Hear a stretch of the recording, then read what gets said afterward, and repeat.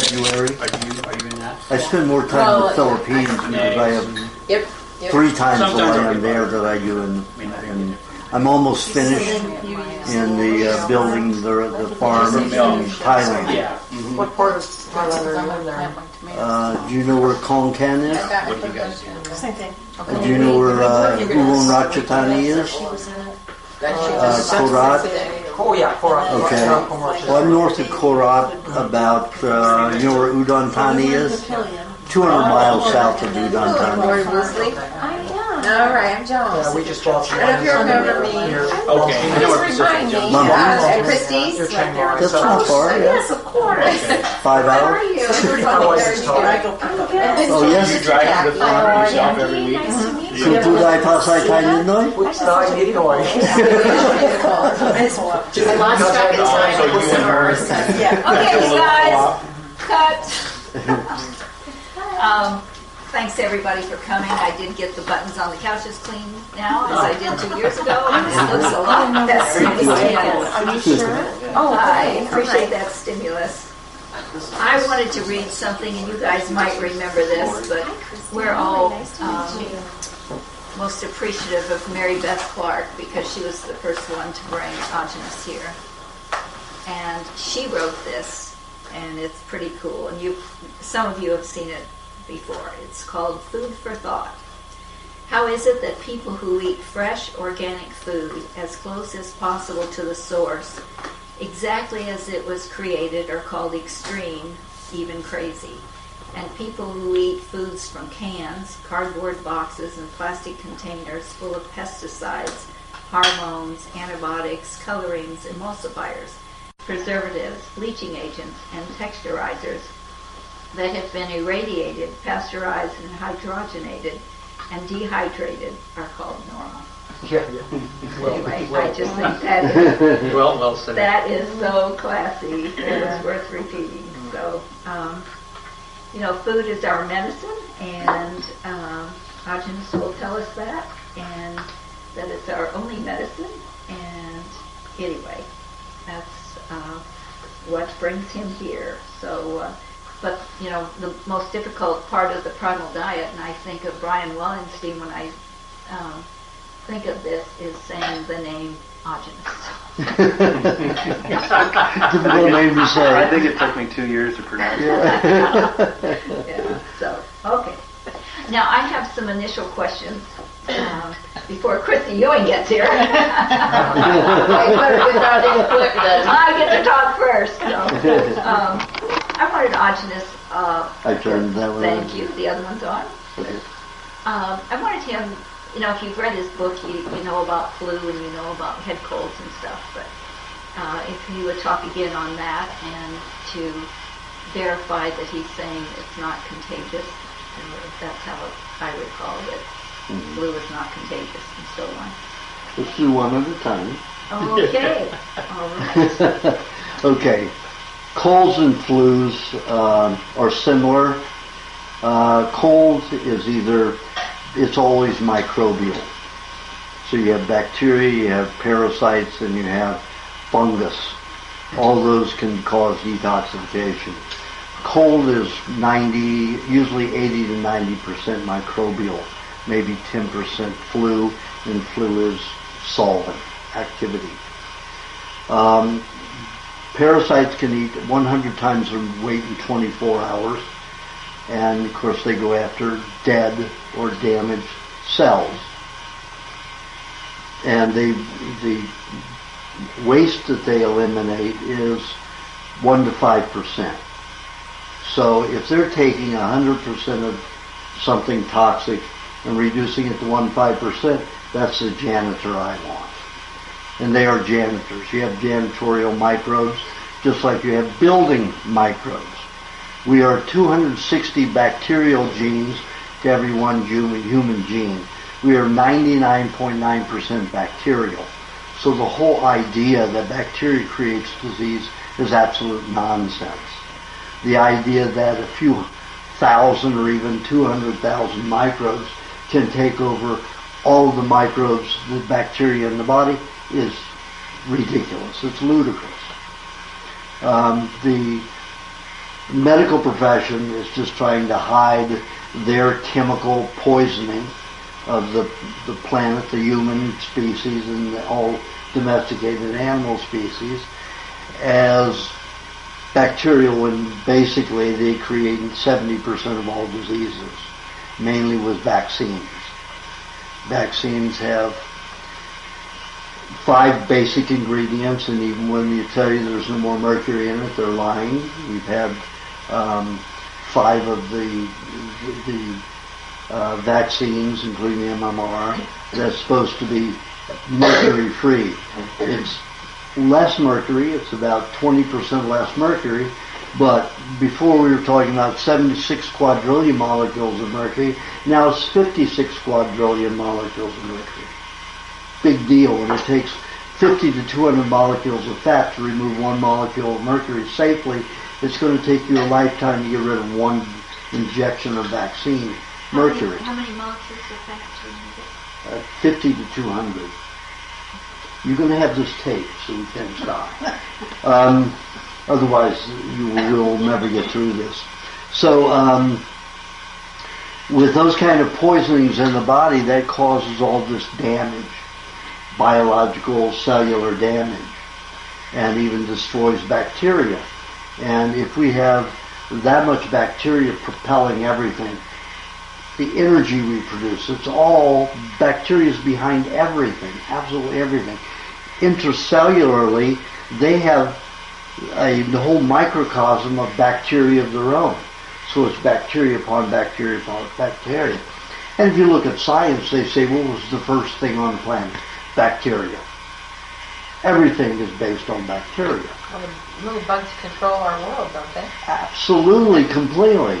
And to believe that a few janitorial ones, what they call pathogenic, create disease is insane. If you look at the proportions of disease that have increased as our dependence upon industry and chemicals and medications has increased, so has disease. In 1957, the rate of cancer was 1 in 1,000. Now it's 1 in 2 for men and 1 in 3 for women. How can you blame that on bacteria? We destroy bacteria every day with everything. So the whole idea that bacteria creates disease is insane. So of a group of bacteria, we have janitorial bacteria. When you take human cells or any animal cell, you put it in a petri dish in a fluid that sustains the life, does not make it thrive, what have you done? You've taken it out of your natural environment. So what is likely to happen? Microbial, janitorial microbes are going to grow. And they are going to eat those cells, those animal cells in that petri dish. So the pharmaceutical and medical industry and scientists that work for them say, CC creates diseases, destroying, eating these good, healthy cells. They're not in the human body. They can't be healthy cells. They're not in a bloodstream flowing. They're sitting stagnant in a fluid that keeps them alive, but not thriving and healthy.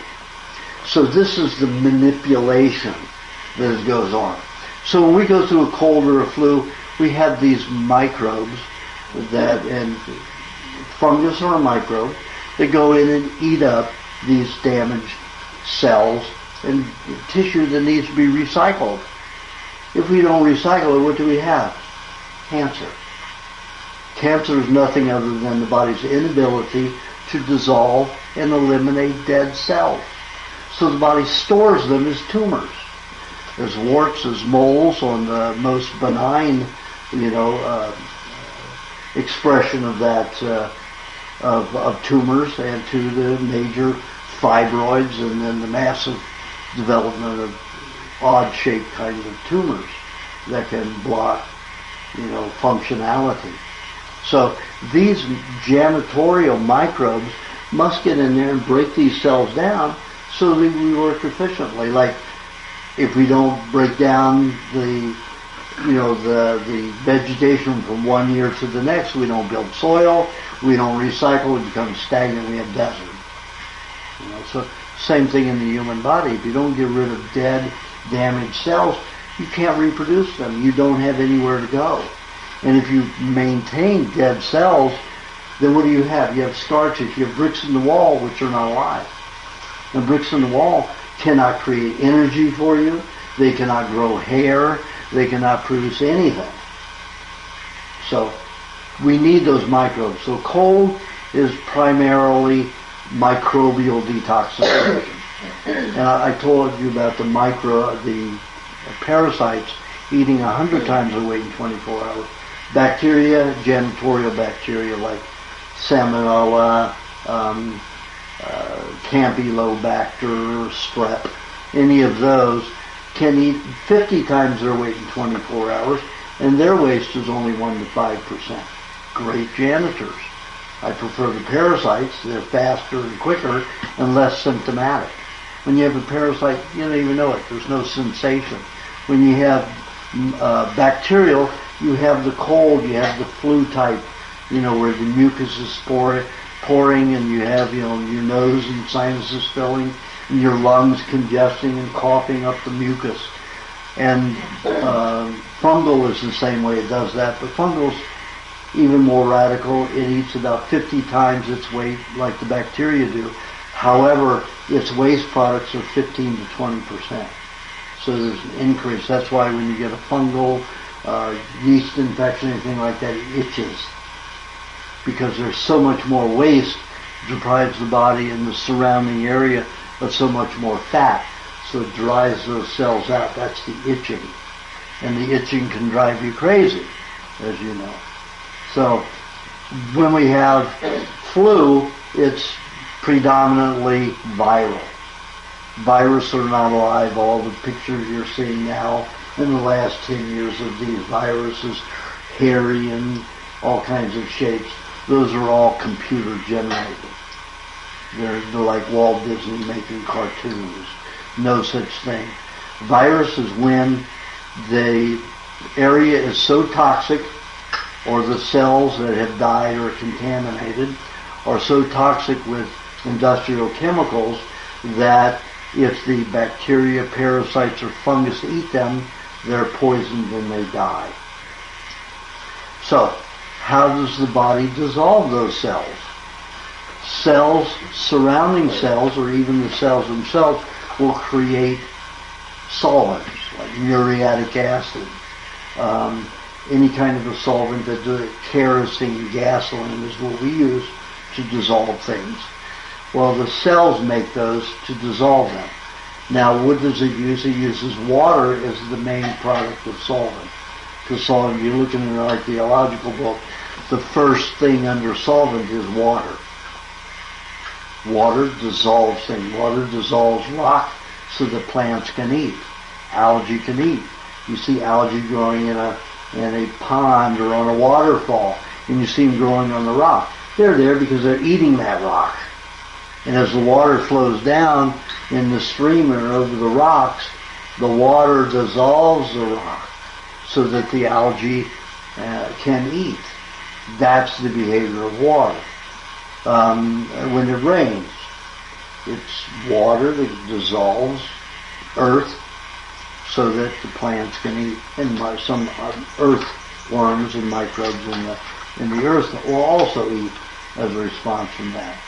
There are worms that eat dirt.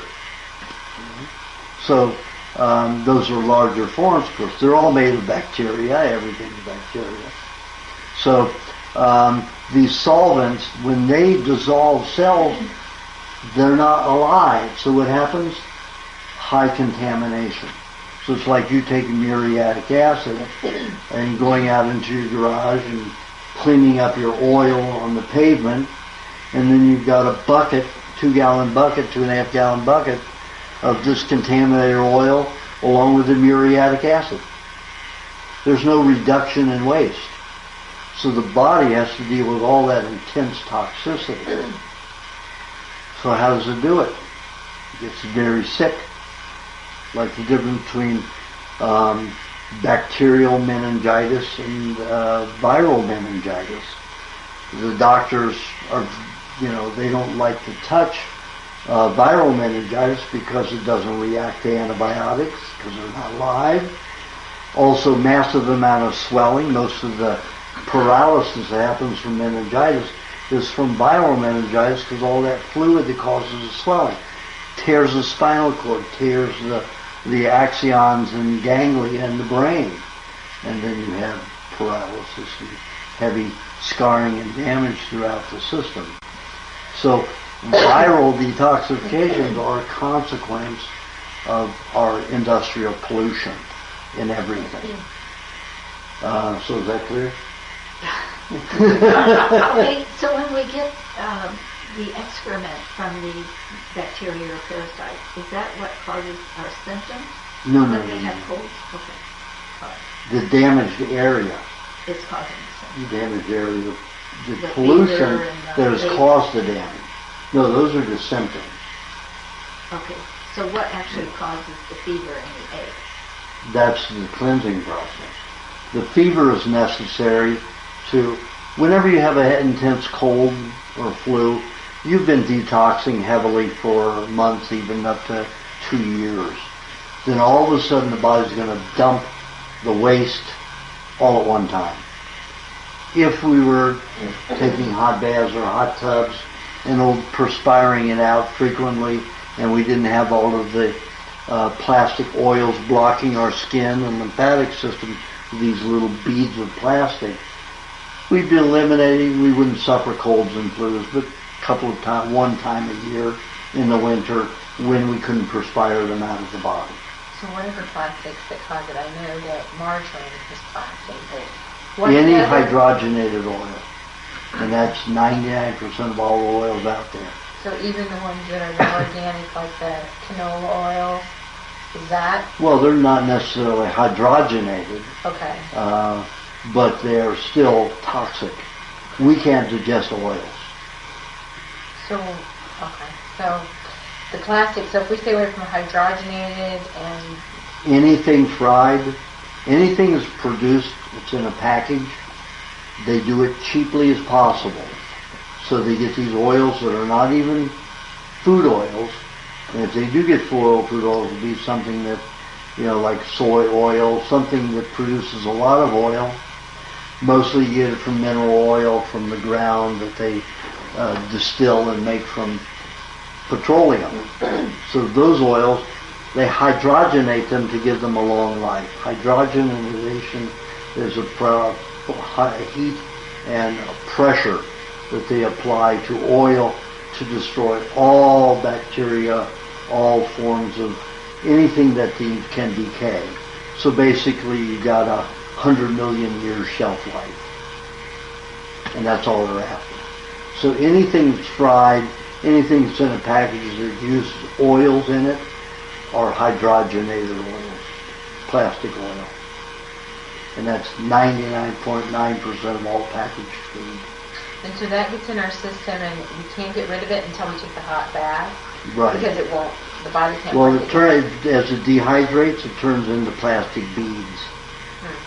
And you can't get those out of the skin. They'll clump together and they'll block the pores. And then even if you perspire, you're not going to perspire the heavier waste product like from cells that have been dissolved, and you've got a higher rate of waste. Won't get through the cells, won't through the pores. Only way by the heat. Hot tub, The you hot need tub. about 105 to 110 degrees for 90 minutes a day. What about the sauna? Sauna's too hot. Over 110 degrees, you damage the vitamins and the enzymes and a lot of other nutrients in the skin and under the skin. Steam is the same way. Plus, it heavily damages the mucous membrane. Does it get the plastic out? It gets plastic out. Well, if you're in a sauna with steam, it'll take twice as long. Instead of 90 minutes, you have to look at 180 minutes. Because when you have airspace, you have more of a cushion of air, like the heat will be out here, and then your body will cool down to this point. So how long is it going to take that space to heat up over time without you moving? Once you move, you can feel the heat. All of a sudden, the heat's real intense. when you're in water, you only have a half an inch to 3/4 of an inch buffer. So that heat's very close to your body. I mean, if you want to be in the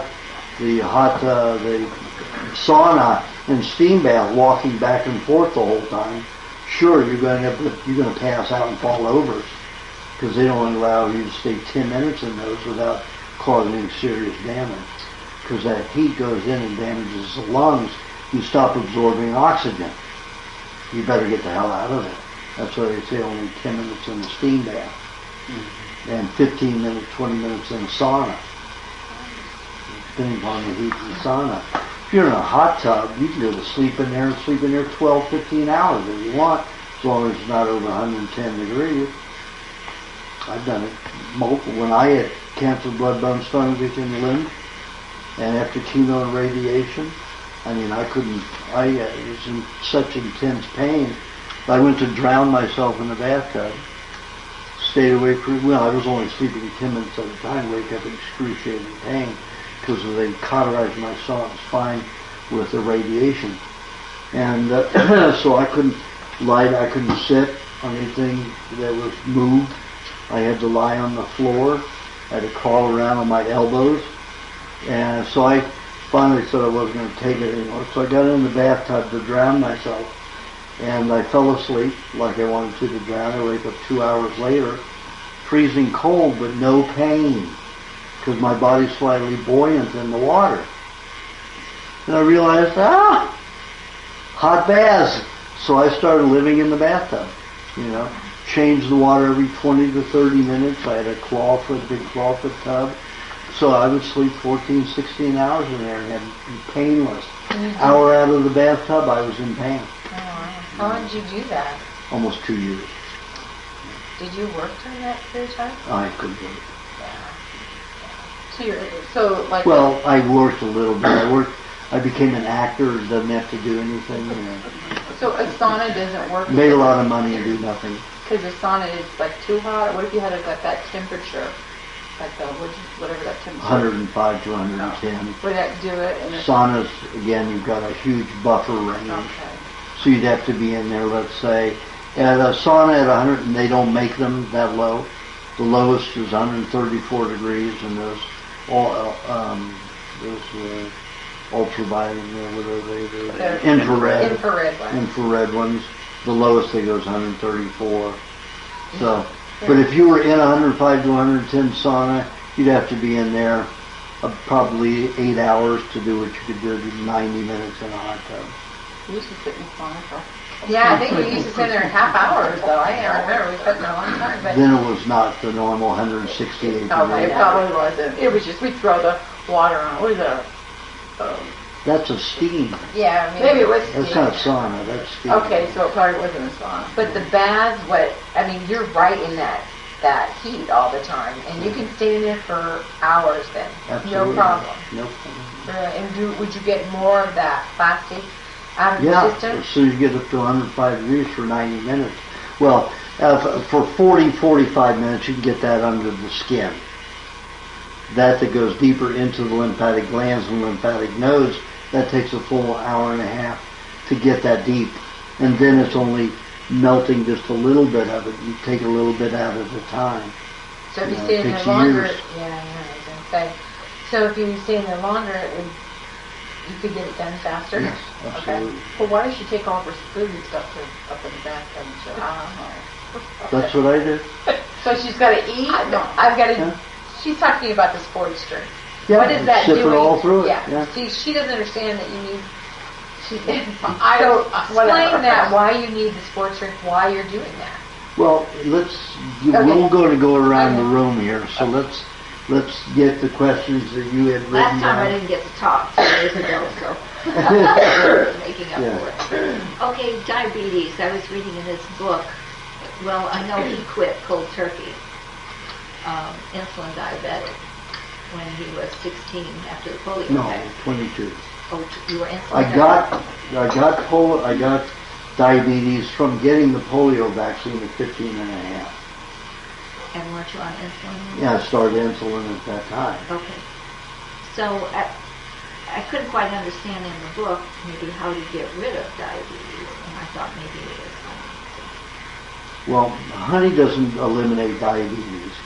Honey is a insulin substitute rather than injecting it. When the bee collects the nectar, the bee swallows it. Goes around, collects more, and swallows and swallows. When it gets, then it's digested, pre-digested nectar.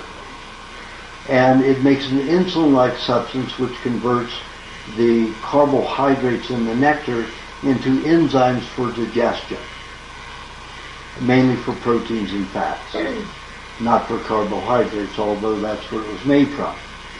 So as long as the honey isn't heated over 93 degrees, it doesn't damage that insulin-like substance. So when the bee gets back to the hive, it vomits. That's what honey is. Nectar bee vomit, pre-digested nectar. And that insulin-like substance can be utilized by diabetics when they don't produce their own insulin. So that's why I said that diabetics should be having a half a cup of honey a day. And I've had many diabetics go test their blood sugar and find that with all that honey they're eating, their blood sugar's way down. That's not what I look for anyway. To me, diabetes is your pancreas doesn't work to the point of creating insulin, to the point where you're not creating glycogen to feed the brain and the nervous system. What happens in the worst case of that is you can't absorb oxygen, you can't breathe, you stop functioning, you can't move.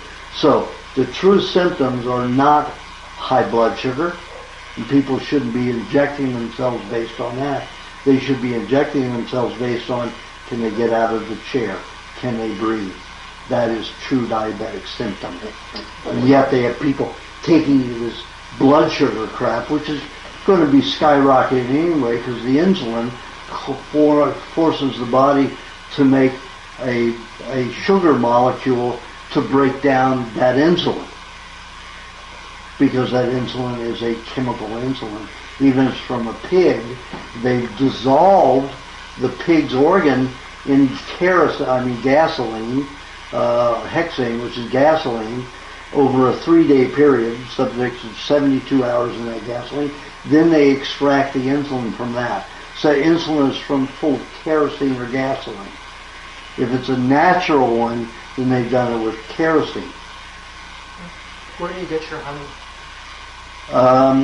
Whenever I can get it from a farmer that hasn't fed their bees sugar. I was getting it from Honey Pacifica. And when I heard that when John Poe called and said we had to feed our bees corn syrup this year. And I said, well, send me all you have. So I bought gallons and gallons of it, and then started looking for other sources, and there are other sources here and there. So I've got gallons to last me until we get beyond that. That whole crop, that whole year is going to be, produced from bees that are not very healthy. So, YNS, all of those haven't done that. They always leave enough honey in their hives. Honey Pacifica just didn't do it that year. Is it going to be okay sometime down the road, or just quit Probably using next year, not this year. We have it in the house. Yeah. Honey, When did you buy it? just recently. Oh, yeah. Yeah, if you read my newsletters, you'll get all that up-to-date information.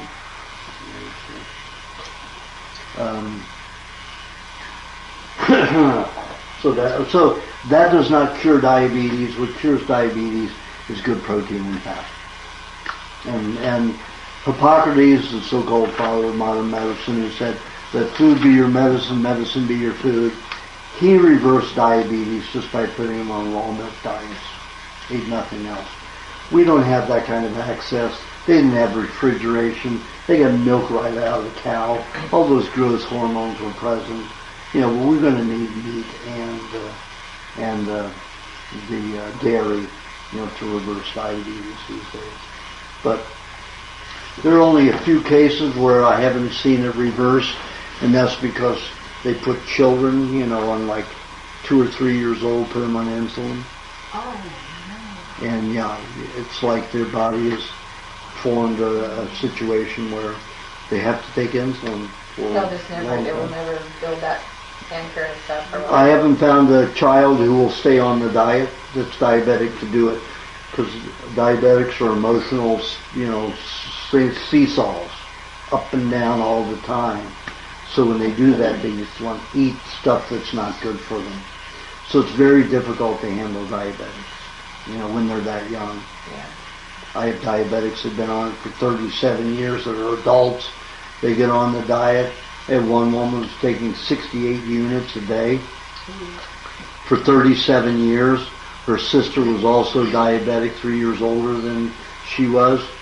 And she had lost, toes and a foot and then an ankle and the other side all the way up to the knee. And this woman was heading in that same direction, just 3 years behind her. And she went on the diet. She doesn't have to take any units, but she takes 2 or 3 a day just to make sure. And this one was in her 50s. So, Oh my gosh. but they'd started, insulin like maybe 10, 12 years old. They weren't infants, starting them off at 2 and 3 years old. That's criminal. From the baby. Like Yeah. 16 years ago, she's still on. Yep. So that's a diabetic question. You That was very had good. some others? Thank you. Have antibiotics ever helped anyone, and has a drug, pharmaceutical drug, ever healed or helped anything?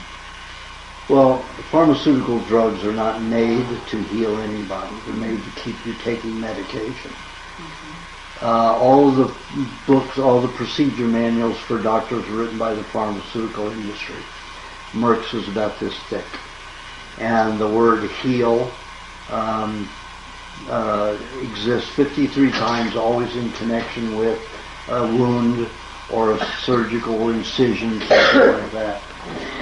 Hello there. Sorry, Dad. That's all right. Good to see you, sweetie. You made it. Yes. Is that my chair? Go ahead. Where's my paper? Do you need paper, Brian? Christy? Good, how are you? I do. Sorry, I was just at a 4-year-old's birthday party, so. A 4-year-old. Her 4-year-old. I dragged him in my pocket. I left it in nursing. Oh, you did? Yeah. At home? Oh, we haven't got one yet. Okay. Did you say? No. Oh, that'd be scary. Yeah, I will be. How are you? Thanks, Christy. I think I've seen you, Peter. I don't know. Oh, this is my Oh, sister. your sister. Kristen. Yeah, we met at Whole Foods. Yeah, we did. Oh, that's right. Yeah, nice to see you. Nice to see you. You guys were. When did you come back then? We were living somewhere in America. Oh, probably back home. We were talking about our talking, Talking about I'm going to ask that again so she's in on what we're talking about. The question, he's gone over diabetes and colds and flus and stuff, and the question I just asked, since I didn't get to talk last time, never mind, is have antibiotics or pharmaceuticals ever really helped anything? And I was just explaining that the pharmaceutical house writes all of the medical procedure manuals for doctors, and Merck's about this thick. The word heal exists 53 times in it, and it only applies to wounds, surgical wounds, or whatever. The word cure does not exist in the whole book. They do not want you to get the idea that anything can be cured. They want you on medication for a lifetime. And that's their whole point. That's where they make the money. They're in business. Hardcore, amoral, non-moral compass idiots run it. So no, don't expect any medication to heal or cure you of anything. Antibiotics, whether they work or not, think about it. If you're 99.9% bacteria and you're taking antibiotics, if you take 5 days of antibiotics, 5-day round of antibiotics, you destroy 1% of the entire body's bacterial environment. So think about that, 1% of your functionality. If you're on this diet, you can cover 2.5% a year. If you do some of the new stuff that I've come up with, you can do it up to 6-7% a year. Cleansing but not healing. To recover, it still is about 2.5% a year to heal. So if you're breaking down in 5 days 1% with antibiotics, how is that helping you? What it's going to do is it's going to poison your system. Your system's going to stop detoxifying, which is the flu, the cold, whatever disease it is. It's always, your symptoms are always that of cleansing. The body's trying to get rid of the garbage that's causing the problems, your symptoms. So by stopping that, you're not going to get well. All you're doing is poisoning the body more. So the body's focusing on getting rid of that antibiotic out of the system, which is attacking it and destroying it. So people get relieved of symptoms, but they're not getting better. That's why people get sicker and more decrepit as they get older. Is that why that black, they call it black, where literally they can't get rid of it, it's like people have to cut off the arms or limbs if they get this bacteria. Gangrene, yeah. Well, I get it's something Yeah. that's really, MRSA, is it the MRSA? Yeah. Something like that, it's really nasty. Let's call Yeah, it an right. antibiotic. Is that antibiotic? That's what Yeah, it's antibiotic, yeah. But the body has to resort to a black fungus like that breaks down walls, you know, so-called inorganic material, because there's so many chemicals and damage in the body's resorting to an environmental rather than an animal fungus to help it. And the body will do whatever it can, you know, try to survive and try to thrive, and we just keep attacking it. And the medical profession, pharmaceutical industry gears us to attack the body, always attack it. The sicker you are, the more money they make. And of course, that's what vaccines are all about. And you've got liquid mercury, formaldehyde, ether, detergent, and aluminum, mercury, detergent, ether, and what's the other thing?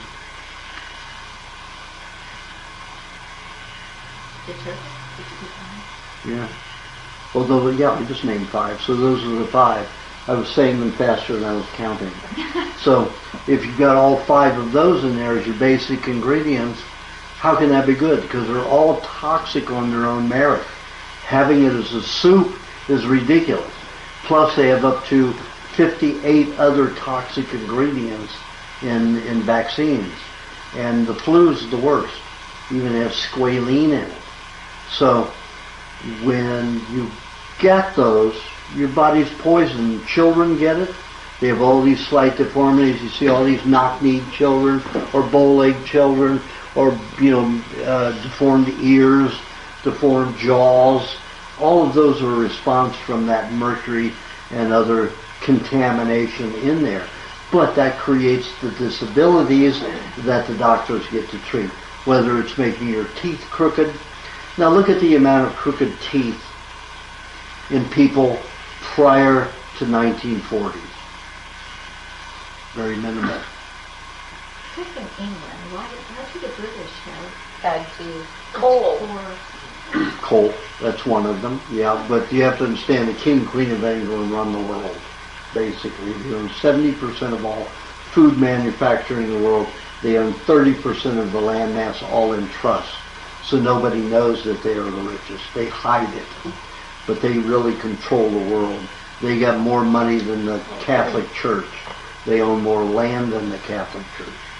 So in fact, the popes used to get their money loaned from the crown, the royal family.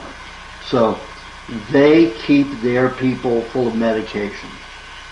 They were the first to drill them. The Rothschilds were their agents in Europe. Princess Di was a Rothschild. The first Rothschild that they allowed to marry into the royal family, and they didn't like the way she handled, so they got rid of her. So in a very, very nasty way, but very blatant, way, in a car crash like that. So they do their dirty work there in England first, because those are their servants, their lackeys. And, they've got everybody, just like, the Pope can do. Everybody praises them, adores them. Oh, it's our king and queen. And they don't have a clue what this royal family is doing to them. Yet the royal family has the best raw organic herd cows in the world. And all of the family eats only food that's grown there. They don't eat out anywhere. They always are served their own food. They take their own food with them. Reagan, Clinton the same way, had their own ranches. We paid $1 million each year to fly their food to Washington, D.C. And those people take care of themselves and don't give a shit about you because you're just money to them. Well, there's on several executives are doing the same thing. They don't eat other foods. They want their organic food grown. Yeah. I'm not going to eat the food they grow. So crooked teeth. Crooked teeth come from vaccines, from alcohol, lots of cooked and processed foods. The more processed, the more likely the teeth are to be crooked. The vaccines are the worst. They get in there and damage genes more than anywhere else. Mercury is the most toxic neurotoxin on the planet to all animals. So it gets into the genetic structure and starts deforming everything. So that's why they want to inject babies on their day of birth with hepatitis B. They know that baby's going to get 5 times more medical attention as it grows up than a baby that doesn't. It's under the guise of protecting that child. Yeah. Yep. But now there's lots of medical doctors and other doctors who realize it's all a scam.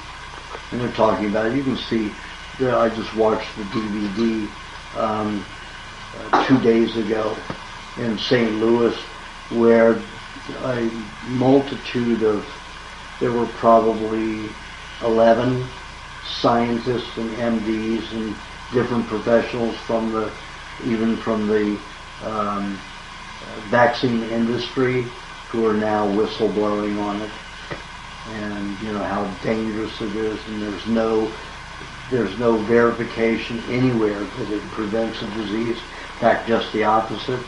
You get more disease in the people who are vaccinated. Like in Appendix D of my book, We Want to Live, I show that polio vaccine. Polio was literally almost gone by 1958 when they came out with the polio vaccine. And in the 3 states and 1 county that kept records, it went up almost 447% in one of those states. The cases of polio, and they were from people who got 1 to 3 vaccines. Well, what was Nobody else causing was the getting polio in polio. the first place, then? Pardon? What was causing the polio in the first place? Canned foods. Good question. Canned foods. And I heard DDT also was contributed to that. I don't know if you... Well, that was the theory, but not a lot of people were exposed to the DDT and still got polio. It was canned foods. King and Queen of England started World War II to get out rations. You remember all the... I guess not many people would remember it, not that old here. But anyway, the ad campaign was, support your loved ones fighting the war, eat canned foods. What the hell does canned foods have to do with supporting your loved ones in the war? And that was all the King and Queen of England's issues. Because again, they owned 70% of all food production in the world, and they wanted people to eat this processed food. They wanted people going out in their gardens. My mom was hooked on it. She didn't have to scrub any And vegetables. Yeah. She didn't have to chop anything up. All she had to do was open a can, dump it into a pot, and cook it. Why? What was the deal with it being canned that caused The metals. Where the metals go, it also cause tonsillitis. Metals go into the tonsils and into the spinal cord. From the can itself, not From the home can. canned. Aluminum, would it be Is it an aluminum? No, aluminum? tin. Tin. Tin is the tin is a highly reactive poison, not as bad as mercury or thallium, but nearly. And they'll only put 10% tin. Tin does two things. It's an antimicrobial and it's a hardener. So they put tin in all metals. I don't care if it's stainless steel, you've got tin in it. And it's highly poisonous. If you look up tin, you'll see how poisonous it is. That you can't use over 10% or you will be poisoned to death. And they were putting more than 10% tin in the tin cans because they wanted to have very thin tin cans but hard. So they were poisoning people. So by 1960, and they knew that created all the polio and tonsillitis, so they came up with plastic, 1959. And they started coating the inside of plastic in cans with plastic. Then you had the BPAs and the phthalates and all of that. Then you had people having problems with sexuality. You know, males were born with breasts, and you had all that complication going on from the biphenyl phosphates. You know, so all of these reactions are all from industrial contamination. So none of those drugs will heal anything or correct anything. But you know, They will balance the system, but not in a positive way. Not in a way that will get you to stop being a diabetic. They will keep you a diabetic. They will not, the cholesterol-lowering drugs won't correct your problem. They'll just keep you on cholesterol drugs for your lifetime. And that's what they want. What about high blood pressure? High blood pressure. Everybody who has high blood pressure needs high blood pressure. The body is brilliant. It knows what it's doing. You have to have high blood pressure if you're overweight and you have pressure on your veins. You better have high blood pressure. The blood's not going to get to where it needs to go. If you have any congestion, let's say you have plastic oils coating your veins and arteries, you better have high blood pressure or you're not going to get that blood through. People have high blood pressure for a reason. Correct the cause of high blood pressure. Don't try to lower the blood pressure because then you're going to create damage. So what's the cause then of high blood pressure? I just said. But the Overweight or, pressure on the veins and arteries or veins and arteries that are blocked. They're congested. What Plaque about on salt?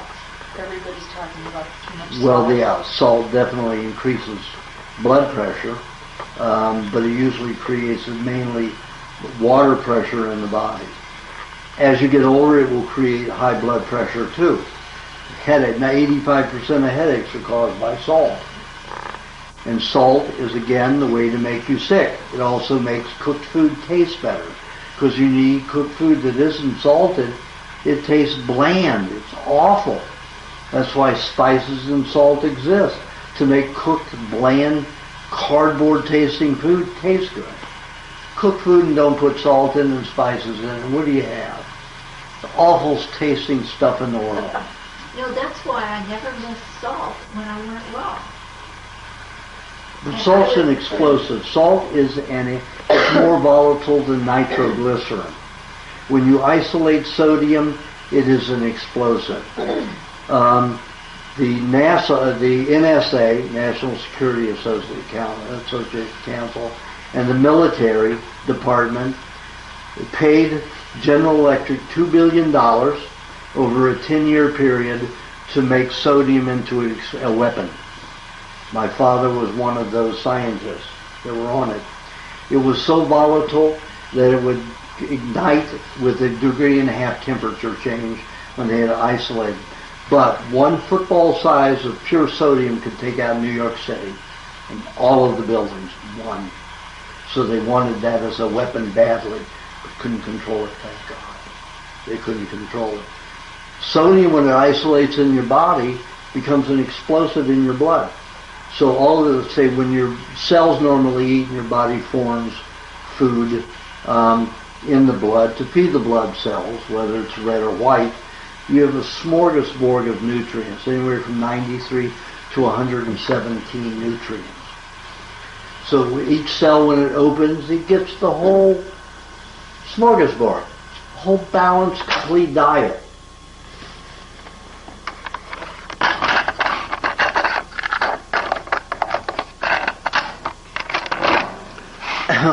Whole balanced, complete diet.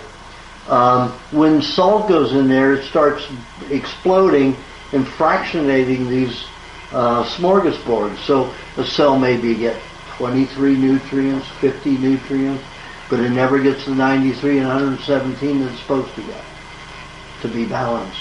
So every cell is then malnourished, eating disorders, eating and eating and eating, or anxiety disorders. So, and that's what they want. They want everybody to eat to get huge. So you shouldn't salt anything at all? Shouldn't salt. You shouldn't put salt, and it should not enter your body. It's rock. You don't eat salt. Plants eat rock. But if you give that lawn out there salt, what happens to it? Oh, yeah. It'll burn the roots. It'll destroy them. It'll just dissolve it. There are only certain plants that can live in salt, and those are the plants in the ocean and in salt water beds.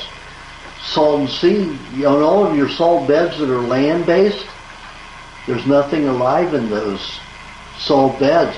It has to be in the ocean, because the salt beds get too concentrated in sodium and just kills everything.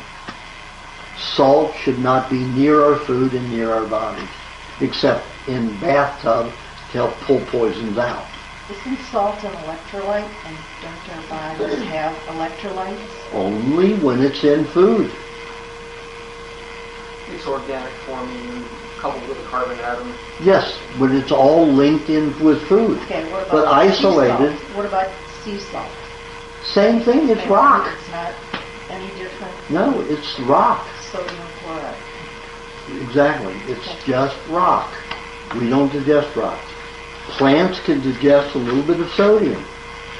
Like I said, you put sodium out there the way we put it on food, and you're going to kill everything. You're going to kill that tree.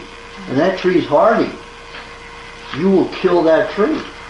If a person puts as much salt as they eat 1 year around that tree, the same quantity every day, it will destroy that tree. It will kill the roots. It will just dissolve the roots by explosive So Epsom activity. salt in a bath is a good thing? Yeah, but that's mainly magnesium. That's not all sodium. That's very little sodium. And that helps draw. Even sea salt in a bathtub is good. Doesn't that pull the fat out of you, though? It can pull the fat out of the... But when I say take a bath in with sea salt, I also say put, raw apple cider vinegar and milk in it too. So you've got a balance there. But it'll keep the water hot longer Fill it? because it's an explosive. Might blow up. Well, I took Epsom salt baths before I did your diet, and Uh-huh. Christy can attest to this. And I have that colon issue or gut issue, and it burns. I could feel it Pulling it. and And stuff so I out. wasn't gonna. Oh yeah. Yeah, I won't even touch Epsom salt ever You again. put the milk in it, it's okay. Put the I milk don't in the care. water. I do the clay. I'm sorry. I had so much pain Yeah. from that it was Yeah. just incredible. So, Yeah. yeah, but I have other problems. So it wasn't just. If you were a healthy body, I don't know that it would have made much difference. But Well, he has said he hasn't met anybody healthy enough to eat. I wouldn't eat a human not healthy. thank God. Okay, so with the antibiotics, they are taking symptoms away or masking symptoms. Well, like I said, when you poison the body with antibiotics, you start killing the body massively with antibiotics. The body stops its detoxification wherever you have those toxins that were disease. Stop the detox. Okay, and goes after and tries to neutralize the antibiotic and get it out of the body. Okay. The immune system. No such thing as an immune system. That's your body wanting to, that's the system wanting you to support the army and all the other aggressively, imperialistic nature of governments that want to take over everybody. As Noam Chomsky said, the U.S. government has subjugated 167 countries in 110 years. The worst case we could do lately is Grenada. You remember Grenada? Little bitty country. Their military was 5,000 people. We send over 50,000 people, heavy ammunition, kill some of them, and take over the country in the name of democracy. And it's bullshit. They just want to take over the assets and and run the country for their own corporate needs and wants and desires. So the body is the same way when you look at it when somebody wants to control the body. It's the same issue. Same issue. I need some. Oh, here it is. It's getting dry. This is kefir made on its own. Own bacteria in the milk, pre-digested for me.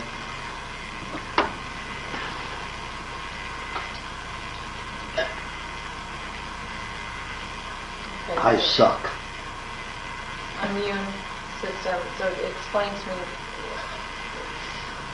Am I- There is no immune system. You have a Yes. lymphatic And you went system. off on me. Right, okay. You have a Yeah. lymphatic system. Okay, right. Okay? Your lymphatic system is responsible for cleaning all waste out of the body. If that goes bad and is congested because of the plastic oils in the body, gets congested, it can't do what it needs to do. It's not cleaning the body properly. So the body starts storing toxins in your liver, and they say, oh, the liver's a filter. Absolute nonsense. The liver is a place to dump things in the whole body. You can dump them anywhere. You can dump those toxins anywhere in the body. Of course, each cell's going to react and try to thrive in the midst of toxicity. And they say all those reactions are the immune system, the body protecting itself. Well, hell, the body doesn't have to protect itself unless you're poisoning it with industrial toxins. So there is no real immune system. That's what they're creating out of this contamination of the body. We have the lymphatic system, which cleans the system. That is the normal process. Get rid of the industrial toxins that do all the damage and the contamination of the body, and the body will function without any defenses going on all the time. And they want you to think of the immune system like being an army. Isn't necessary. People thrive for millions and millions of years. I mean, look at the Maasai tribes, the Samburu, the Fulani, all those tribes that were very cooperative. Once in a while, there'd be one like the U.S. government go and try to take over somebody else's land, and of course they battle them. But now the U.S. government goes around and says democracy, they create these puppet communist governments, and then they go and take them over and say, see, these guys are bad guys. It's all a manipulation. And that's what the pharmaceutical and medical industry are getting you to think by thinking immune system. You always have to be in defense. Your body always has to be in counter reaction to all the poisons that go in the body. So it's not really an immune system. If you get to thinking that way, you're going to be led off into wrong thinking. And then you're going to think, my body isn't working, it's attacking itself. Its immune system is bad. once they've hooked you on that, you're lost. Because you'll do nothing but attack your body. So there's no disease where they say, like, Autoimmune. yeah. Where the it's not a body's disease, attacking the itself, body's that's what attacking I'm saying. Like they say Hashimoto's, Yeah. attacking the thyroid gland. Oh, you've got toxic iodine. This in you got iodized salt goes into the thyroid, and what does it do? It starts dissolving your thyroid. Oh, that's an autoimmune disease. No, it isn't. It's iodized salt. And you guys, those pills that you Or we have took for- iodine from our doctors. Yeah. Did you ever take iodine? And remember, I told when I saw I know, everybody I know. the They next year, I started said, taking it. They started "Who the taking hell's it. got everybody taking iodine?" Yeah. Any kind of mineral in any form except in food is rock. We don't need rock. It's going to store in the body. And your body can't process iodine. Iodine is a rare mineral. It's only mined on 3 places on the planet. 3 places on the planet where it's mined. It is rare. And they get you thinking your body needs all this iodine. They've got all these smoke screens to get you thinking that you need these things to buy to be well. And it's all a crap. You're just going to get sicker and sicker. That's what they want because you keep going back and trying more things and more things. People taking vitamin supplements. 50, 80, 60, 90, 100 a day. And for this magic bullet promise. And what are all those supplements made with? Kerosene or gasoline. If it's coming from a food, they have to dissolve that food. Like I said, they have to dissolve the pancreas of the pig. If you've got an ear of corn, the same thing with standard process. Oh, it all comes from our food. We grow it, it's organic. Well, I said at a Chicago workshop, and there were 2 top salespeople from Standard Process in the audience. And I said, this is, even Standard Process, I told them. I got a call on Monday morning that from a law firm saying, we represent Standard Process. You need to put a retraction in 5 major newspapers in the front section of it was about $500,000 they were demanding to put these ads in retracting that that their food is contaminated with stuff. So I got back I was still in Chicago at the time. I got back a few days later, and I called the attorney and I said, I got this, message from you. So I'll tell you what.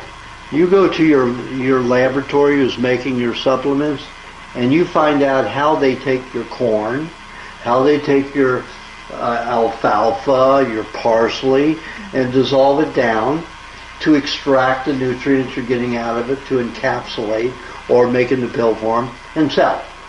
And I said, you tell me that isn't kerosene or gasoline, and you tell me the process that they use, because it's got to be new, because I haven't heard about it. And I talked with laboratory. I have a head technician that runs a major laboratory in the United States that's on my diet. And he said there's still only 2 things that they use, kerosene and gasoline. I said, you go find that out, you bring me a letter, you bring me the good documentation, I will borrow $500,000 and put those ads in. Never got a call back. Because that's it. There are only 2 products. So they have been steeping in kerosene or gasoline for a minimum of 72 hours. Would you take your food, dissolve it in kerosene for 72 hours, wash it, rinse it for 2 minutes? They don't. It's in it. That's what I'm saying. So people who are getting high on supplements are getting high on the toxicity created by the gasoline or gasoline or kerosene that's in their blood, in their system, the adrenaline rush that the body uses adrenaline and other hormones, and that increases hormonal activity because hormones are 60 to 80% fat. The body uses fat to harness toxins. So all of a sudden the body's flushing out all these hormones, which are supposed to be for emergency purposes only, and this is an emergency. So these people get high on these hormones caused by the poisoning of the kerosene and gasoline. So you say most of those supplements. Not most, every one of them. Even like fish oil and that? Oh, the fish oil depends. If it depends. If it was made by by green pastures and it's fermented, there's no chemicals in it. It's fermentation process. Anything else has used chemicals. And if you're using the green pastures variety, if it's flavored, you got the same thing in the flavorings that are put in them. So the only way you can get the good cod liver oil has to be nasty tasting and burn your throat and stink. That's right. I have to. I got problems.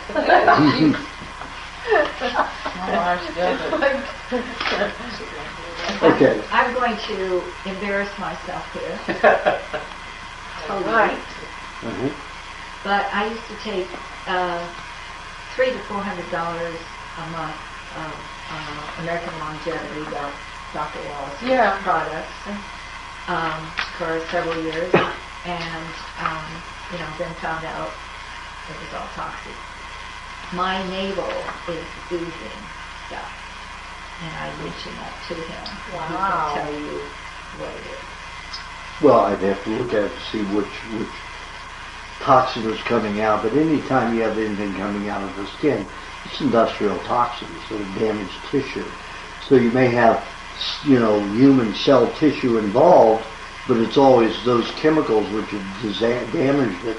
And if you're using a virus, a solvent to remove it and clean, you're going to have oozing all over the place. It's just a little bit, but it was. What's your thought of Garden of Life, where they make it only from raw vegetables? It's the only vitamin I take, but I don't know if it's... That How are you going to get it into a concentrated substance? I don't know how So everything to do it. Could be in the same. It is the same. There are only two things that they do it. And if they press, let's say they take the vegetable and they press it, they grind it or Juice it. ferment it and then juice it and then dry it. Once it's dried, there's no bioactive enzymes. There are no bacteria, active bioactivity. So if you have no bacteria generating the enzymes, no enzymes to digest and utilize your vitamins and supplements, you're just taking So just get your vitamins from the vegetables. And juice, vegetable juice. So what was the fish oil you said? Which thing? Green pastures. Green I'll pastures. show you. Okay. That's what I made. Called blue ice, Yeah. and it has to be the non-flavored. And it does taste nasty. And it's It's not nasty. that bad. But it's okay. Well, now you need it so badly. I find that people that need something, even rotten They're like, meat, it ain't bad. rotten meat, they say, not so bad, it's good. If you're desperate, you will do Yes, that. when the body You knows need that it. that's what it needs, yeah. Well, and when you're hurt so bad, you'll do about anything. Yeah, I know. I've been there. I know. I was going to drown myself in a hot bath and discovered it healed my body instead of killing it. Eating raw meat, I did it to kill myself. So I wouldn't have to fast so long to death. And look what it did. I'm working on my 67th year. And I was supposed to be dead at 21. And I only sleep 3 to 4 hours a day. And I'm constantly going. Do you juice and do raw meats? Basically, do you juice vegetables and do raw meats? Yeah, but not together. I'll never eat vegetable juices with raw meat. Right, separately. Yeah, because one's alkaline and one's acid. They use Oh, entirely right. different. Pardon? How long do you wait? That's all in my books. So anything that's in the books, I'm not going to go heavily into. Okay.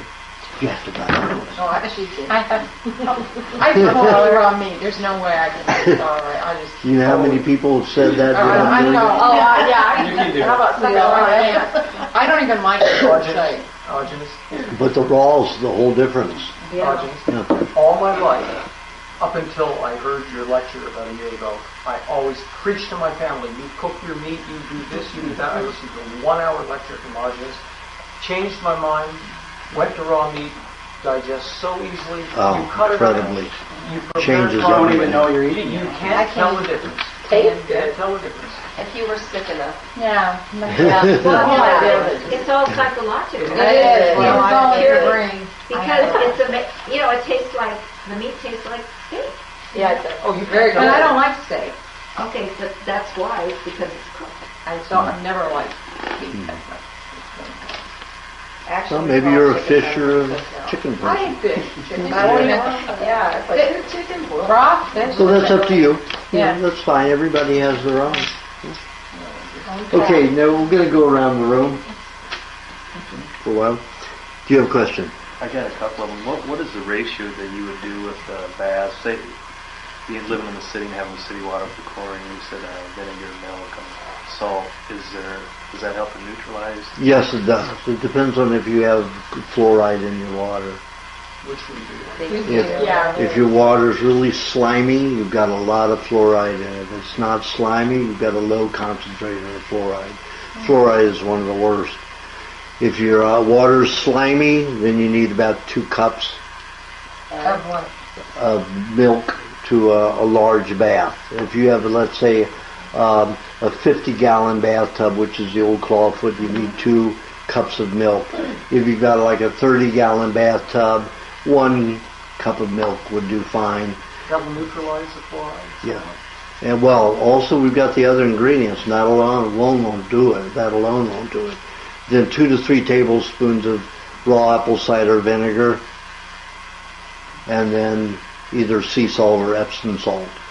2 tablespoons. So I can do the apple cider and the milk, and that's good. Yeah. I don't want the soft. Well, if you're Clay, having I a use clay. minimal amount, 3 tablespoons, you can use clay. I use clay always. Yeah, you can use clay. Okay. Yeah, it makes the bathtub messier, but that's okay. Don't mind that. No So problem. Half cup? Oh, no, just 3 tablespoons of clay. I've been using half a cup.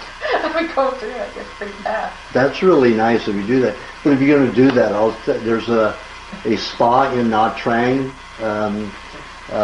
Vietnam, where you can go there and they take big fire hoses and you get into these either 2-person wooden hot tubs or you get into one of these big concrete ones, the whole family, and they pump hot clay into you and you get to stay in there for 20 minutes and hot clay, just coat yourself with it. I mean, you're down to here, and Wow. just coat yourself, and then you get out and you get into you shower, and then you get into hot springs, hot waterfalls, hot swimming pools, Yeah. everything. Nothing is contaminated. It is phenomenal. So if you like heavy clay, that's the place to go. Where's that at? Take a trip there, Vietnam. Nha Trang. Nhatrang. So I don't And it's not obvious. You have to say, where's that spa about 20 minutes away back in the mountains? Vietnam. It's about 8 hours north by bus. If the bus doesn't break down, 8 hours north of Ho Chi Minh City, Saigon.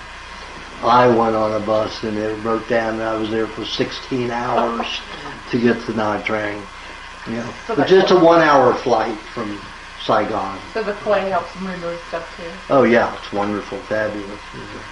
So should I cut back on my clay then, or is it helpful to put a half cup in? Yeah, but it's expensive, but that's up to you. Yeah, very So expensive. I can just run back to a third or something. Yeah. The other question I had was I had heard something the other day about the weather patterns are starting to bring all the chemicals and uranium from wars and things going on. What can you do to protect yourself? Well, it's not really. The winds aren't blowing this way from Okay. Afghanistan and Iraq and all those places where the wars are going on. Okay.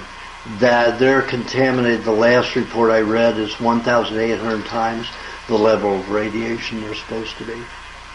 And the deformities in the children and miscarriages are something like, 30 out of 100 deformities and miscarriages. So it's that bad there. Where we're getting it is from Fukushima. Mm-hmm. Now, in March of 2011, every tuna that was caught had had the all of the isotopes from Fukushima. So I don't eat any food from the Pacific Ocean unless it's Baja all the way down to Chile, and nothing unless it's up in Alaska. And that's even debatable now. And I eat Ecuador tuna. Yeah, good. Good, okay. Yeah, Ecuador's fine. Anything in the Gulf, all the way down to Brazil, nothing up to, northern Carolina, anything from North Carolina up was okay, Nova Scotia, New England, any fish around there. Anything from the Gulf that's contaminated with the core exit, that was the King Queen of England. They use much of BP oil. The oil. Oil spilled, and they used the core exit in there to dissolve it. The core exit causes bleeding from every orifice. All the fishermen who were there using it and helping, bleeding out the eyes, the nose, the penis, the vagina, the anus, everywhere, even bleeding out the fingernails. It has killed over 3 million people, and they just keep it hush.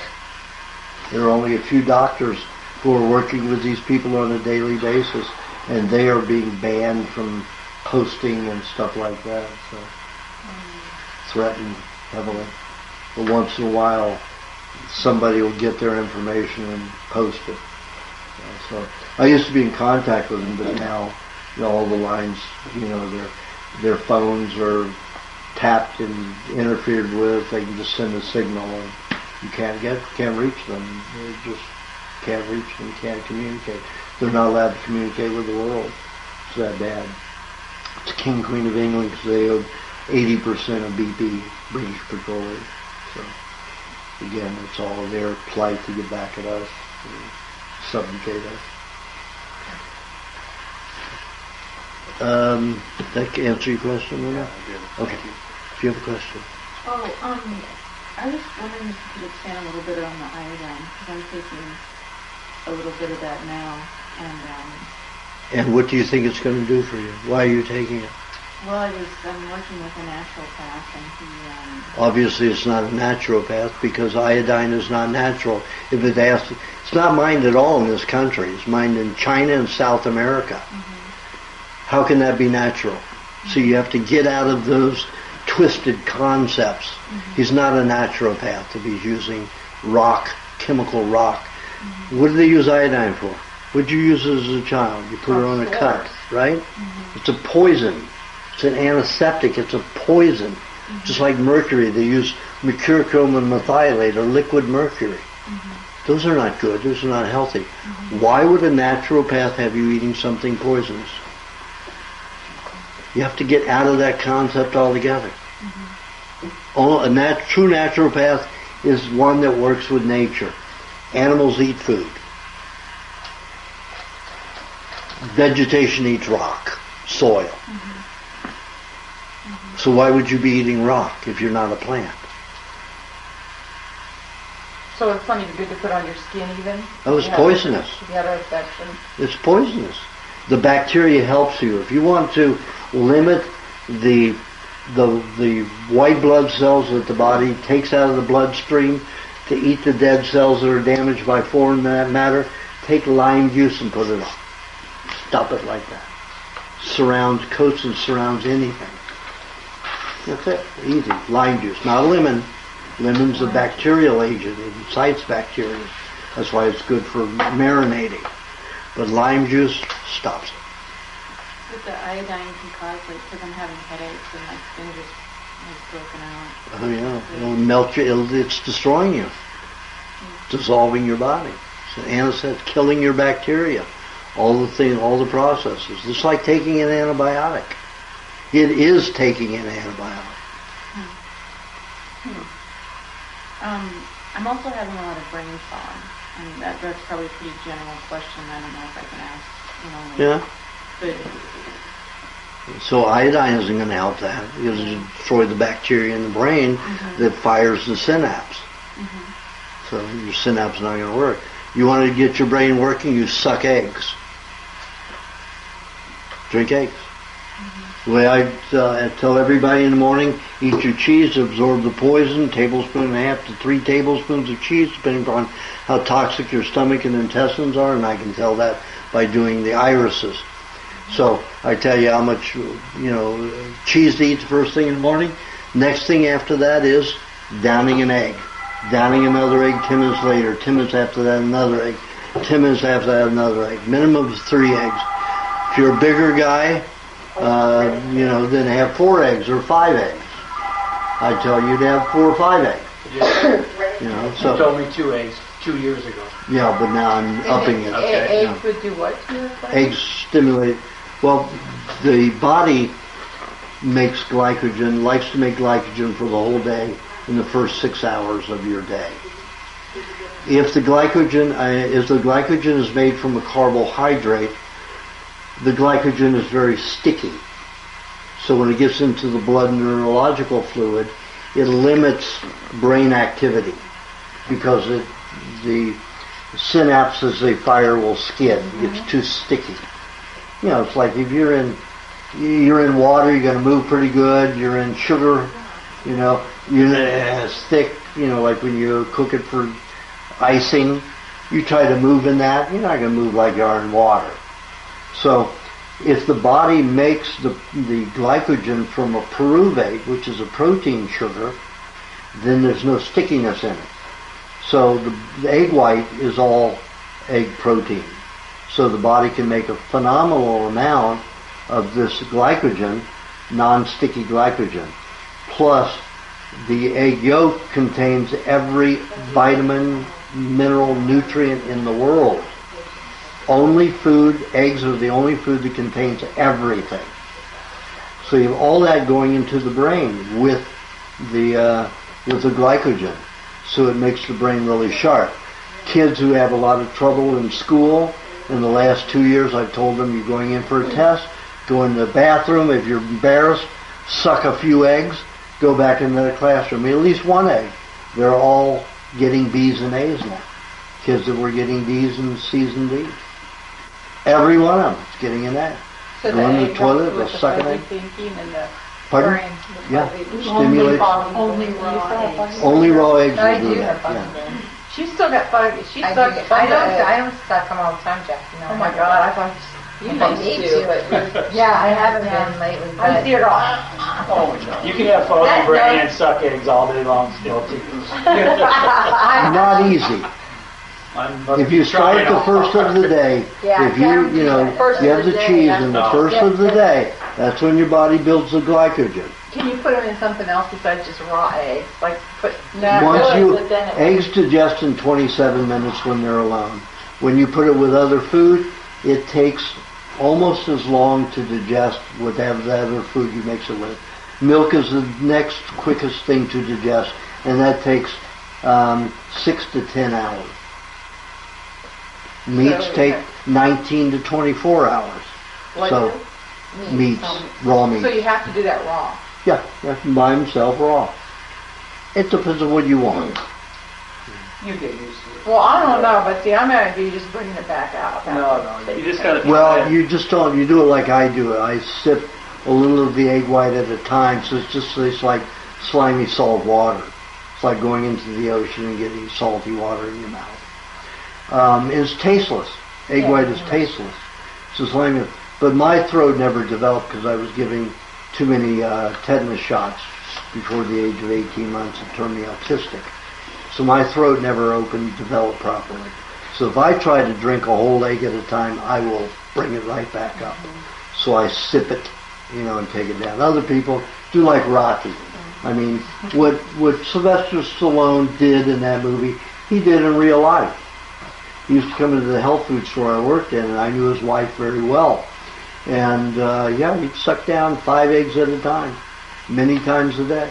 Do they have to be organic then? Yes. I don't want them to be Better. They taste Better. nasty too. Yeah, the ones that aren't Different, organic. Yeah. So every 10 minutes, like wake up and have Wait an 10 egg. minutes in between each one. And at Well, 1:30. after the third egg, it doesn't matter much. You can do it 5-7 minutes. But after the third egg, Okay. Is there anything else you recommend for brain cells? Or will that No, whenever I have brain fog, I just suck another egg.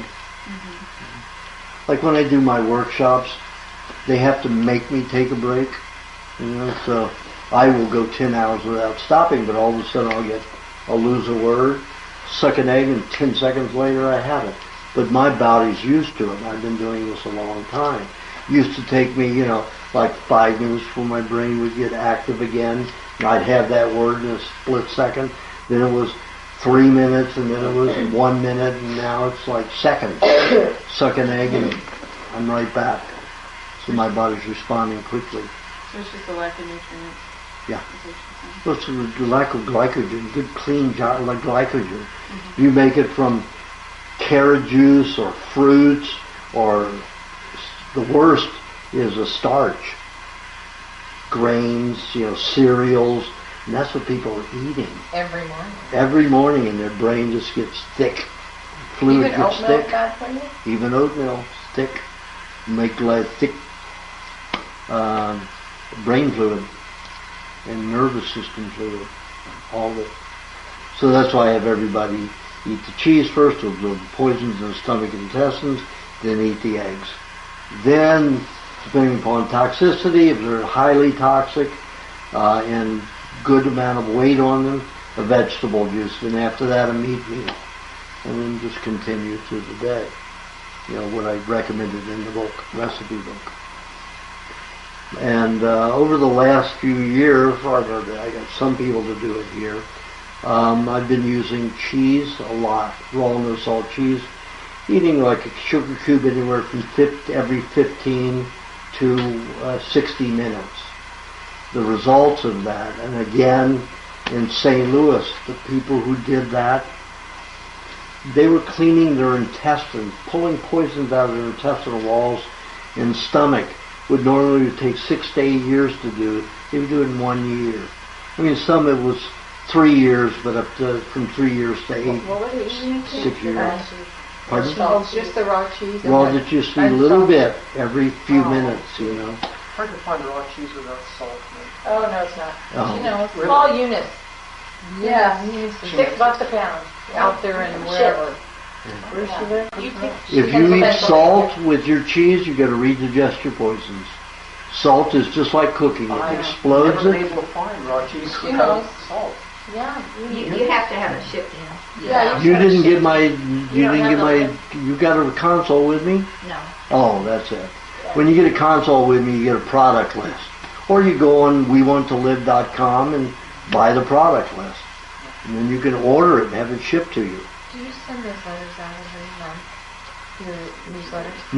Newsletters is supposed to be every 2 months, Every single but I'm behind since Okay. January. Maybe I have 5 I of haven't them. gotten them I there. was That's why saying, he's talking no, about I paid them. for that. I have 5 of them in the works, so you're going to get 2 weeks Oh, out of that's one every fine. 2 weeks for a I just few- want to make sure little I'm while. going to get it. So. Yeah. I just, with all these lawsuits and these court proceedings, it's been hectic. Could you explain that glycogen one more time? What actually is the glycogen? Okay, body has to make a fuel for the brain and nervous system, and it's called glycogen. It could be made from 2 things. It's a carbohydrate. I mean, it's a sugar form, but if it's made from a carbohydrate sugar, it gets very sticky and thick. Wherever that goes into the brain and nervous system, it's very thick and sticky. So things don't work so well. If the body makes it from pyruvate, which is a protein sugar, there's no stickiness to it. And the egg is the best. The egg white is the best thing for that. And on your diet, you're making some other things as well. The meat, the cheese. Yeah, well, I'm saying you know. don't eat any high carbohydrate in that first 6 hours of the day. Don't have your fruit until noon or later. Only So- vegetable juice. You have the carrot juice in the vegetable juice, but you've got celery in it. The celery is not there. Celery is a negative in carbohydrate. There's not enough carbohydrate in celery to digest celery, even in a herbivore, an animal that normally eats carbohydrate So you don't count vegetation. as a So carb. that's a negative. So that'll counterbalance the over carbohydrate in the carrot juice. So, and you're not having a great deal of the carrot juice. You're having, the most I've ever given is 40% carrot juice, and that's somebody who has a tremendous amount of bile all over in the system and their jaundice. So specific people mostly, it's anywhere from 20 to 30% carrot. Is that what causes wheat or gluten intolerant in a lot of people? No, That's gluten is from wheat. But anybody can get any kind of a sugar toxicity when it builds up. Their body doesn't handle it. It starts storing and multiplying in their system. Then that next one will be the one that does all the damage, seems to do all the damage. It's just an overload. Then after that, you've got an allergy to it, just a little bit. It's going to trigger a reaction from the body from having too much. That's what an allergy is. You have too much of something in your system and you haven't been able to get rid of it. And any more is going to cause some irritation in the system, which can cause degeneration of tissue. So you have an allergy to it, vomit, diarrhea, sneezing. Some way your body's going to say, don't eat that. What if you never ate something, you know that you have an allergy reaction to it? If you've had processed foods, canned, I'm talking about packaged foods. shellfish. Pardon? Shellfish. That's put in a lot of foods. Put in a lot of foods that are manufactured. So you've got a lot of waste product from the fish industry. These food companies will buy that substance that is a chemical. They'll dissolve it in kerosene or gasoline and then put it in chemical process variety. Oh, I'm deathly allergic to shellfish, and I never ate it once. Or a couple times, and I severe reactions right away. Then you've had it in Puking, something. pooping, vomiting, and curves, the whole thing. Yeah. Swallowing. They put a lot of that in baby food. Oh, really? A lot of that in baby food. Because it's mush already. That's processed food.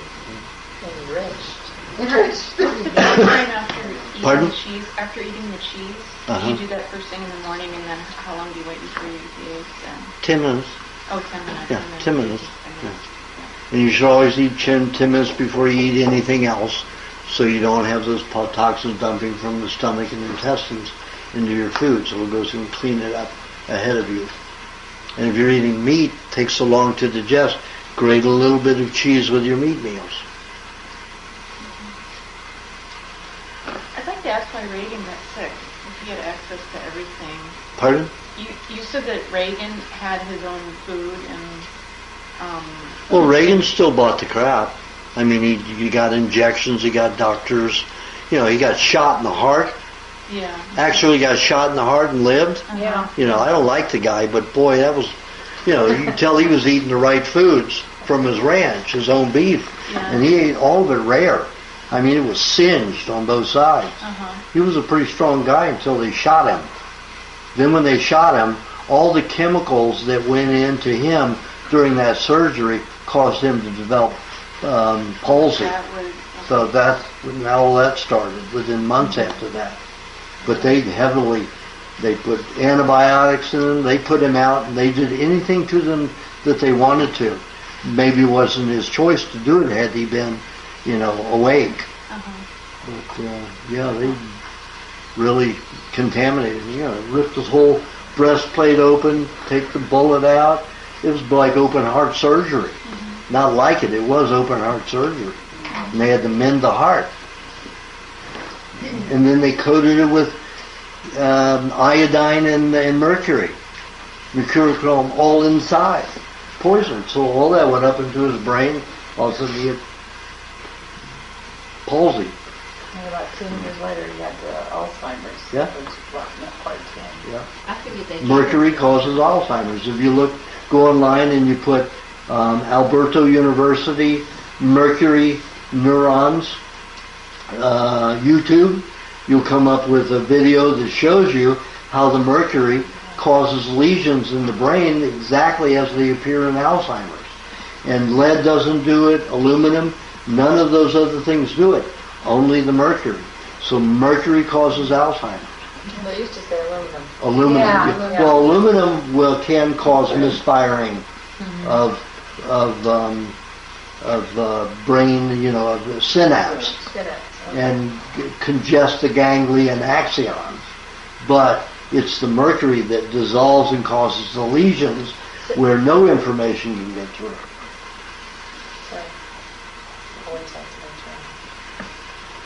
Okay. You live to be 90-some years old.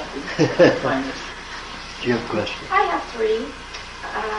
The first would be like the eye fog. Like, I mean, you have just the frontal part of the eye is losing its visual clarity. Is that because the cornea is warped, or because you're actually getting a fog? It's called presbyopia. It's what the ophthalmologist said, just, getting older. No, that's the warping of the cornea. So I have 20/20 vision, but it's just not, can't see it close like I used to. That's warping of the myopia is a warping of the cornea. Egg white, butter some people use. Just put a little bit of that in the corners of your eyes. Yeah. Well, what I ask people to do is, you used to take an eye cup and then you got this all over the place, eyedroppers still got all over the place. What I suggest you is just take break an egg into a bowl and just dip it in like that, look up and rub it along the white of the eye, and then roll the eye around like you're a circus master and coat the eye. Okay. And if you use butter, you have to do it before you go to sleep because it'll take 5 minutes to unfog. Yeah, I know. But some people's eyes improve 3 times faster with the butter if they use it at night than if they use egg white. So it depends on how fast you want to do it. Can you do both? Yeah, you could do egg white in the morning and butter at night. How much butter?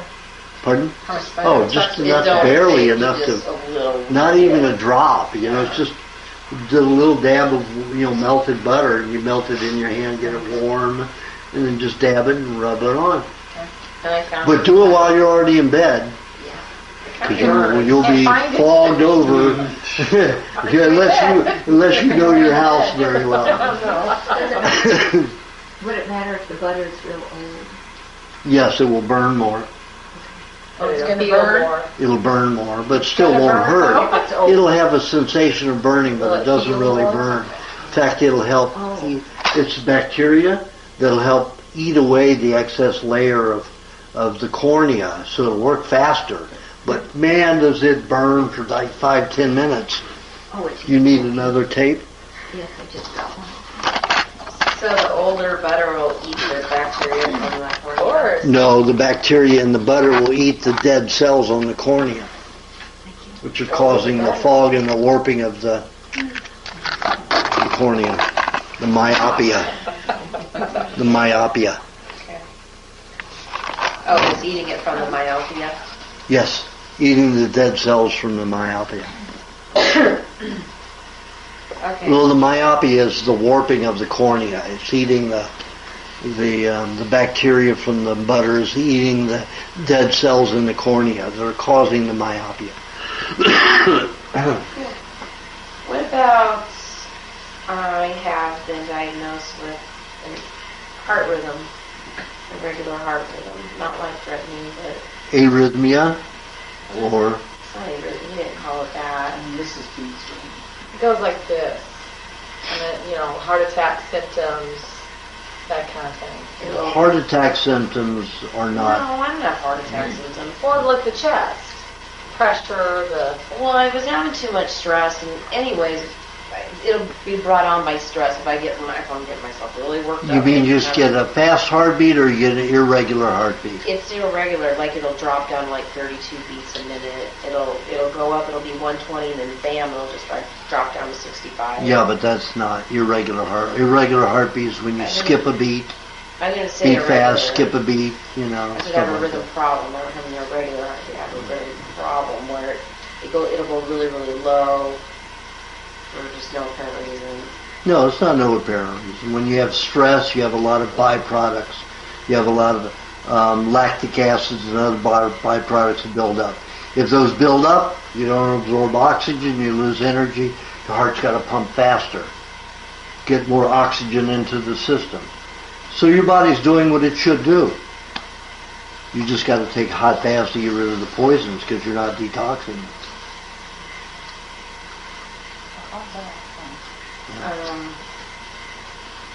Okay.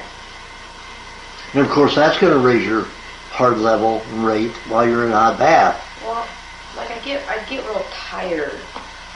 You're not absorbing your So I oxygen. bought this heart monitor, and so we monitored every single beat for 2 weeks and determined that it's just this rhythm problem. Absolute bullshit. Well, I mean, he read the beats, so I'm not on the medicine. It's absolute bullshit.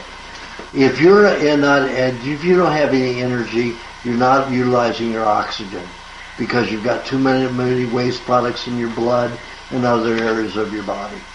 That's the only reason you will have weakness, unless you've been in an auto accident and bruised every muscle in your body, or broken a leg. Your body's going to use all the nutrients for that damaged area. Then you're going to be weak. You're going to be bedridden until the body's finished concentrating its nutrients in a particular area. So a lot of people who are sick don't have any energy because the body's using all those nutrients to try to resolve the health issues. So they need to eat and sleep like a baby. Yeah, you can't though. Well, You know what I mean? You do. You utilize your time very well. last one, what about the hot yoga? Going back to, we were talking about heat and saunas and... What is the highest the body temperature gets during exercise? 100.1. Very highest. Most people stick around 99 something. Normally you're supposed to be 98.6. You're only going to go up 1 degree, really, only 1 degree. And when you're working your hardest and you're perspiring, Bikram yoga not. In order to melt those plastic oils out of the body, it has to be 105 degrees. It's not, okay. So you can exercise all you want. Let's say you've got a jar, 2-cup jar, and you've got a cold stick of butter in the center. And you get on a trampoline or you do Bikram yoga and you've got that thing strapped to you. How long is it going to take the airspace around that cold stick of butter that's going to be broadcasting cold? Your body's going to be broadcasting the heat and the room's going to be broadcasting. How long is it going to take before your movement causes that to even melt? Well, 90 minutes. If I'm in that hot room, I mean, isn't there a benefit to sweating all that out? Remember, if you've got beads of plastic blocking the larger substances that need to come through, and they're getting blocked and collecting underneath, you can perspire all the liquid you want, all the water you want. You're not going to get rid of your poisons. Does it bring them out of the lymphatic system at least? Your lymphatic system dumps its waste under the skin and in the connective tissue to be perspired. And that can come out in the bath. Yeah. Exactly. That's what I tried to get you to do a long time ago.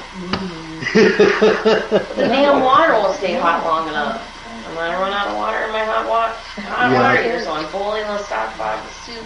Well, turn that thing up all the way. It is up all the way, and then I gotta... Then it's old, and what you need to do is take a coat hanger, a very strong, tight metal coat hanger, go in there and break up all that crusty plaque at the bottom, or get a new water heater and drain that thing. But I run Because as that gets, as the minerals from your water cake in that hot water tank, when it gets this thick, your water will never heat over 120 degrees. And you need it up to 140, 170. You need it that hot? Well, if you want to, what I do is when I'm taking in a bath and not a hot tub has a constant heater and pump. Yeah, and filter on it. In a bathtub, you have to heat the water. I'll heat it, I'll scald it. First, I'll put scalding hot water in to halfway. And I'll let it sit for 10 minutes. Sometimes longer. heats the entire tub. Then I put lukewarm water in and bring that up to about 100, down to 112. Then I put my milk and my other ingredients in that, and I let that sit for 7 minutes, and then I get it in 110 degrees. And then in 20 minutes it'll go down to 102, depending upon the bathtub. It goes pretty fast. Pretty fast. Not if you scald the tub first. Oh, that's a good idea. That's the thing, scalding the tub first.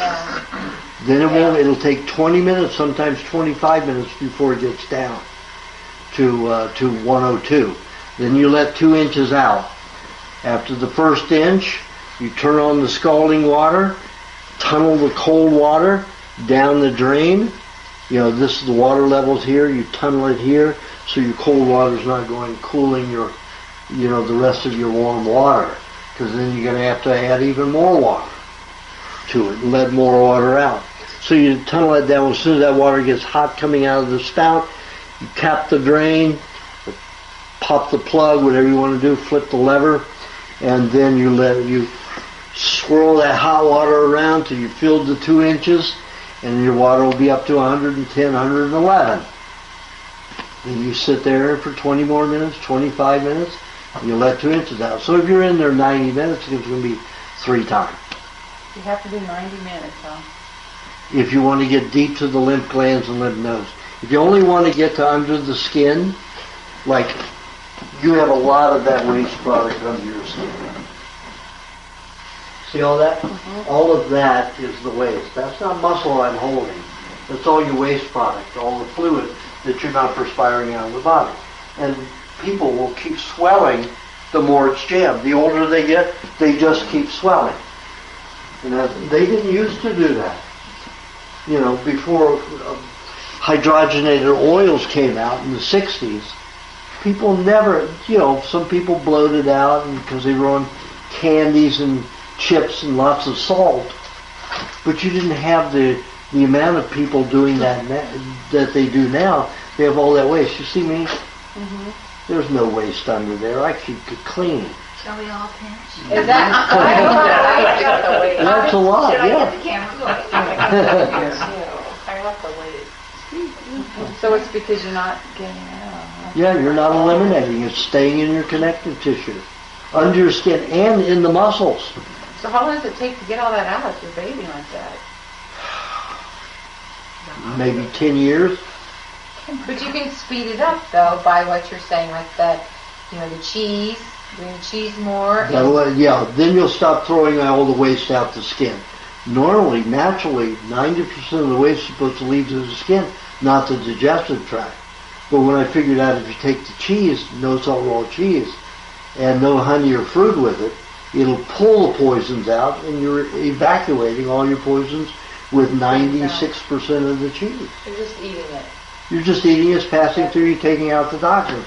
So then the burden is taken off of the skin. Even the hardened plastic too?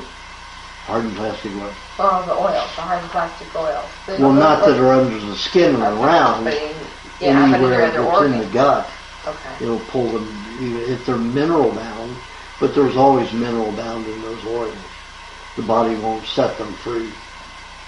There'll always be something attached to them, some mineral. So you recommend how many baths a day? One bath a day, 90 minutes, before you go to sleep at night. If you get a hot tub, that way you can just spend your first 90 minutes of sleep in the hot tub, then you get out and go to bed and go to sleep for the rest of the Don't you have time. to clean those out all the time now with chemicals? The Hot tub? No. I had a 300-pound sand filter that belongs to a swimming pool on mine. I never changed that. I never changed the sand once in 12 years. And then they tore the house down because we didn't get a permit for it. There was no permit. They were after me. So there was no permit on that house. Tear it down. But you still put the stuff in there for that. You put your vinegar. No, because I had well water. Oh, you had there. well water. If I didn't have well water, I'd put that in there. But the sand filter will clean that. I did put coconut cream a lot in there because I would clean my body with fermented coconut cream and that water always came out crystal clear, and I only had the sand filter. It allowed the algae to grow, though.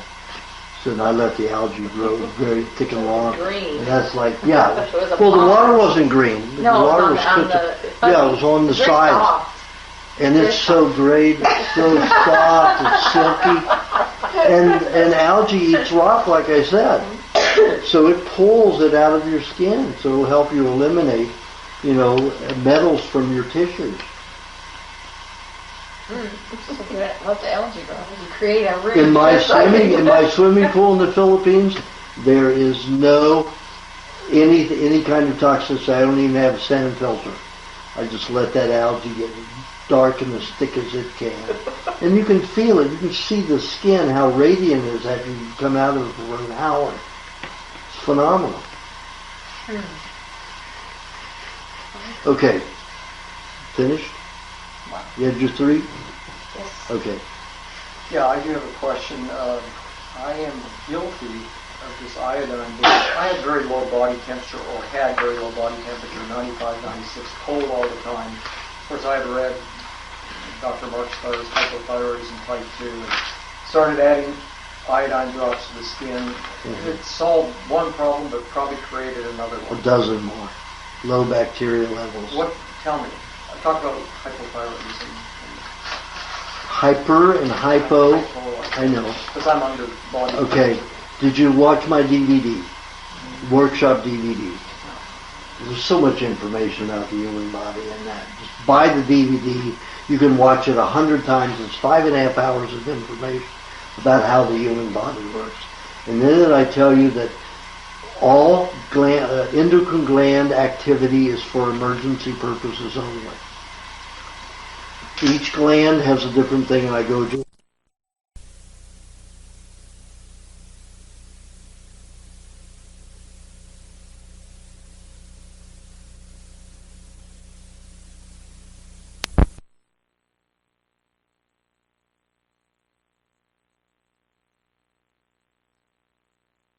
From those guys while they were out. There's just a tiny amount of blood, but it was enough to tell what hormones were in that. Now, normally, your football players are running around with adrenaline, high adrenaline, estrogen, and testosterone. That's normal, because those are physical hormones that are out there beating each other up. So those are normally high. But what happened in the situation when you have the lungs and the heart stop, thyroxine skyrockets every minute. Skyrockets. And then it's like an electrical shock. When they get the lungs and the heart start instantly. They don't. And 2 guys that were taken off the field to the hospital, they didn't create that thyroxine. Their thyroxine stayed low. It doubled in 5 minutes, but it wasn't high enough to kick the heart and the lungs back in like it did when those other guys that popped out of it on the field in 3-4 minutes. 5 minutes they took them off the field. Just because their body wasn't able to. Thyroids weren't working properly. Probably maybe a lot of iodine they took and poisoned the thyroid. Many reasons for that. So cut that out completely. Unless you fall out of a tree or get in a football game and knock the wind out of yourself and your heart stops, you don't need thyroxine. This whole crap that it affects your weight and your hair, that's all. The pharmaceutical house knows how vain people are, men and women. And you tell them it's going to prevent their hair from falling out, they're going to take thyroxine. And how many people are losing their hair because of vaccines and poison, chemical poisons? Everybody. Absolutely everybody. So how many people are going to run out there and take thyroxine when they don't need it, when it doesn't have anything to do with hair loss or weight gain? It's all a spin to get you to buy, and not get better. Well, and I was on the Gerson diet, which they tell you to put iodine in your juices. Okay, you weren't on the Gerson diet. You were on the daughter's diet. Charlotte's. Yeah. Charlotte's diet. Okay. His diet was nothing like hers. She thinks she's smarter than her father. Let me tell you, when she started taking the raw liver out of the diet, the rate of cancer reversal is around 22%. When her father ran it, the reversal rate was in the 62%. Well, and they don't even have the liver anymore. I know, that's what I'm the saying. shot, no, the shot even. They can't even get that anymore. So, but that's what she did. And so I did do that, and that, I know that caused problems. And so, but my thyroid seems to pull. I took a bath today, and it would just, when my heart starts pounding, it starts to pull. I can start feeling it. And then I can't have something real close to my neck. It's like I can't have anything around my neck. And you put a hot water bottle around there at night and help perspire that stuff out of your neck. Get those lymph glands going to clean that thyroid. Okay. What do you think of Jolie? Who?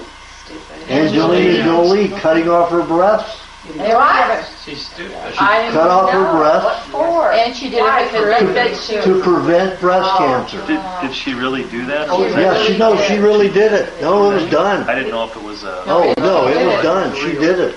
No, she's not the only woman that's done that. Oh yeah, A lot but of I mean, women do this is a famous woman that's supposed to be smarter than that. She was told she had the gene that there was a 86% chance of her getting breast cancer. Absolute nonsense. Yeah, I know. Absolute nonsense. But she bought it and chopped off her breast. Now, think about that. You've got 11 major lymph glands on your breasts. Lymph glands are responsible for cleaning the lungs. Those in here and here. So, if she's not going to get breast cancer now, what's she going to get? Lung cancer. Yep. Well, because they tell people that. I mean, I know I have friends that they've told that, they have that gene or whatever. And it's bullshit. It's absolute bullshit. Nonsense. It's horrible. Bullshit. She has 22 less lymph glands to take care of toxicity out of her lungs. I love it when they say they're cancerous, they're full of cancer, and they'll take them out. You're like, well, they're great, they're doing their job. Yes, exactly. It's insane. Yeah. Okay, do you have another question? If you come up with one, let me know. The only other question is raw meat sources. I've been buying it from Whole Foods, but I've been told that their raw meat, grass-fed raw meat, maybe isn't really grass-fed for the last 10 days of their life. Any knowledge, any information on that? If it tastes like really gamey meat, it's grass-fed. If it doesn't taste, it tastes like normal food, meat, it is not grass-fed. Gamey meats, grass-fed meats are not very nice tasting. They're very gamey. What's your thought on frozen? If the meat's been frozen, if it's grass-fed, very hard to find fresh raw. Well, you have to find somebody who will, sell it to you unfrozen. In my animal test in the late 80s, I took one group of animals and fed them the same meat, frozen. I had a side of beef, a half of a beef, and I split it and fed one and froze one of them for 10 days, and I fed that one group frozen, it's from the same meat, from the same animal, fed the other group non-frozen. Got a little stinky, that's okay, but I did refrigerate it. All the animals that had frozen got skin disease within 6 weeks. And I mean, one of them had like the mange. Those that had it unfrozen didn't drink much water. Those gulped down the water, and they all had skin disease. So that's, there are a lot of toxins produced by freezing your meats. It could create heterocyclic-amines, lipid peroxides, all kinds of problems. What it is, I didn't test for it because that would have been about $80,000 to test chemically for it. I was interested in the results. So then I knew that raw butter will heal any skin disorder. no matter what it is. So I took butter from the same batch, froze for 10 days, some, and began giving it to them. And that group, split that group in two, and gave unfrozen and frozen raw butter to those animals. The ones that got the frozen butter took 5 times longer to heal their skin disorder. So if I break that down statistically, that means it destroys 80% of the healing nutrients in the butter. In the meat, it actually made it toxic. So, and I've watched people feed their animals frozen meats, and I watched them get skin disorders. It takes longer because I'm giving them raw butter and they're giving them raw eggs, but they think, oh, it's just an animal. I'll just feed them, regular meats, frozen meats from the store, but there's a repercussion for it. Yeah, I try not to buy raw meat, but it's very hard to find fresh. Yeah. So the only place I've found is Whole Foods. All right. Well, I've been buying Whole Foods, meats intermittently, and it's nasty tasting. So for me, it's I believe it's grass fed for their lives. I heard the Bushes were connected with Whole Foods. And The Bushes own the Whole Foods Trust, the Bass family and the Bush family. That's why it's a racket, a scam. Whole Foods is a scam. Whole Foods is a scam. They say go organic. They carry about 2% really organic foods in there, and 90% of their products have GMO substances in it. Pardon? They won't label them. Nope. 98% of their products contain GMO products. That's crazy. 98. 90% of all the products they have, packaged products, in their packaged stores. products. Yes. Not their produce. Produce. Well, the corn could be GMO, any of the fresh Yeah, stuff. there's one guy. But there's very little organic produce in there. It's like 2% they Yeah. carry. One guy in the meat department at the Whole Foods here will say, there's nothing organic in this country. Because it's, as far as the crossing over of the GMOs that you Not really on your can't. regular markets. Yeah. But if you have your own farmers, Right, I get right. everything directly from Right. the farm. In the store, he But said what if you can't do that? If you don't have farmers, you can find that have that. You can do that. I make connections with farmers. I made a connection with over 100 farmers, and 60 are under my umbrella, and they supply all of my patients and many others. Go Vernon. Yeah, Vernon's still doing it now. Vernon. I think I'm going to go up for that sentence case. If anybody wants to write up with me, Wisconsin. For what? For the sentencing. He She was the doesn't one that know went to court for the milk. Oh, We'll yeah. tell you that. And we won all the important battles, but because they broke the seal. But that's going to be very, they're probably going to, want to punish us and They'll just get all the, some stuff so on. they might send them to jail. And Vernon just told me this morning, I talk with Vernon regularly. He said, I don't want you to sue the judge. And I said, wait a minute. You do your crusade thing. Don't get in my way in my crusade thing, because I'm going to sue the state. As soon as this is all over, your court stuff is finished. Your sentence, whatever it is, or you're absolved. I'm suing the state for destroying 2,200 pounds of my milk, putting a dye in it. That was my milk. I have a contract for it. I'm going to sue them. And I'm going to sue everybody else involved in the whole thing. And I'm not going to let them get away with it, because they'll just keep doing it. They're going to pay me 10 times what that milk was worth. And I'll give it to Vernon to help rebuild that burned down barn. They burned his barn They down? burned his barn down. You better Oh, that believe was they burned burnt his barn down. down. They burned one of his barns down, destroyed all of his chickens. And all of his new tractors. Why? The day All before the he new tractors. Well, they're just trying to destroy us. Let me tell you, they're out to do us in. They don't want us to win. There's power. Boy, there is. Yep. Yeah. Governmental people and business people are ruthless, No, that's true. mercenary. Questions? Yeast. I know you like that. What yeast? You talking about yeast inside your vagina, yes, yeast yes. in your throat?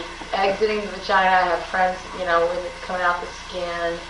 And what but- did I talk about before? The fungus is a yeast. All yeast are fungus. Right? You have cleansing fungus. When you've got things so toxic that bacteria and parasites can't be your janitors, you have fungus. And when that's too toxic, then you have virus. And remember, the waste products of those fungal janitors is 15 times what it is from a bacteria. So it's So the it waste causes all that product itching and is what's the damage. issue then. Okay. You've got to take hot baths. You've got to sleep with hot water bottles to get it out of your body Okay. quickly so it doesn't hang up in the skin. Because it'll rip the fats out of your cells. That dries the cells, causes the itching. So I've dealt with that. Talk about embarrassing thing. For probably my whole life. As a teen, it started, and it goes back and forth. But can I see that as an okay thing? That's a good thing. Okay. But you just have to keep treating the skin. You're going to have to put butter, bone marrow and butter on there. You know what? I'm just kind of used to it. I mean, it's not my skin anymore. For me, it's vaginal. Uh-huh. And so, you know what? I just deal with it. And it's just kind of one of those things that I kind of change my perspective and say, hey, all right. It's good. Yeah, absolutely. Because I don't dump a lot. I need to be in the back. I don't go through these heavy dump sessions, and so I do get a little concerned sometimes because I know I'm toxic. But I've had that my whole life and dumped heavily through that arena. So I'm thinking, okay, that way my body is Yes, chosen that is to. the way. It's a And vehicle. this is the best I've seen you. Finally, you've got some weight on you. I've actually lost a little bit in doing my kickboxing lately. Oh, so you're even bigger. Great. Oh, yeah. Because I like weight. I know. When I'm not people- telling you. when This people- is weight. That's about first. You should have seen her 2 years ago Oh, when my she came God. to me. She was. Skinny? I can barely. I can barely. I find begged clothes her to for fit. 6 months to cover body parts up. Oh, so you were bigger. No, she was tiny. I was big around. tiny, yeah. Now her. Now She was as big as a... She's like, what am I going to do with these things? I came to 40 pounds. Well, I think I'm over 200 pounds, so I don't know. But that's good. Oh That's my good. gosh, you gotta be kidding. No, I was one woman who was chronically fatigued and in fibromyalgia for 13 years. She was in bad shape, and finally she was really overweight this time, and all of her conditions and her irises had improved triple what she had done before. Body puts its toxins in fat. If you don't have that fat, they're going to go into your cells, cause more damage, cause more disease.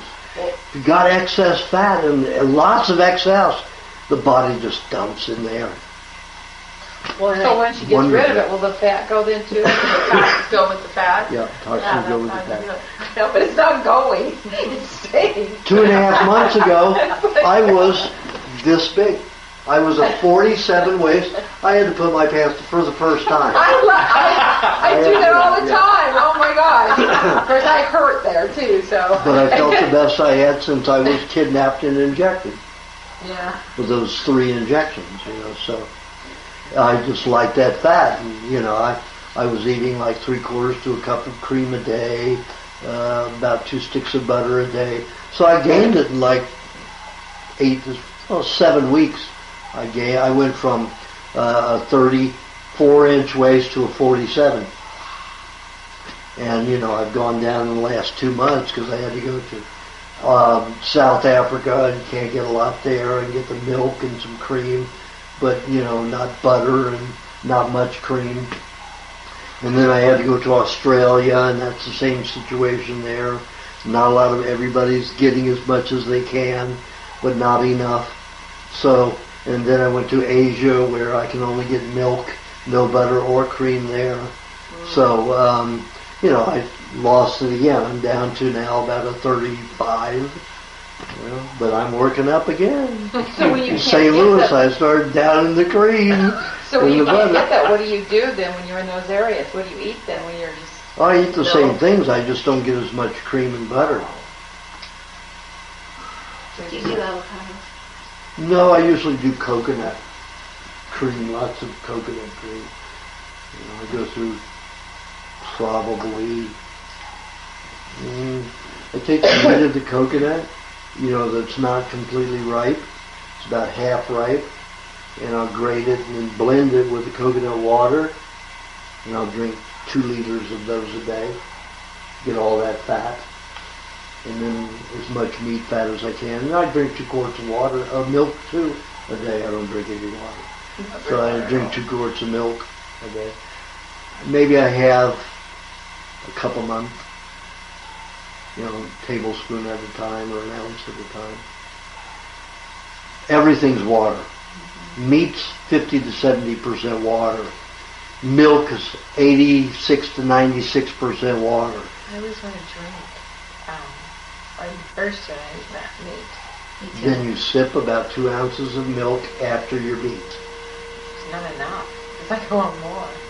Well, then do it over a period of time. Have an ounce, wait 3 minutes, have another ounce, wait 3-4 minutes, have another ounce. That's the way to do it. Just don't gulp. And I want cold milk. I know. Casein and lactate will get right through the stomach into your blood without digestion. Then you're going to lose a lot of nutrients trying to police that.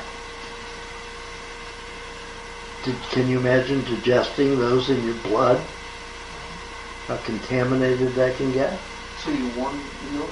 Just hold it in your mouth before you swallow it. Yeah, before you swallow it. You can do that. It's still cool. But there's not much bacterial activity. I take mine at, 12 to 24 hours before I drink it. Like this, I never refrigerate. This is right out of the cow. And I never refrigerated. In 12 hours it was already kefir. So you don't want to have cold milk? not a good idea. I just want cool things. I just want cool. Then you just take a cold pack and you put it on your cheek. Whatever you want that to put on your wrist. Yeah, my tissues feel hot. It's like I have to cool down. Well, that's iodine. Iodine heats up and burns. Yeah, I probably have that. Iodine causes a lot of heat and burns. Oh my god, I feel like I'm on fire. Yeah, that's iodine. But all the iodines make you feel like I'm... And that's a natural therapist. Oh, it can take a long time. Raspberries, zucchini juice, zucchini pulp, strawberries, all of those will help eliminate cheese. It's eliminated faster. Maybe that's what's going on is I feel hot my tissues feel hot. Just take some cold pack, a tiny one, just put it on you to cool you once in a while. I've gotten that way, Joan. Prior to the diet, I was always so cold. Yeah. And I couldn't understand how people could drink ice water or ice anything in the winter. Well, I've totally become that person. I want the cold now.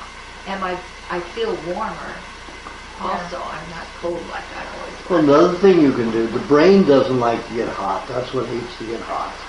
So when you get into a hot tub and you get over heat prostration, you have a bowl of cold water with ice cubes floating in it and a wash rag. Just wring it just a little bit, put it on the top of your head, stick your hands in there up to the wrists. Fisted, but not tight fisted, so the water gets in there. You will get cold to the bone and it'll chill the skull. And the brain lowers its temperature. Do that for 2 minutes, you'll be able to stay in there easily. The body loves the heat, the brain hates it. So, you get that, you take some good drinking water, Perrier or, Gerolsteiner or any, Apollinaris, any of those, and you put it in a glass container and put it in the freezer. Don't put it in plastic, don't put it in aluminum, because you're going to get those phthalates and PBAs into your ice water. So you make a tray of it, dump it out, you run some lukewarm water over the glass pie plate, whatever you're using, knock the ice out, and crack it up, and put it back in a container, and put it in the freezer, and take a little piece of that and keep it in your mouth. So not And that's the way to counter that. I have a metal pan. Don't use metal. Metal, anything you freeze, in anything you're going to pull substances of the container. Glass you won't. How do you do ice cubes though? I always have plastic. You know. No, you plastic. can't make ice cubes. You make a whole tray of the ice. You dump it out and you break it up. Like the old days. You get an ice pick or something. Okay? So And you you should break put it that up. ice in that metal Add that can. to your list. I know. Okay. You should put the ice in the metal. I think we should Like I said, that's aluminum. You're co-op going to it. get You make aluminum out. ice. I'll Tons do of it. aluminum. Use plastic, you get tons of bisphenol phosphates and phthalates. And what? Yeah. So what are you making the ice in? Like a 9 by Something glass. 15-inch And you glass can freeze pan. that. Pyrex Yeah. shallow. Pyrex freeze. Pyrex is good. Corningware is good. Okay. Yeah, I always just. So you shouldn't even mix stuff up in metal bowls like that? Even stainless steel has tin in it. I know. Metal. I ran into somebody 2 weeks ago that actually used silverware. Real silver. And has been on the Like real diet for like silver, 7 yeah. years. Real silver. And I said, do you know what's in silver? It's 50% mercury and thallium. Oh. And that mercury and thallium's getting into you every time you use that instrument, those utensils. Oh, but it's my silver. I said, well, sell it if it's worth something, and use, buy good food with it. Buy, wooden utensils or stainless steel if you're going to eat with it, but don't eat with silver. Should you even wear silver on jewelry then? Well, especially now, it's not a good idea because the government allows 7% spent uranium. And in building materials, they allow 22% because our government is getting rid of the old atomic bombs made of uranium because they've gone down from 70,000 nuclear weapons down to 10,000. Well, now it's 16,000 right now, and by 4 years supposed to get down to 10,000. So all the armed countries, Russia and all of them, had agreed to get down to 10,000 nuclear warheads. 10,000 nuclear warheads. You know what you can do with 10,000 nuclear? Well, you can destroy the world several times over. But that's from 70,000 down. The government is taking those bombs, metal in those bombs, and selling it to steel industry, and the government says you can use 7% in jewelry and 22% in building materials. Correct. 22. Yeah, so that full means of radium. your home, anything that's steel that you buy now can be 22%. Jewelry, 7%. Spent uranium. Spent is a lie. It doesn't mean anything. It means that it's been used. But the radioactive element in it is not diminished. It takes 550,000 years. How can you even sell that? Money. The government. Yeah. Money. These people are so greedy. Any way to get your money from you so they can spend your money. Give it to somebody These are else. just parasites. These politicians are just parasites. Okay. Another question? You mentioned the dogs. Mine has, we feed them the frozen fat. She has epilepsy. We have a big dog that has epilepsy, And quote she's going to unquote. continue. Well, but she doesn't do bad if we Uh-huh. feed her fat. Yeah. Literal fat, cut off, whatever. We get it at the grocery store, but my husband will freeze it, So you lose 80% of so we're them. losing 80% of it. But she's lumpier than heck. Yep. Lumpy, has a huge... Frozen. Yeah, frozen that's- fat. Can't utilize 80% of it. And the meat, I'm sure he gets. I let him take care of the dogs. I got 5 kids. I feed them. I feed for the animals. Well, then you get to watch I love them. them, but Yeah. it's like it's an experiment. Yeah. And he would throw leftover, apples. He had an apple down, and he was feeding Molly apples in with her food at some point, and that thing would grow. Yeah. And then he quit, and then we'd give her greens. Mhm. It shrinks. I mean, it's amazing. He just Yeah, it's like it's a little great experiment. Poor dogs that experiment, but I know. good experiment. I mean, At least she's better you- off than what she was. Yeah. We got our doctor to write off when she gets picked up by the pound, and they wanted us to shoot her with all the. And we Right. got our doctor to write off that she had epilepsy, and we don't want to give her those shots you have to give her or whatever. So we got out of that. They're a lot. Well, good. Your kids get to see all that, the changes. They really will understand. Yeah. Good thing. And you and your husband, you understand. Yeah, well, but he still eats the way he wants to. Because he's okay, that's a whole nother topic. That He thinks he's Superman. Superman, man, and he is. I mean, he's got 20-year-old kids that can't do half of what he does at 52 eating, but he's very choosy at the fast food restaurants. He won't get the fries. He won't eat Good. one. I mean, he does feel like he burns it off because he's working all day. So he only eats the fast food, but anyway. Those people usually last to their 50s, and then they go like that. Yeah, he's 52 and a half or 3. So, sweet milk. Do you get any milkshakes into him? Anything? Oh yeah. Oh, he makes okay. a smoothie every night with cream and. Good. Get something in. Oh yeah. Well, yeah, because I don't. Preserve his life a little bit. I think so. I don't have it in the house, so when he leaves, he eats it. But of course, when he comes home, whatever. Sweet milk. I've been craving it for it's probably been 6-9 months. I've been down in a quart a day at least with a ton of honey and milk. In your milk, yeah. I hated it before. So. My healing, is it a healing thing? Yeah, well, according to a Navy doctor in the 70s, he lived with the tribes in Guatemala for, I think it was 16, 17 years. And he found that whenever they get sick, they would take consume a lot of honey. And they healed 5 times faster than anybody else healed anything. Cool. And then he started experimenting with using the honey on troops, that were stationed down there. And he found the same results. They healed 5 times faster. We go through the honey at my house. Sometimes my kids just want to eat it. What about craving citrus?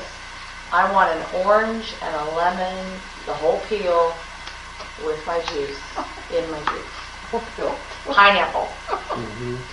You're not taking your baths. I know. Those are signs that your body's trying to get rid of plastic oil, and they'll never do it enough. You'd have to have a ton of it and demineralize your body. Okay. So you eat a lot of those citrus, you're going to demineralize your bones and your tooth, everything. Oh, citrus does that? Pineapple too? Pineapple too. That's right. I eat a lot of pineapple. I crave pineapple.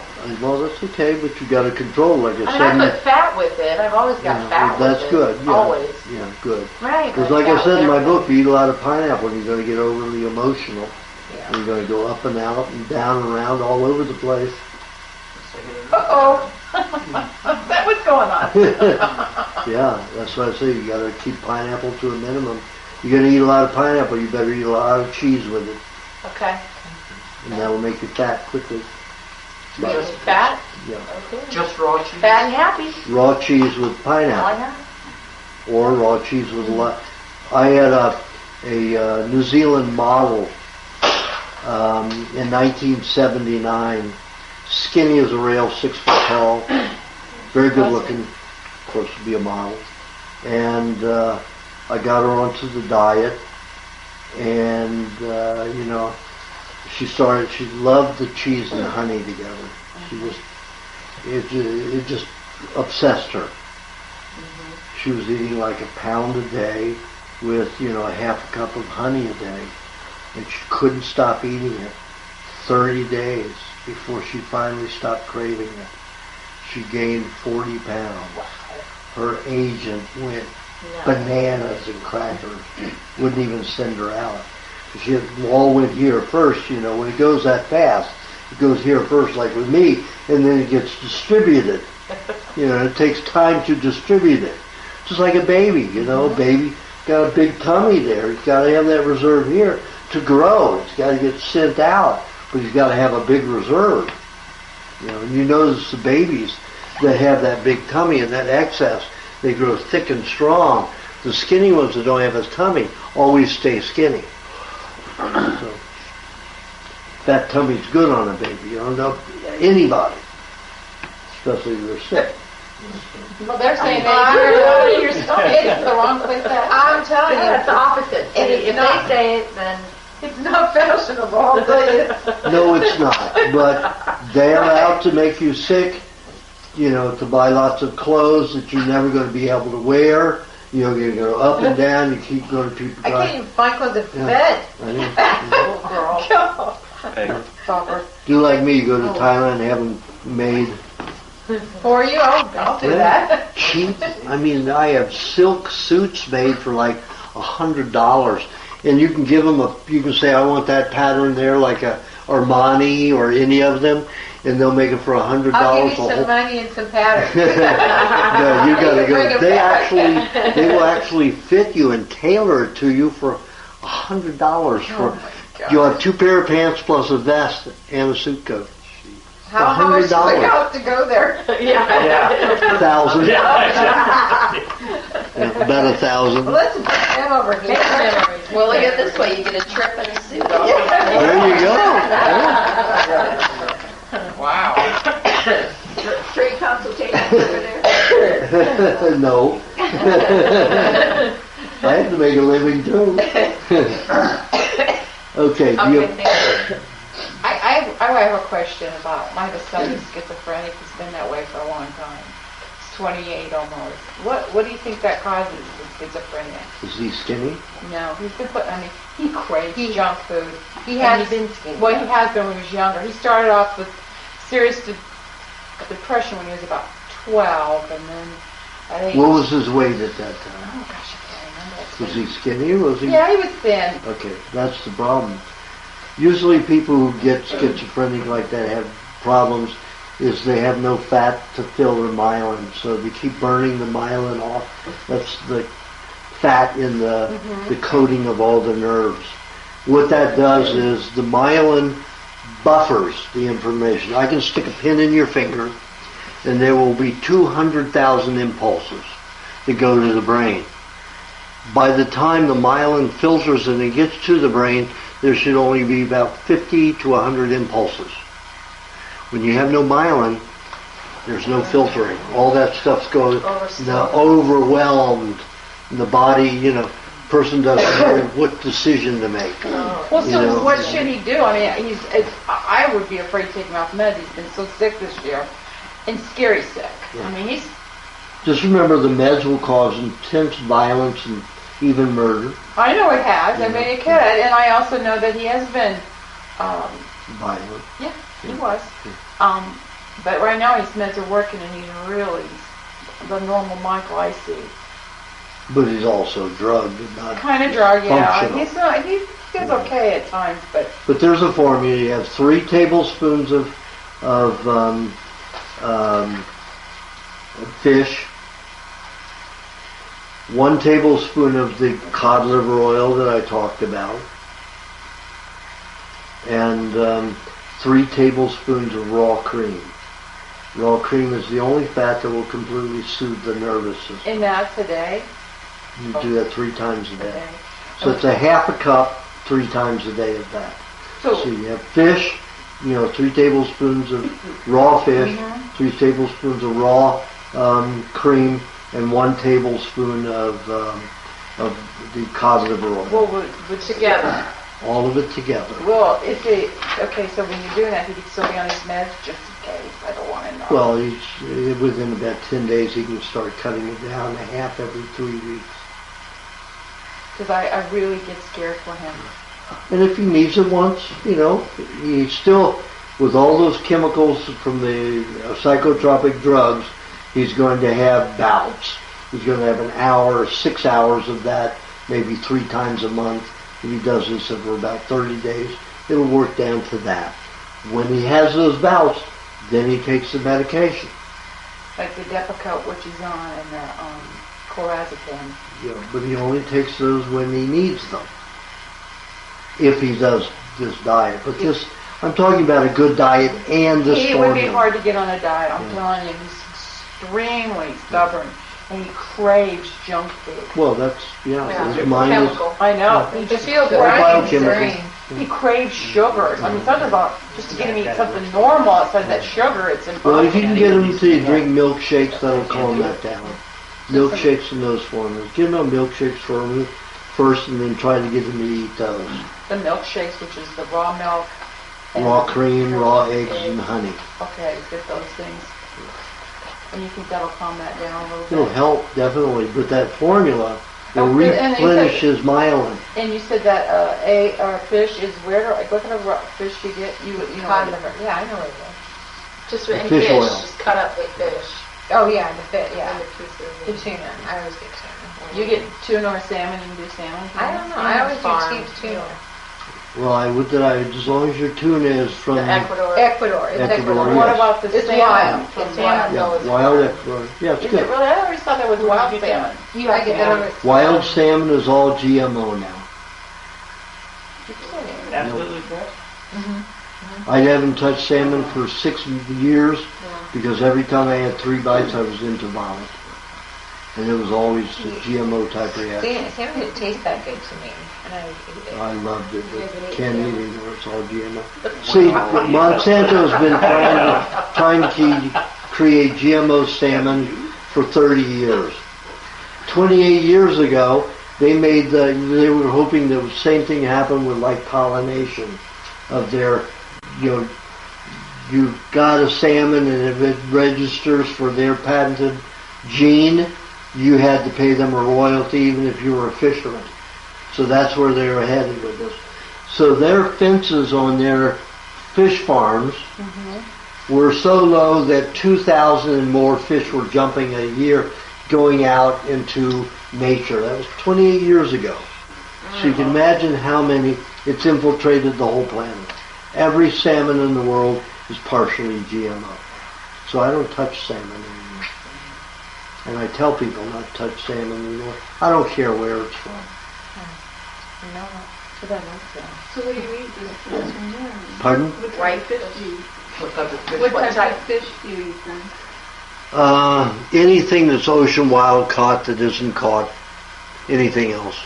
So it doesn't matter what kind. I always get tuna because I know you talk about that in your book a lot. I like tuna, but tuna, is getting heavily contaminated with radioactive material and core exit, so What about the mercury? keep an eye on it. Pardon? With the mercury in the water. Well, the mercury is getting higher and higher. When I did the laboratory test years ago, the mercury level was the highest in swordfish and tuna, and I found that it wasn't absorbed if you ate it raw. But that was at that level. Now it's doubled. I haven't done the test again, and I don't know if we can handle that much without some repercussion. So should I eat something else? What other kind of fish should I eat? Well, there's just for the halibut. Halibut? For the halibut. There's halibut, there's bass, sea bass, a little saltpeter. Orange roughy or that? Is that it? Pardon? Orange roughy or thing like that? Yeah, those are okay. But As you long want as them they're ocean wild caught. Pardon? non-frozen, right? Yes. Well, no, there's some Alaskan fish that can be frozen fine. It doesn't have an effect. But they're Nova Scotian, New England fish, What are Alaskan. Well, just the fish that come from there. they? Oh, from up there, as long as it's They from can there. be frozen. And it doesn't affect. They've acclimated to very cold Oh, I temperatures. see what you're saying. And it doesn't affect their Because it proteins comes and from fats that the cold same way. climate. But the Seal, whale, anything like that too. How about the enzymes? Isn't there enzymes in fresh? Where if it's frozen, you don't have the enzymes in it? With those animals that are acclimated to that, they swim in ice. Yeah. I saw a fish come back to life. It was taken out of an ice when I was there in Alaska in '76. So just those 3 things would help him a lot, and maybe if he get some of that fried, if I could get into that. Get him to have a milkshake a day and 3 of those a day. Okay. You can make them all at once and put them in little 4-ounce jars. Okay. How many milkshakes a day? And then all should be blended together. you know, put it in a food processor like a Cuisinart and grind the fish and the cream and the Like even a blender. oil together. Like even a blender and You stuff. can put it in a blender. And they could do that and give it to them to eat. Yeah. And then put it in little jars and give them one little If you can get them, half-ounce jar at a time. want it, then, like we talked, your body craves things you Yeah, but like. usually those psychotropic drugs destroy good appetite for good things.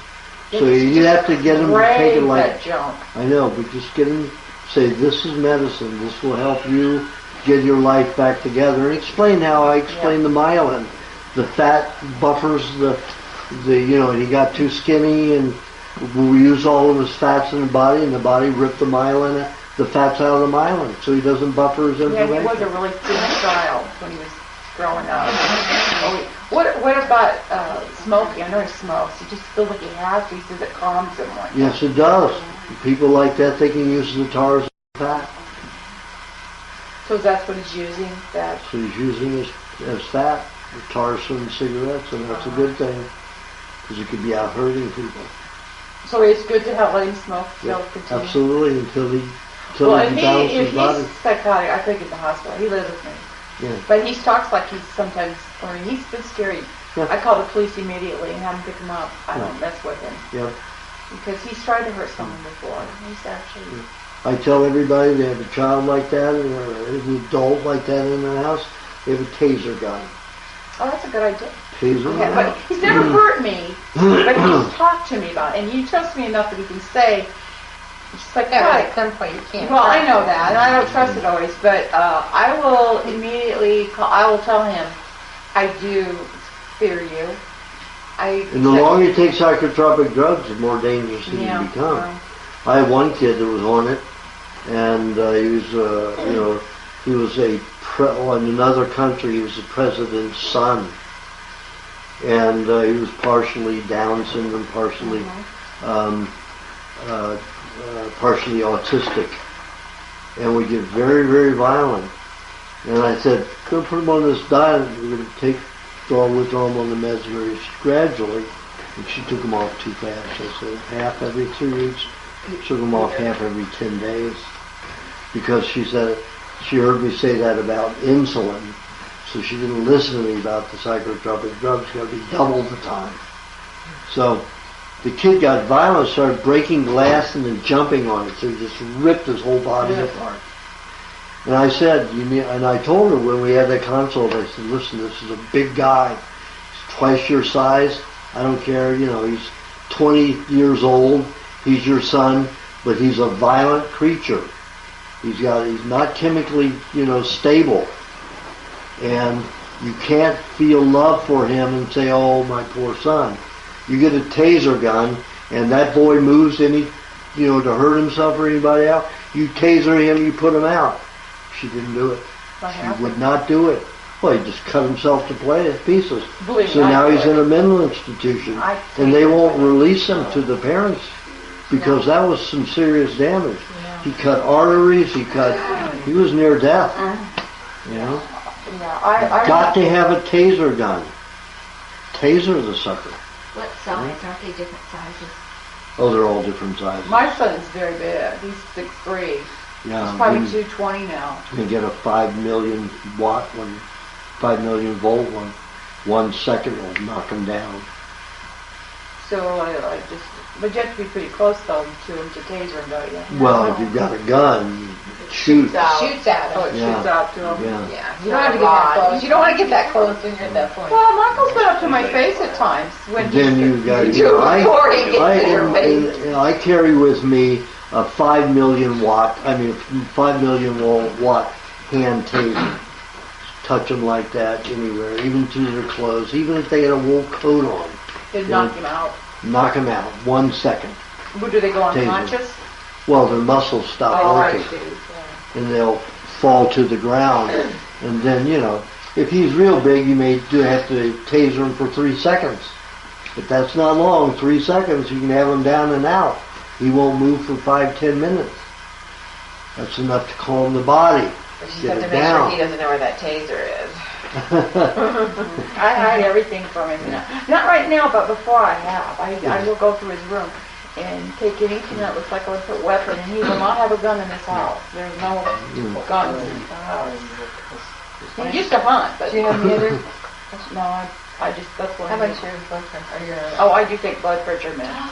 Stop. You got high blood pressure because you need high blood pressure. Remember that. Well, because I have stress at home. But what could she do?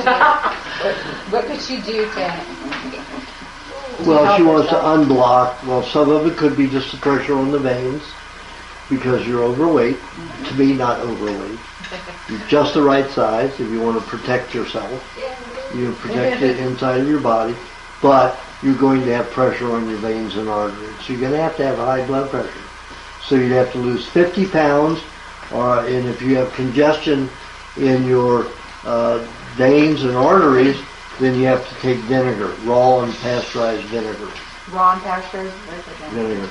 And you should take it with 3 ounces, a tablespoon with 3 ounces of raw milk, so you don't demineralize, because vinegar will demineralize you. So you need to eat cheese and honey twice daily, and have that vinegar 3 times daily, 1 tablespoon and 3 ounces of raw milk. Okay, so I got raw. How much raw vinegar? 3 ounces. 1 ounce of raw vinegar and 3 ounces of raw milk. And help me out with milk. And cheese and honey. Just Well, how two. much? Yeah, and 2 tablespoons of cheese. Or 2 tablespoons of cheese. Cheese with 2 teaspoons of honey. 2 Unheated honey. teaspoons? 2 teaspoons of unheated honey. Okay, and that's raw vinegar, huh? Yeah. Rawness, raw and pasteurized apple cider vinegar. Raw, you know where to get that one. She knows everything. All right. Joan, do you have a question? I do. I have a couple, actually. One of them is I have a problem in my neck, and I got X-rays, and it's You have what? compressed. Problems with my neck, my spine, it's compressed. What can I do to help that? You want to close that door so it's getting cold? Okay, Thank you. That window door's open too. That's I don't know what's wrong with your neck. Is it tight? It's compressed. The bones. I damaged it probably when I was a kid. So if you look at the X-rays, they're getting right down there. They're getting very thin, or the cushion is. Because you have a very flexible neck. You're whipping your neck. I know. No big problem there. But if you're losing cartilage between your vertebrae, then honey and cheese together. Okay. Cheese and honey. But you do that anyway, don't you? Yeah, well, I do. How much cheese and how much honey? That I do? I don't do any certain amount. I just kind of take cheese, of course. You need it 3 times a day. 3 tablespoons of cheese, 2.5 teaspoons of honey, 3 times a day. It's a little bit more effective when you have it after a meal, like 35 minutes after a meal. So if you have 2 meat meals in a day, you do it 2 times after that, 1 time each after that, and then 1 time in the middle of the night. And the one in the middle of the night, you have your 3 tablespoons of cheese, your 2.5 teaspoons of honey, and 4 ounces of milk. And remember you said you were thirsty after your meat? You sip that milk after there, and that milk will mix with that cheese and honey once the cheese and honey is eaten later. Okay. 35 minutes after the meat. But during the night, you need to put the milk with the honey and cheese right away. Now I tell everybody to eat cheese 10 minutes before you eat anything. Middle of the night, you eat the cheese and food right on top of it. You don't wait 10 minutes. Good. I haven't been. Do the cheese and honey before the milk in the middle of the night. Yeah. But do you have to wake yourself up then to eat that, do you? Yes. I wake myself up. I'll never. You'll have so much more energy. You'll feel so much better. Once I'm out, this is done. You set that alarm because your body will eat its own red blood cells. And you're going to wake up with anemia. And you're going to be tired for the day. It'll make all the difference between night and day when you do that. Did you notice a difference? Well, I just wake up about 4 or 5 in the morning, and it's like I need something. Yeah. I need something because I won't be able to fall back asleep if I don't eat or drink something.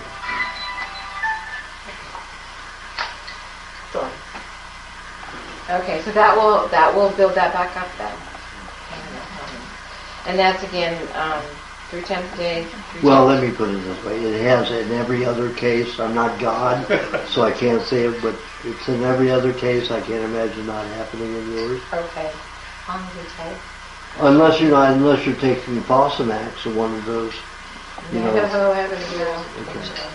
a lot of people who take, you know, the bone loss medication.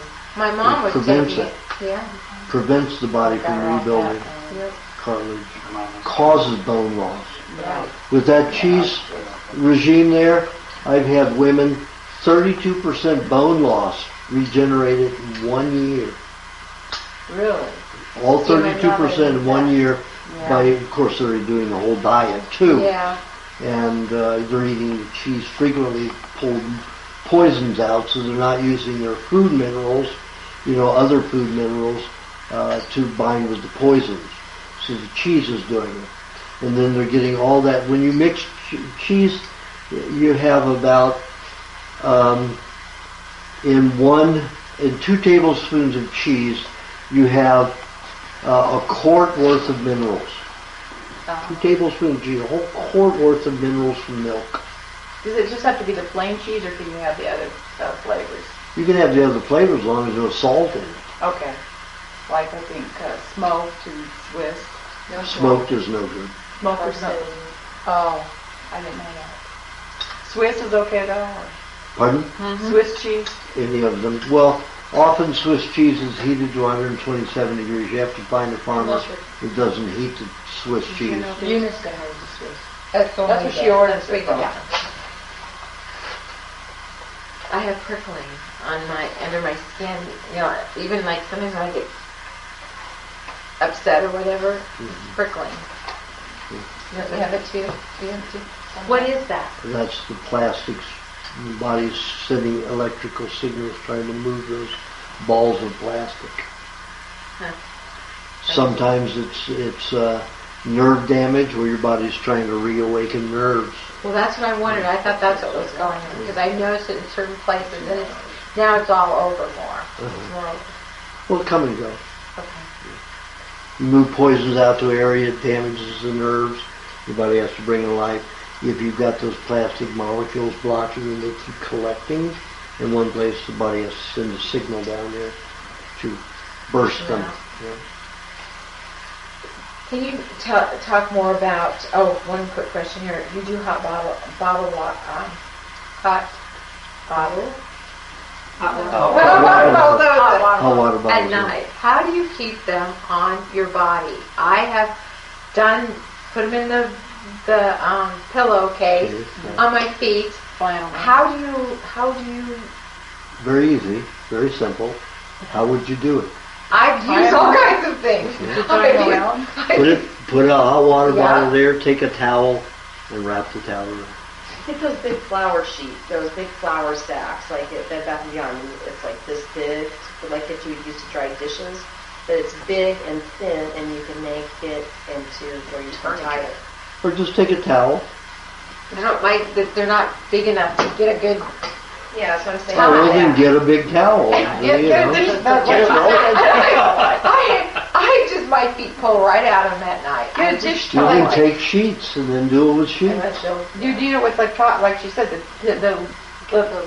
they're just fine cotton woven. Get an old sheet, cut it up, and there you could even take one of your towels that doesn't wrap around and put a band around it, an elastic band that's not too tight, just enough to keep it to your body. So you always use towels? I use towels. I wrap a towel that goes around twice. And so how do you keep from moving at night? Well, I move it, but it moves with me. The hot water bottle moves with me. Why are you? When you're having it on your sides and stuff, how do you? You wrap it around you. You wrap a sheet around you to hold them on, so they move with you. But you can also do it a very simple way. You're not going to move very far away if you have a small bed. So you get a small bed. Okay? And then you put three beach towels underneath you. You lie there with 7 hot water bottles. You have a towel over you on top. Then you have a down quilt on top of that. You're not going to move that far unless you're going to fall out of the bed. So you're going to stay under the tent and heat. I have a queen size. I use every inch of it. I just spread out. So she had a big one for her dogs. Well, if you have a small bed, you won't be doing that. She's falling off the bed then. You'd be surprised you won't. There won't be any room for the dogs. So you would do the hot water bottles the same, even though you're doing the bath, you would do that hot water bottle. The bath is for the whole system. Right. You got pain in a particular place, that's local for the hot water bottle. What'd you say? You have pain at the brain. If you have pain or discomfort or a problem anywhere, you put the hot water bottle in the localized area. Like right here. Yeah, then you put one right there, wrap your towel around to hold it in, or your burlap or whatever you like to use. Burlap is pretty scratchy. I sleep naked, so that doesn't feel I didn't say burlap. They call it a flour sack. It's a Muslim cotton. That's what it is. It's not scratchy. Oh, then that would be nice. That's what they make. I could use that. Burlap. It's Muslim. That's what I thought you were sacking. I thought you were Well, I said flour sack. It's called a grain flour It's sack. like the flour sacks were very, because remember they started grinding their wheat and making that flour. My family owned a flour mill, yeah. Yeah, and it was in burlap. Yeah, no. That It was flour. Yeah, the grain I is in see. the burlap, but once you grind it, it's fine. Finer weed. Yeah. And remember, they had them printed too, for that was the fabric. Yeah. It's called flour sack print. Yeah, you can make dresses So out of use it. this. Quilt for it. Whatever you want. Yeah. Okay, one other question is that when you have like joint, like you sprain something or whatever, what heals your muscles or whatever? Meat? Putting raw meat on the outside? Is there anything else that you would suggest? Heat. Just heat. Heat and meat. Heat and meat. So put meat on that and Raw meat. Take a look. It helps draw it. You remember, when you get a bruise, you've ruptured some veins or capillaries, and blood has entered the tissue where it doesn't belong. The blood belongs in the bloodstream, period. So when it gets out of that system, the body has to break it down. So the bacteria in the red blood cells will start decaying it. So then it'll turn black and blue. Then it turns yellow as the bacteria eats it up. Their waste is yellow. And then that comes to the skin. That's it. Now, if you put meat on there, it happens very fast. Bacteria in the meat will go in there and break those cells down very quickly. Like your boxers. You see those poor guys come off of there, and they've got cuts here, they're swollen. And then you see them a week later, and they didn't have plastic surgery, and say, how the hell did they do that? Almost no scarring or anything, because they put whole stakes on their face. Anywhere where there's bruising, they strap it around. what about And they go through tears? $500 of meat in that week. Tears. If they were tough. Well, you just take a thin slice, you put it on there, you put a wet cloth over that, cotton cloth or silk, and then you put a piece of plastic on that, put an ace bandage over that. They wouldn't have to use all the meat that they do. They put it on there, it dries out on top, and then they're going through $500 of meat in a week. And they only have to go through $20 of meat a week to take care of it. So put some meat on it, a thin slice, put wet cloth on top of that damn cloth, plastic on top of that, and then wrap it around, with an ace bandage or something. Keep it on. And you use plastic? And then heat on top of that. Well, plastic keeps it from drying out. Well, could you use, instead of plastic, could you use that paper? The parchment paper? No. No. Parchment paper, all those papers use nowadays a tremendous amount of chemicals. I use it all the time on my food. Instead of plastic. I do not I would rather have plastic touch my food than paper. I lived on Jekyll Island, Georgia, And over in Brunswick, which is 35 miles away, there's paper mill. And whenever the winds would change and it would go from inland to out to the island, everybody on the island got a headache, and the odor was tremendous. The children had a brain cancer rate of 32%, miscarriage rate around 40%. So, paper is one of the worst. Vernon wraps his butter in paper. Yeah. Vernon wraps his butter in paper. I know, and I scrape it. I You can't scrape get him the to edges change it. off. He's into, the old style. Yeah. And he doesn't think that paper is made differently. Doesn't listen, but I scrape it off. You can see that brownish top on there. You scrape it Well, off, it's and all more of a sudden, yellow. It's an orangey yellow. yeah, it's a brownish yellow to me. So I You scrape should all be that using off. paper, my dear. I know, I guess I won't then. So it's better to use the plastic then, right? Well, it's better if you're using plastic. If you're using Ziploc bags, which I use, I rinse them out first, because there's a powder that's just as bad as the paper, and I rinse that off first. If I get anything in plastic at a store, I scrape the outer layers off to get rid of that. That's the powder they make, like from WD-40, so that the plastic won't stick together. And saran wrap is absolutely the worst. I will never get near food that's been in saran wrap. So what do you suggest? Which kind of? Ziploc bags. Or just Ziploc. But what about if you want to cover something? You shouldn't do it at all then? You should get a Ziploc bag that's big enough, a gallon Ziploc bag, and put it in Or that. a smaller one? How about whatever you want. storage containers? Pardon? Storage containers are All allowed. glass. Unless, but the tops are never glass. Well, that's okay, as long as the food's not touching it. Okay. And you don't freeze it. And you don't heat it. The plastic. Yeah. That way. Yeah. I mean, but if you do freeze it with the lid on it, and it's not touching it, it's okay. Doesn't know, it will outgas. Oh, Really? even Even if it's near the plastic will outgas during the freezing process. So what I do is I put paper between the plastic and the lid. So I guess Can't win, Joan. So I guess you know what? As long as your intentions are good, let's just forget it. That's wishful thinking. Put the Ziploc Works between. for my Could husband. you use that? Do what? The Ziploc bag now in freezing. If you're going to freeze something. Don't freeze. Except for fruit, you can freeze, put it in a glass jar. Okay. Well, you can put them in a bowl and freeze them and then put the lid on it after it's already frozen, right? Well, it's still outgas. Really? What do you thaw it So around. you putting a metal lid on? Is that what you're saying? Well, you get the jars with the metal lids. Yeah.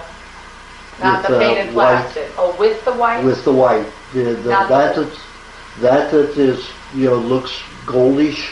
Yeah. They put a very thin plastic on that melts off very easily.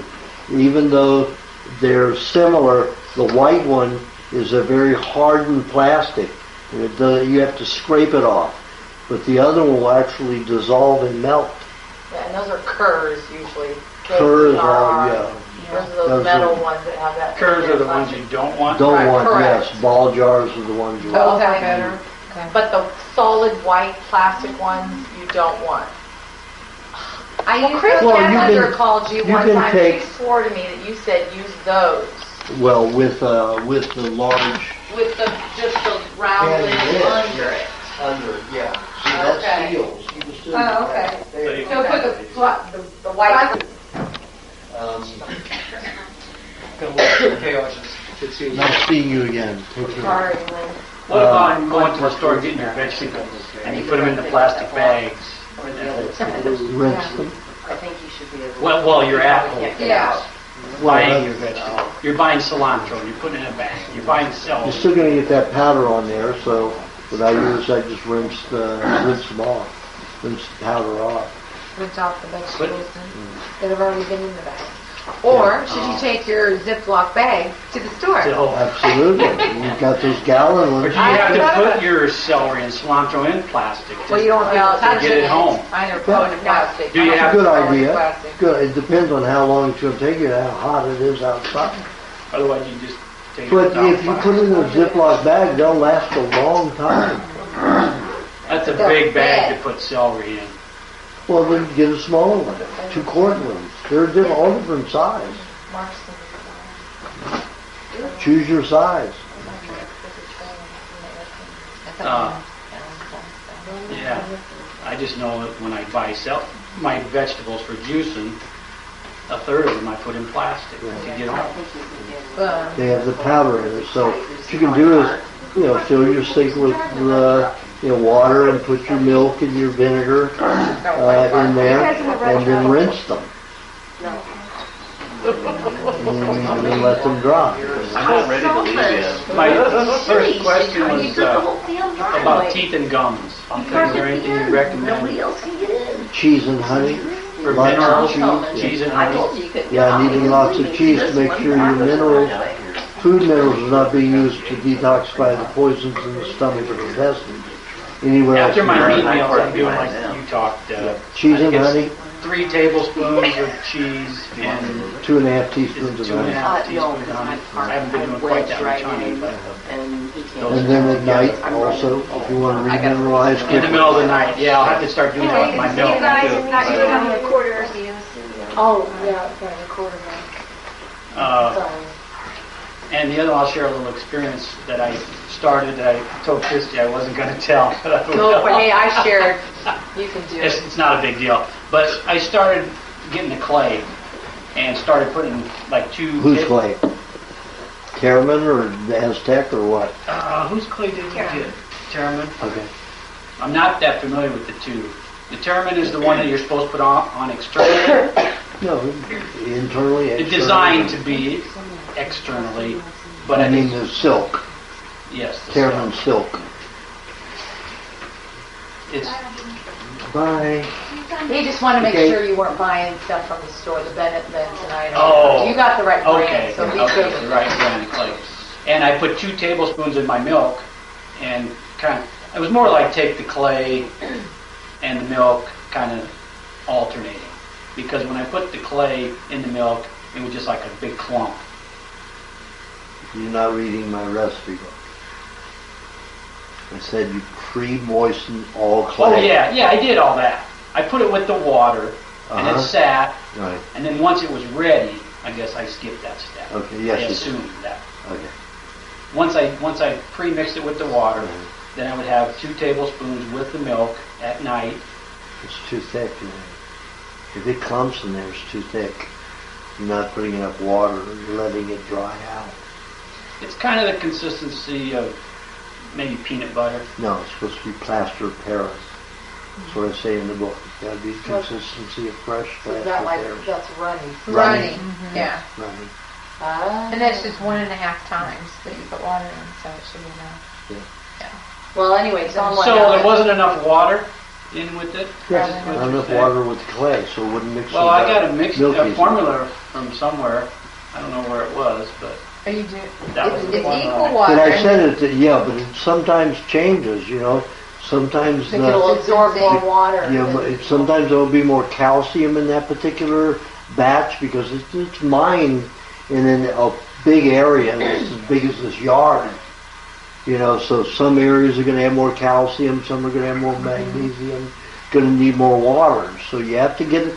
So I didn't say this in the quantity. I said you mix it to the consistency of fresh plaster of Paris. Well, I've never used plaster of Paris, so I have no clue what that is. Okay. Well, tell him what happened. Anyway, I have a jar, and you tell us. I did that for maybe 3 or 4 nights, and I started to develop a rash on my right side here. And so I thought, that's probably not a bad thing, and It's a good thing. I talked to Christy about it a little bit, and we thought, well, maybe instead of taking it internally, I'll just spread some on here and see what that does. So I did that. And it dried. It dried, And then I eventually washed it off. But what it did, where it originally had that rash, then it really started pulling things out of it. And it kind of opened up those wounds on my side. And I thought, well, this is probably doing good, but how far do I want to take this? So I stopped. And pretty much... Stopped eating or stopped applying Stopped both. Stopped eating it and stopped applying it. And it pretty much just went away. Yeah, you're detoxing something. Is that what it's saying? Outside, yeah. It's out your liver, it probably was bile mixed with some kind Is of that contaminant. where the liver would be? Liver. Right here. So what do you suggest there? Do it the right way? Oh, this is much too thick. Okay, that is the thickest one I've had. Wow, that's thick. It's really thick. Yeah, it's supposed to be running. So when it smells moldy, to me, Musty. that's okay. That's okay. That's the It's mold. musty, isn't it? That's fungus in there. See, okay, so yeasty people Yeah. are okay with that? Yeah. Go for it. Do I need more? No, that will help break down the yeast that you have, so you don't have to have that kind of yeast. That kind of yeast is already toxic yeast. Right. Because it's built on sugars. Right. This is not built on sugars. It's built on minerals. So this is 5 times more effective. Okay. You need 5 times more yeast to do what you're doing than this fungus. Right. Okay. So this fungus is a better... But a she fun should guy. eat it What fun guy. Yeah. So she should eat that then? Yeah, I Yeah. was drinking that. I had it, then I started smelling that. I'm thinking, I just thought I'd wait till you came and I'd have some. How much can you drink of that? You know, I have email. I You know. know, it's I owe you $100 from the last time, by the way. I got my pocket. Thank you. Yeah. How much can you have of that a day? Oh, I wouldn't have over 2 tablespoons a day. Cheese, I find, works much better, but if you have a yeast problem, then it's a good idea to have 1 or 2 a day. What do you take it from? I take it for minerals. That you cannot absorb. That's rock. You cannot. Okay. We don't eat rock. We don't digest rock. You can't absorb it. That'll help pull toxins out of your body, so you're not using your food minerals to bind with poisons. That will. Okay, so 2 tablespoons a day would be good for me anyway. Sure. Yeah. Yeah, since I have swollen feet. And I can't walk half the time. Poor baby. Go ahead. Judy. So you recommend this for just people that what? I mean, who should do clay? Anybody. Anybody. Everybody. Everybody. Yeah. That's a good, well, the guy that sold it, he claimed that's all he ever did. He's like, I know, I can't do that, Dad. I just eat the clay. But he still went from shooting himself with insulin every day to not. With just doing the clay? Yeah. Where's the clay come from? California. California. And he just eats the clay? He Mojave doesn't Valley. even soak it. I know, but you What's know, his face? What's his name? Ray. He's not there. Ray, he sold the place. But yeah, he didn't soak it. He just stayed with water. So That just pulls stuff out then? Yeah, but he was starting to dry out. Did you see him? yeah, I've seen him on his videos and stuff. He doesn't. But I figured maybe And let me tell you, when I met him 10 years ago, he was young and vibrant. And he had just gotten involved with that, you know, because of his family. He just started eating it. And I said, Ray, do this. Yeah. you know, you're going to get very dry eating that. You know, it's going to start pulling fats out of you everywhere. Yeah. That's why I tell people to have it with milk. Okay. Yeah. You put it in the milk in there? Yeah. Yeah. When you put it with you put this pteramine clay with milk, it gives it a hint of chocolate flavor. Yeah, it does. Yeah, tastes a little like chocolate milk. It's easy to eat that way. With a moldy smell on it. Maybe a little honey. Well, you have to understand, real chocolate beans get moldy and they have that smell. Oh yeah. So real chocolate, the old chocolate always smelled like kind of dirty feet. Moldy. Yeah, Moldy. that's true. Mold, yeah. Always. Can you put honey in it too to make it a little more... Yeah. Oh no, this no. You don't want, you know, You don't put honey in it? you don't want to carry that into your blood. Oh, I see what you're saying. Okay. That'll carry it into your blood. You know. One more quick question. What about Yeast on your tongue is a good thing. You're breaking down the toxins from the brain and minerals. Remember, yeast eats rock. You're breaking down the minerals. Breaking down the minerals that are coming out of the brain to the tongue. Coated tongue is a good thing. You said metals or minerals? Metals from the brain. Minerals and minerals, yeah. Metals are minerals. Some minerals are metal. Oh, there you go. There you go. Okay. So when you have plaque on your teeth, that's from your body dumping poisons out of the brain, out the gums, and your body uses the minerals from your food to bind with that, and that causes plaque. So you need to remove that, because when you're eating cooked foods, when you have old cooked minerals in there, your body uses those to chelate, to bind, to cake those to the teeth. It doesn't do it to the teeth personally. It's that those are magnetic minerals that come out of the brain, and they adhere to the teeth because the teeth are full of minerals. So it like magnetizes the teeth. Then your body uses calcium, phosphorus, and magnesium to attach to that and trying to neutralize them, because those are highly acidic. Your four main alkalinizing minerals, calcium, phosphorus, magnesium, potassium, are alkalinizing. So it's supposed to try to neutralize that acidity so it doesn't burn into the teeth. People on cooked food, they cauterize all their alkalinizing minerals, so then those heavy metals that come down, mercury, thallium, lead, all of them are just eat into the dentine, and that causes the dental decay. And then your bacteria is incited to break down the dental damaged cells. But of course the pharmaceutical doctors say, oh, it's the bacteria that causes decay. It is not the bacteria that causes decay. Some metals coming out of the brain, dumping out the gums. 90% of the poisons from the brain dump out the tongue, the salivary glands, and the gum, salivary glands, and the tongue. So what can we do to get those minerals and metals out of our brain? What's the fastest? Well, they constantly dump out the gums every day. So a lot of people will oil pull. They'll put a teaspoon or tablespoon of oil in their mouth. They'll swish it around for 15, 20 minutes. Some people even do it 30 minutes. Long time, also very expensive, not a very nice way to do it. You can do it with cheese. First have your cheese down to take care of your poisons in the stomach.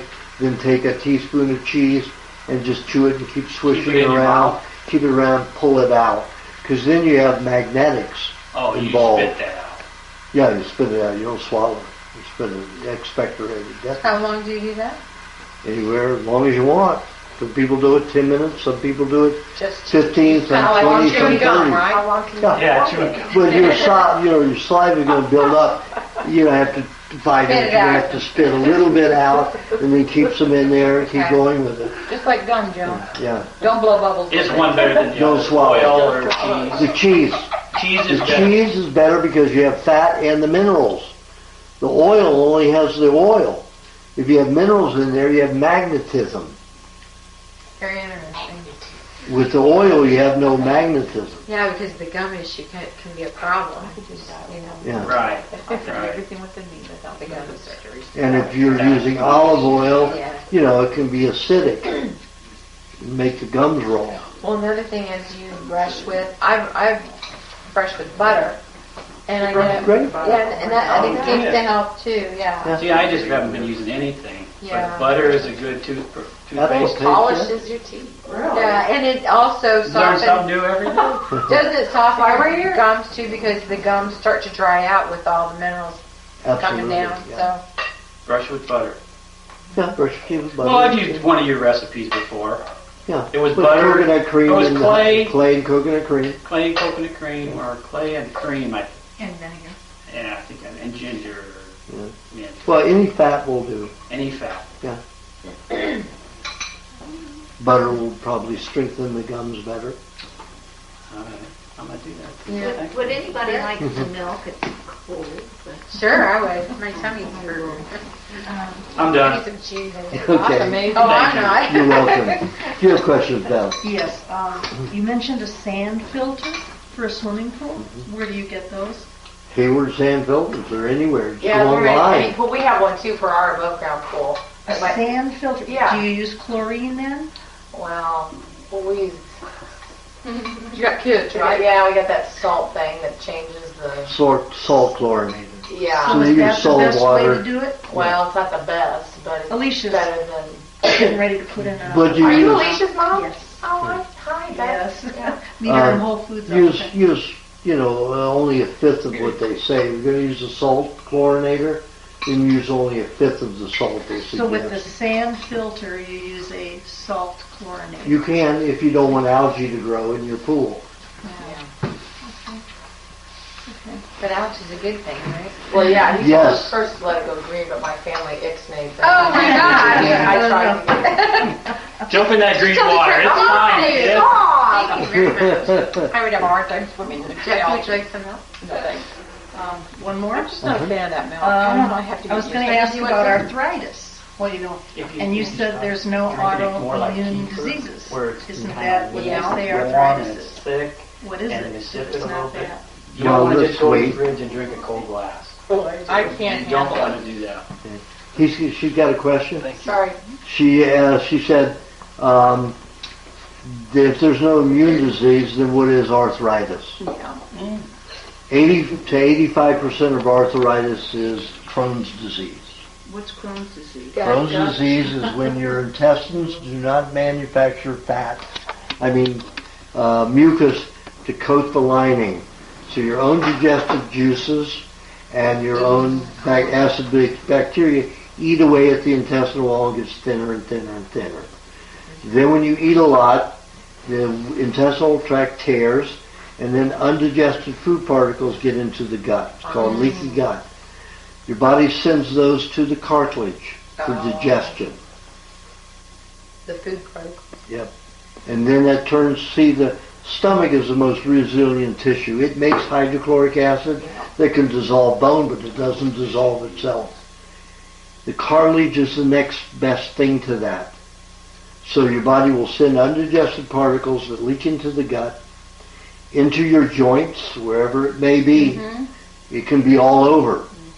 And then they will digest in that cartilage. Then the digestive acids start eating away at the cartilage slowly. It isn't like the stomach. Yeah. It isn't completely resilient, but it will do it slowly. So the bacteria that they find there isn't a bacteria to break down the cartilage. It's a bacteria to eat away these food particles, to digest them. But in the process, it eats the It cartilage. deteriorates some of the cartilage Well, how do very you- slowly. How do though. you change the leaky gut then? You have to eat eggs and eggs and eggs and more eggs. Live on an egg diet. I have people eating 22 eggs a day to 30 eggs a day when they have leaky gut. It's the only thing that will resolve it fast. I had a famous senator from California, his granddaughter, they brought her to me at 13 and a half years old. Her knees were blown out from Crohn's, and the doctors had treated her for 3 years, and she was a mess. She even went into leukemia from treatment from this. And her ankles were blown out, her wrists, her elbows, but the knees were the worst. 6 months I had her normal. Because of I had eggs. her sucking eggs and milkshake. Eggs and milkshake. Yeah. But older people, I just have them suck eggs and have honey and butter. Honey and butter and eggs all day long. That's all they get to eat for about 3 to 6 months.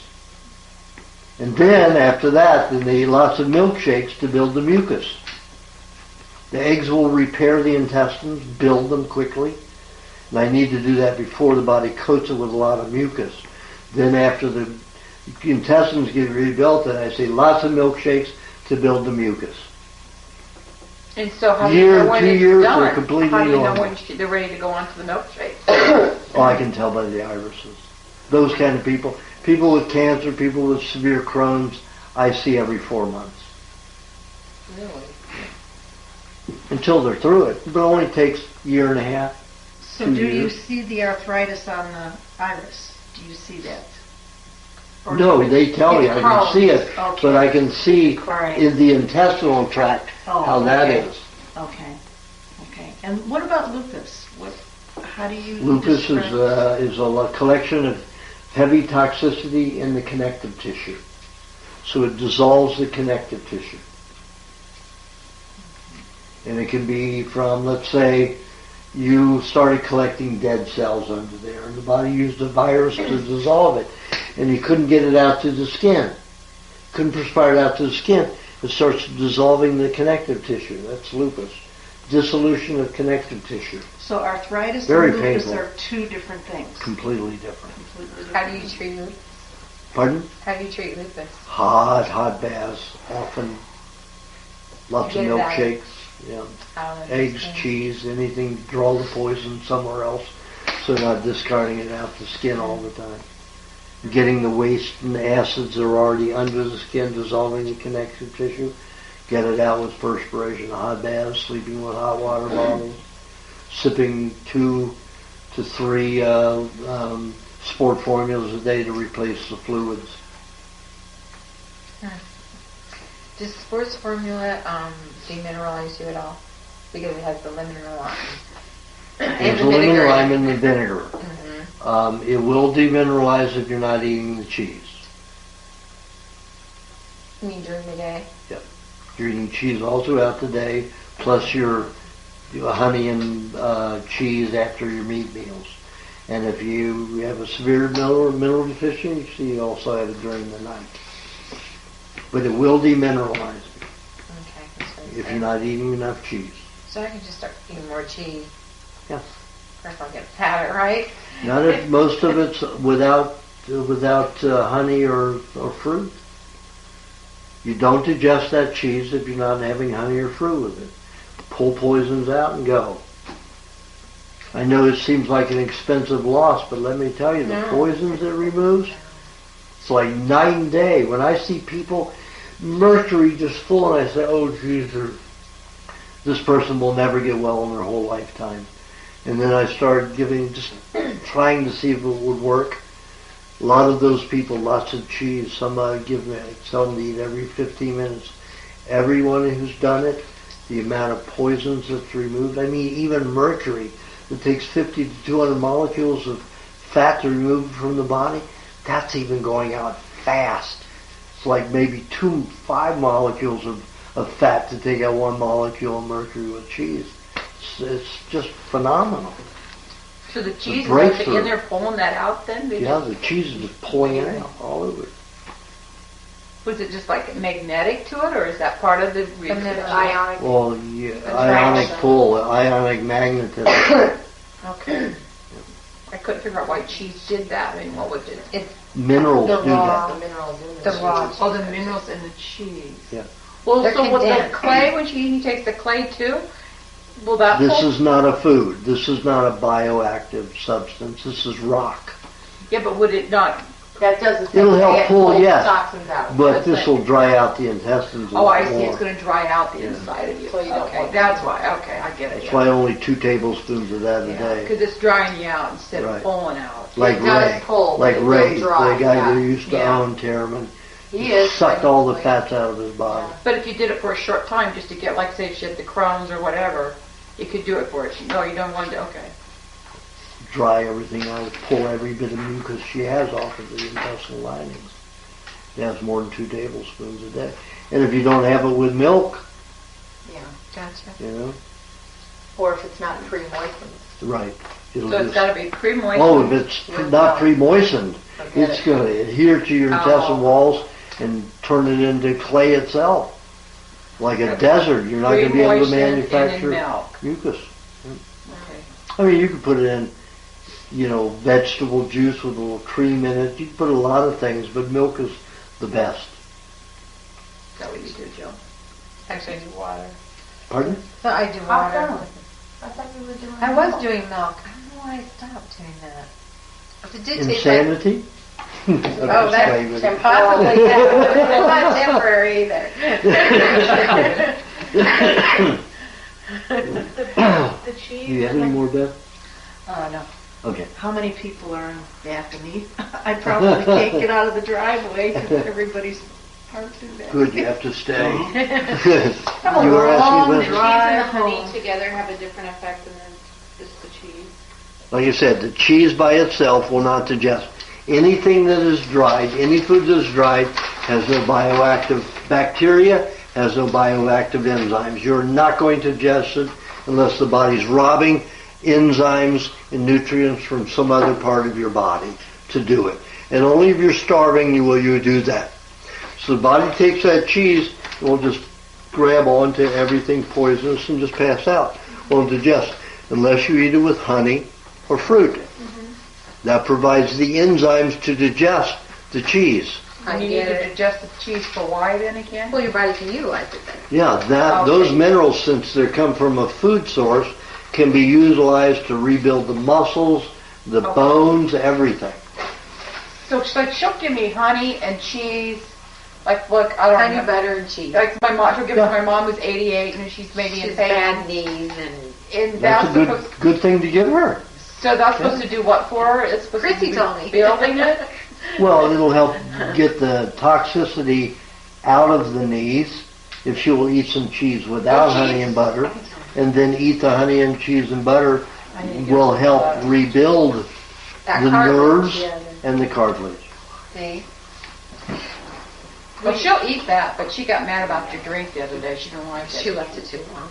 Which was that? Milkshake. That's what you told me to give her for her. And she was 50-50. Well, it's because she left it. It tastes like mayonnaise or something. And she got all mad. But It's good for you though. Put some banana in it.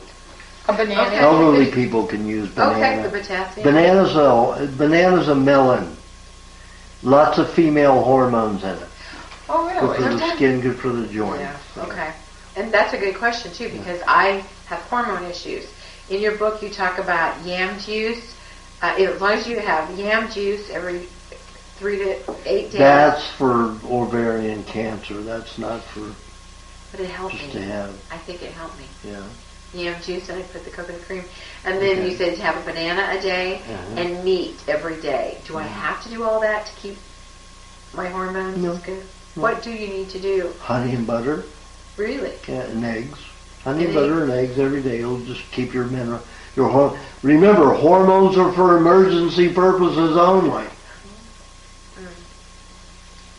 The pituitary hormone is for when there's a wildfire that destroys all the food, and you've got your tribe going around eating vegetation for a week or two until they get to migrate to somewhere where there's animals again.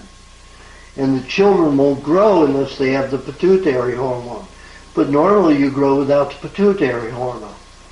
But in a situation like that, the body still can grow even if it's not getting the proper nutrients. The body can still grow. Just sicker. I know, it's bad. That's all it's about, to make you sicker. Okay, we're going to have to call it an evening, folks. Yeah. It was very nice. Thank you. Very Yeah, nice. appreciate it. You're very She welcome. forced me to come with that. I tried, and I had more people Wear your coming. chains. Yeah. You don't know, my sister's persuading us. Enzymes. I just want to ask you one last question about that.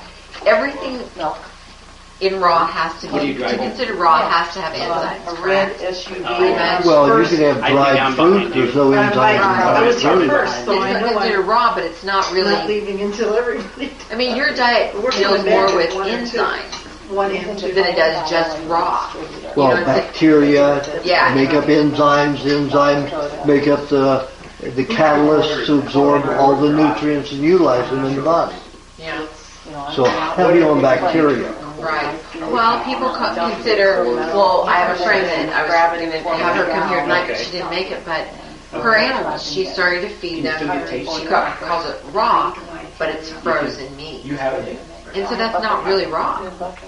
And they don't understand that, because it's actually the enzymes in the meat, the live meat, that has not been frozen or cooked, correct? So that's what they're fruit and our... Yeah.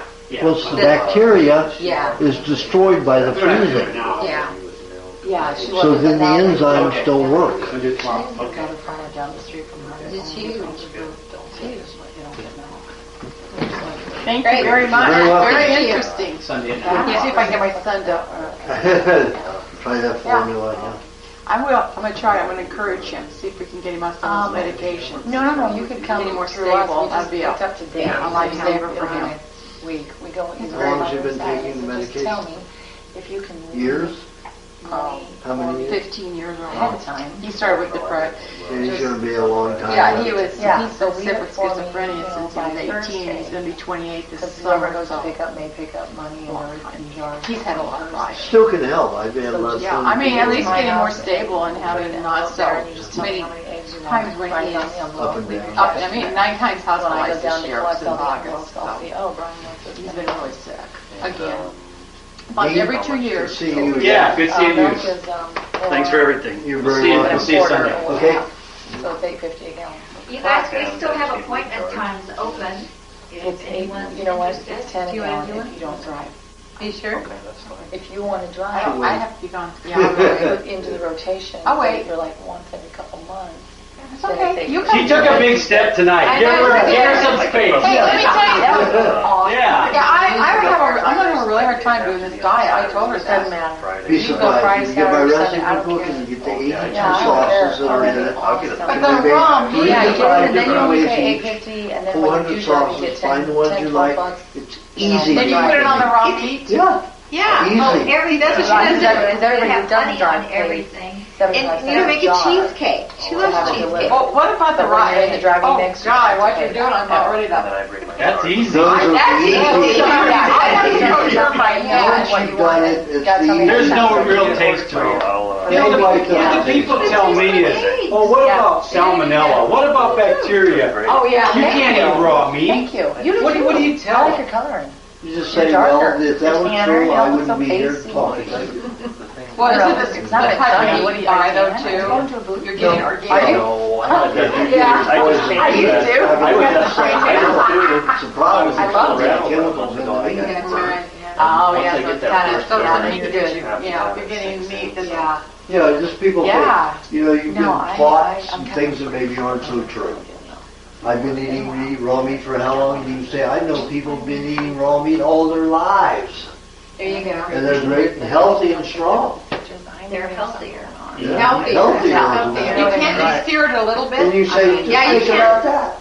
Can you Maybe sear it a that little information bit? you have is untrue. That's what Christy does sometimes. She And the sears other it. thing you can talk about is salmonella mainly occurs on the surface of the skin. Be 100 years ago when we took baths 2 times a year, once in June before wedding. I mean, that's it. You took baths once a year. They left their hand. Salmonella all over your skin. Yes. What is salmonella? I don't even. It's a bacteria that feeds on dead skin. Yeah, Dead they used to cells. leave their skin out, or their clothes outside to let the ants eat the stuff off their. Really? So they just use it again. Yeah, especially people they did not take baths. That's. Oh yeah, they didn't want to because that took away their honey bacteria. Baths to keep them, no, and also to make them cold. There was no baths. There was no place to warm to take a bath. No central heating, no central air. Yeah. So those bacteria and that fat on your skin, in your skin, was delicate and precious. Yeah, they didn't have a hot bath to take it where you could get that temperature of 100 or whatever. Yes. But they didn't have plastic oils and Well, those. that's true. Well, that's what I was going to say. I mean, all the crap that's under our skin now, they didn't have that back. Yeah, exactly. But you know, we don't have any salmonella. We have salmonella here in our nose, mouths, eyes, ears, anus, and you have the least at the anus. We all have it. Yeah, we almost have most salmonella here in the nose and the eyes. Mouth is third. Ears, and then the anus is the least. But salmonella used to be from head to toe. So, Otherwise, we'd be like snakes peeling off skin. Salmonella used to eat all the tissue. so when Feed you, on all day long, all night long. Now we have soaps, destroys all the salmonella on the skin. So in a small amount, it's okay. Even in a big amount, it's okay. It's in a big amount. Yeah. Fine. Salmonella's not our problem. Industrial pollution. Chemicals are a problem. Because I honestly thought After we the had war, that. that's when they all hit, didn't it? Well, I thought that plastic. That's when it got worse. That's when it got worse. That's when we got into really processed foods. Yeah, the plastic isn't good. Canned foods. I couldn't eat anything canned. Nothing. Never. In fact, I have to say, I eat canned foods. I mean, comfortably. And you have extra fat and weight to handle those poisons because you're not getting them out the skin yeah. and you're not getting them out the intestines. What about oatmeal? Can you eat oatmeal? Is that okay? Can you eat any kind of? You need to read. You need to read my book. Yeah, or get the DVDs. Is that a good? Is that So the oatmeal. Well, that talks about each thing that I produce talks about a different subject. But don't you have DVDs that kind of go through everything? Well, no, that tells you how the body works Okay. and how the food works. No. Okay. How long have you been doing this again? How long have you been studying this? You have a. Since 1970. So do you just studied on your own then? You just studied. No, I had a tutor for 3.5 years. And did you go, like, you said you have, like, research, did you just send stuff into researchers? Yeah. Is that how you find out all the different things? When I did experiments, I found the truth. Okay. So do you have, like, people that, other people that are taking, learning to use it, that they can grab that you can't? I tried and I didn't a clinic to do that. People need to be with a patient. Just to be with me, hear me, read my material, and watch me do people's irises isn't the same. You have to be with a patient day and night to see how the foods work, how quick they work, in a what kind of condition. No, but I mean, so if you were around, like you said, there was a nature path, but they're telling them to put iodine on it. But you say no, so there's a lot of controversy. Mixed information. So how do you, that's what I find myself such a frustrated. How do you know what, there's so many You find people who it's working for. You find people who everything is working for. Who feel better. Okay. That don't hit brick walls. I do cut off the edge. Okay.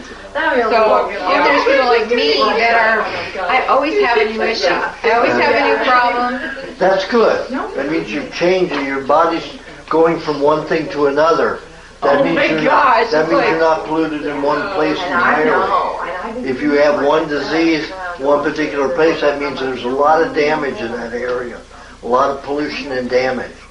So if your body's moving from one thing to another, that means that you're toxic everywhere, but not overly. Oh, my feet That's a good are thing. always swollen. I can't get rid and they burn.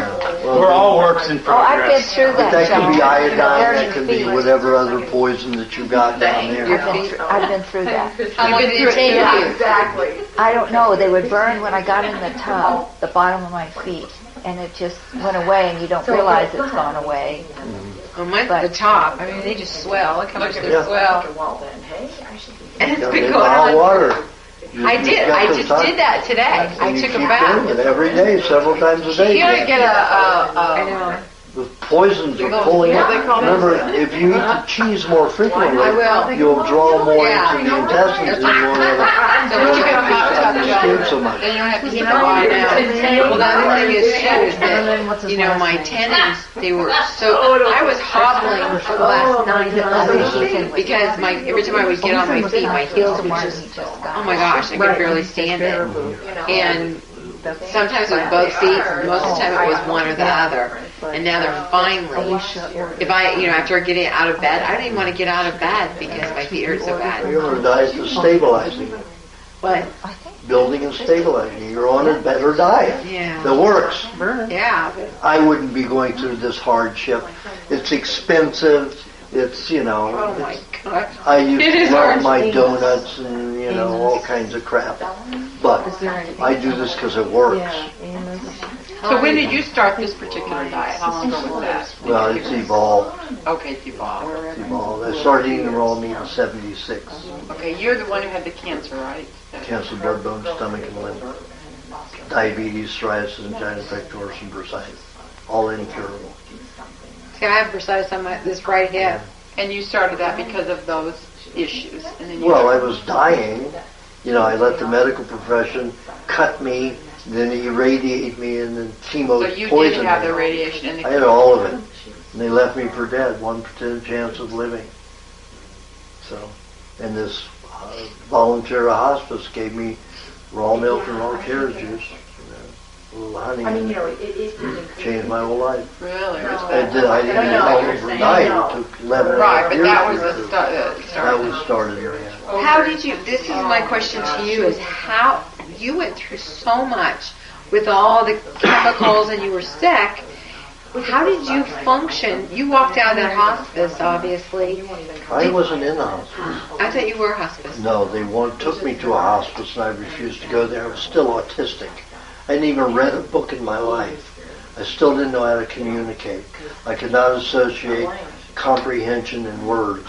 They didn't, I see words and they didn't mean anything. Oh, you were that autistic Yeah. then back then. You weren't So- just like on that. I know there's different degrees. It was bad enough I couldn't communicate. If you asked me to spell the words on and give you a comprehension, understanding what the words are, I couldn't tell you. No way.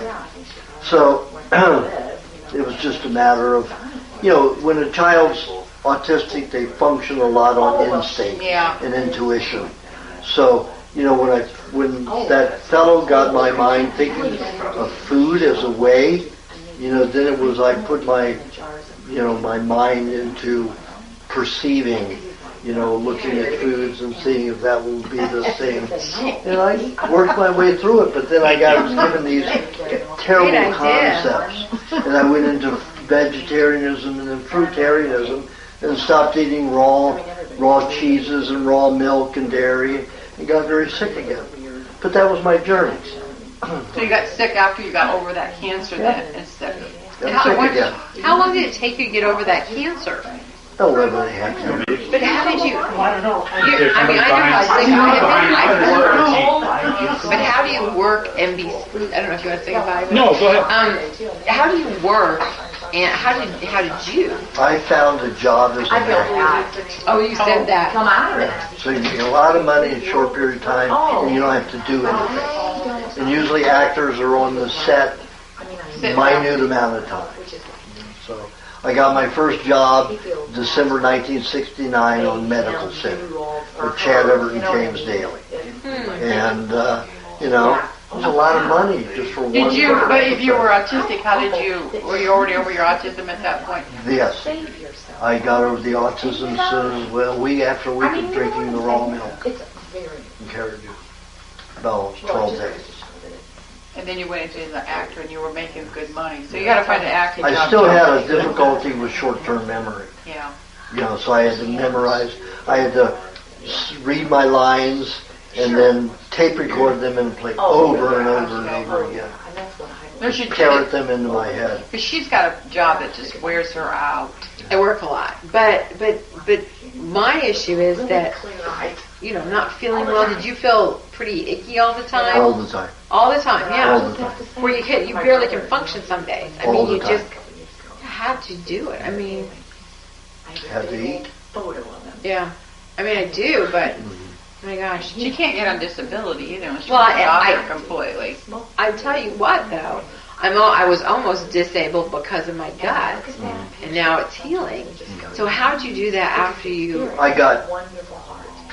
got disability for a year and a half at one point.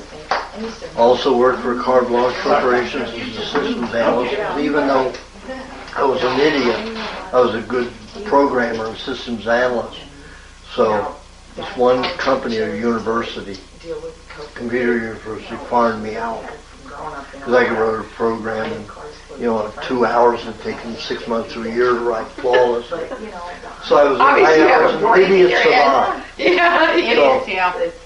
But then when they got me so sick, I couldn't even do that. My mind didn't work. And that's why I went into ad. But I still did some of that, systems analyst for Carte Blanche Corporation.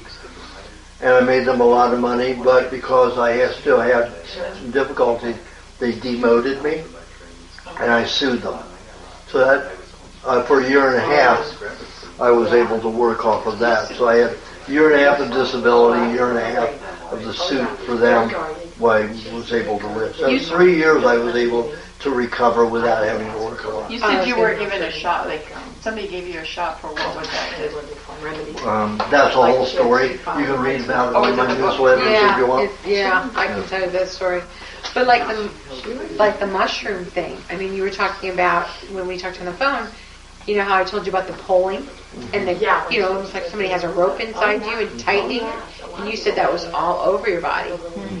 So how did you function? It's horrible. I don't know how you did it when it was all I over. did not function. You I did- crawled all over the floor just like after chemotherapy and radiation. Because when that was going on? I was crawling on the floor for 6 weeks. Do you still have that? Well, it's not as severe, but yeah, I'm just pulling up in the sides right now. I mean, Yeah, I crawled around for 6 weeks. What do you think that pulling is for? to heal, isn't the scar tissue or whatever kind of, Well, it's different things. Mine was that I was so poisoned, all the muscles were contracting. maybe that's what it is. Is that what's going on with mine then? Don't You know, know. I'm like, I just want to be available. Can I'd you have tell to know from, more Okay, symptoms. you know where we live. okay, can you tell from your eyes or your iris? Yeah. You would be able to? Yeah. Okay. Am I going to do your eyes? Okay.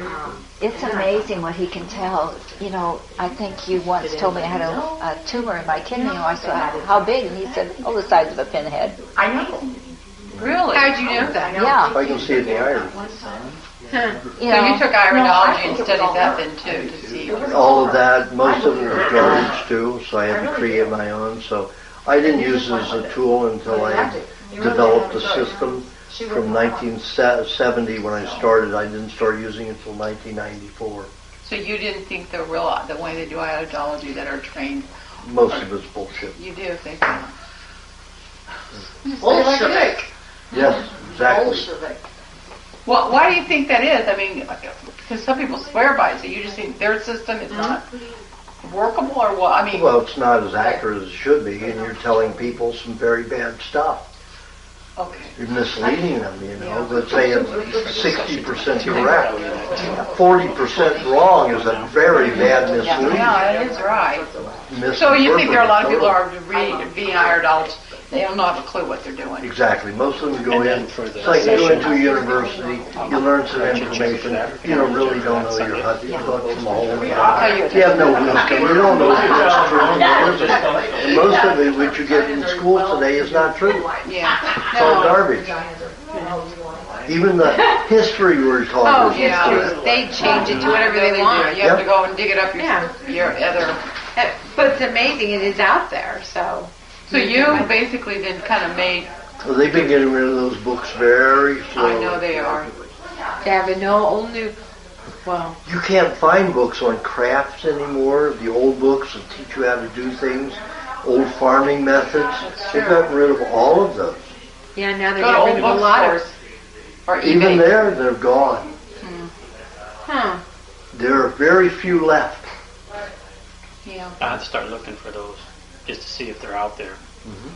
Yeah, it's all technology, gadgets. They want everything. Well, I'm a substitute teacher, and I'm going to tell you something. I'm teaching junior high and senior high a whole new math. I mean, I'm sitting there doing this multiplication they're learning. I've never heard anything so ridiculous how they're teaching a multiplication.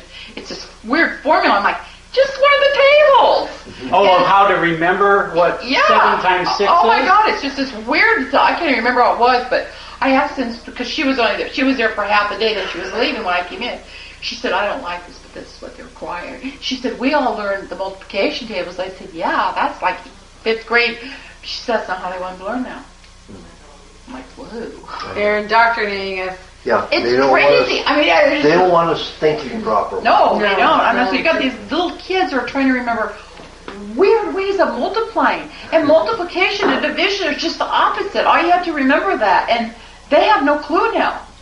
They don't know how to go forward and back, just like adding and subtracting. It's the opposite. They're just clueless. And doesn't California teach 4 or 2 + 2 = 5 or something like that too? Yeah, but I think so. well, they're teaching these weird formulas How to do you know kids. when you got kefir? Just by the Well, it starts- consistency? Yeah, so They can- Because I leave my milk out now, and it's like, well, is it kefir or is it not kefir? Just when it starts to get thick. it starts getting thick. You get all the water around it, the whey. Oh, really? No, then you've gone beyond. Oh, you Oh, okay. Okay. You go beyond that. Beyond kefir is when it starts to become like water and Yeah, when The you whey. got curds and whey separate. it's just kind of thick milk now, isn't it? Uh-huh. And how long is that set out? Well, that Or was that's milk never- out of a cow yesterday evening, and it was keep her by this morning because I didn't. Oh, that's kept it in a warm what's place. never been refrigerated. How did Never you get it mind. here? I took it on plane. They'll let you do that. I have a elected letter from my doctor that says I can take 3-4 quarts on with me and What all doctor the is food I that? want. Is that right? It's an MD in James Privatera in Los Angeles. Oh, so did he get on board with you then? Oh yeah, he's on. He Yeah. does his own thing. He's all into, supplements and all kinds of crap, but he doesn't get. But you don't believe in the supplements, even the best ones. and Absolutely all. not. Because it doesn't have the. I mean, I'm telling you, I know people who are just shoving and pushing that stuff all the time. A lot of people are. I know they are. We all did. She did. We all did. It didn't get you anywhere. No. I never felt a thing from any. I tried every supplement there is. Standard process in the whole Yeah. business. And I never felt I got anything out of them. To me, Never. it hurt me. I was. Well, they probably At one did. point, I started getting well, and then I was hired by this health food store, the second largest health food, well, the largest health food store at the time, and in the world.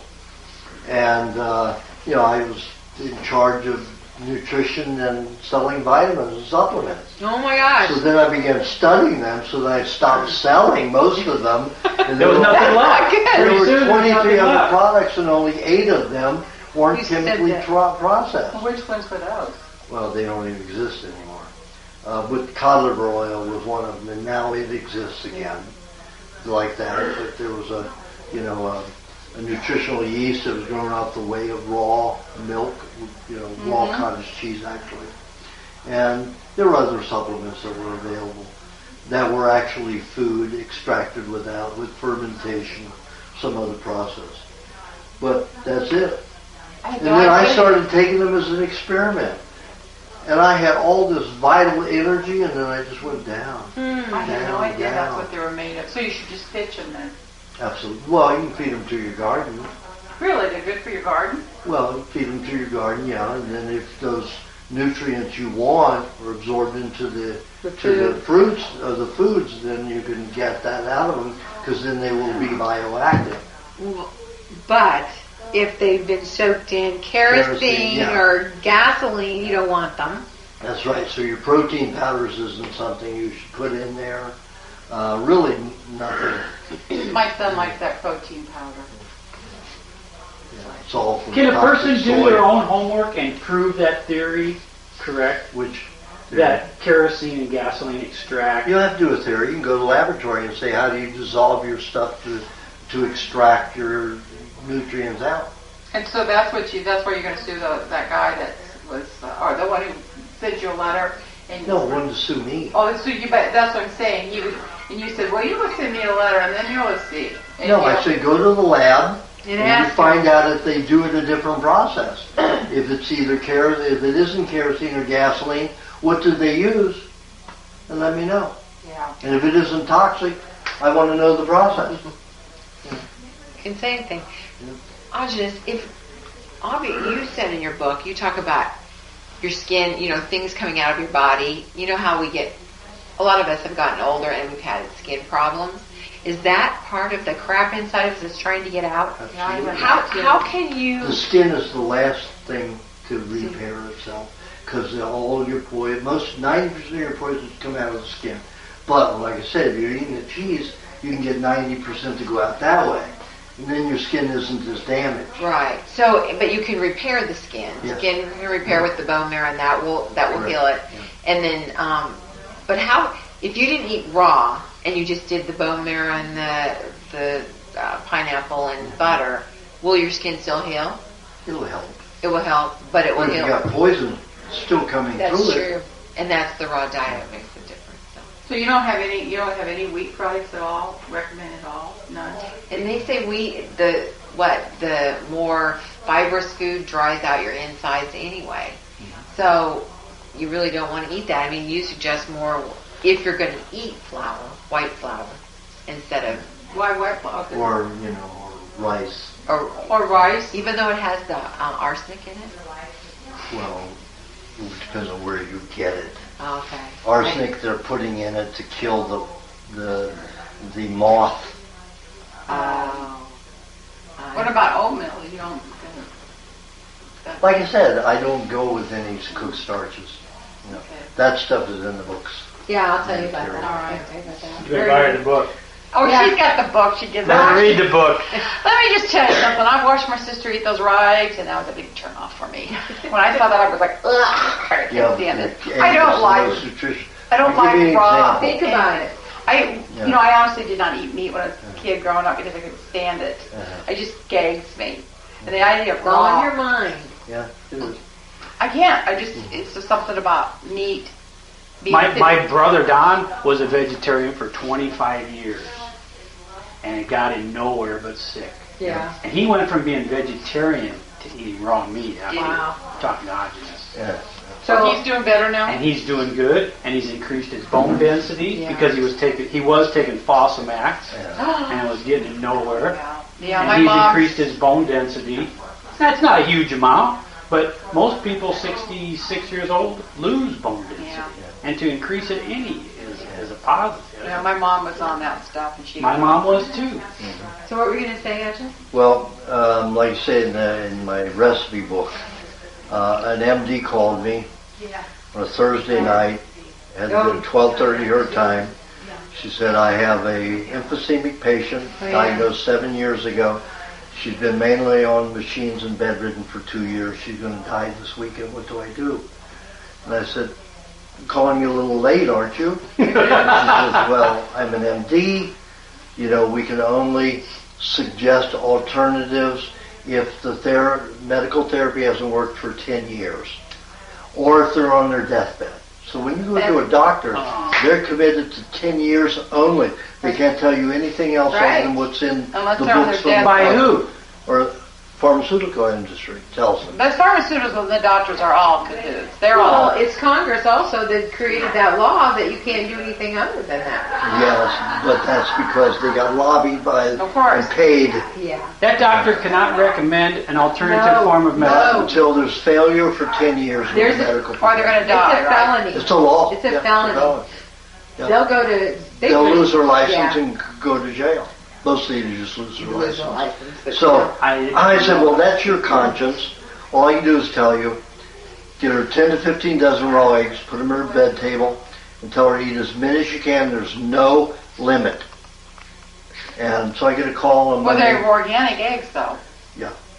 So, well, not just organic. Organic doesn't mean shit Right. when it comes Yeah, to eggs. exactly. Because you can feed them Right. soy that's been Right. organic, but organic soy doesn't matter. When you make soy for humans or for birds, any kind of fowl, it will kill them raw. So you have to treat it with a chemical and heat.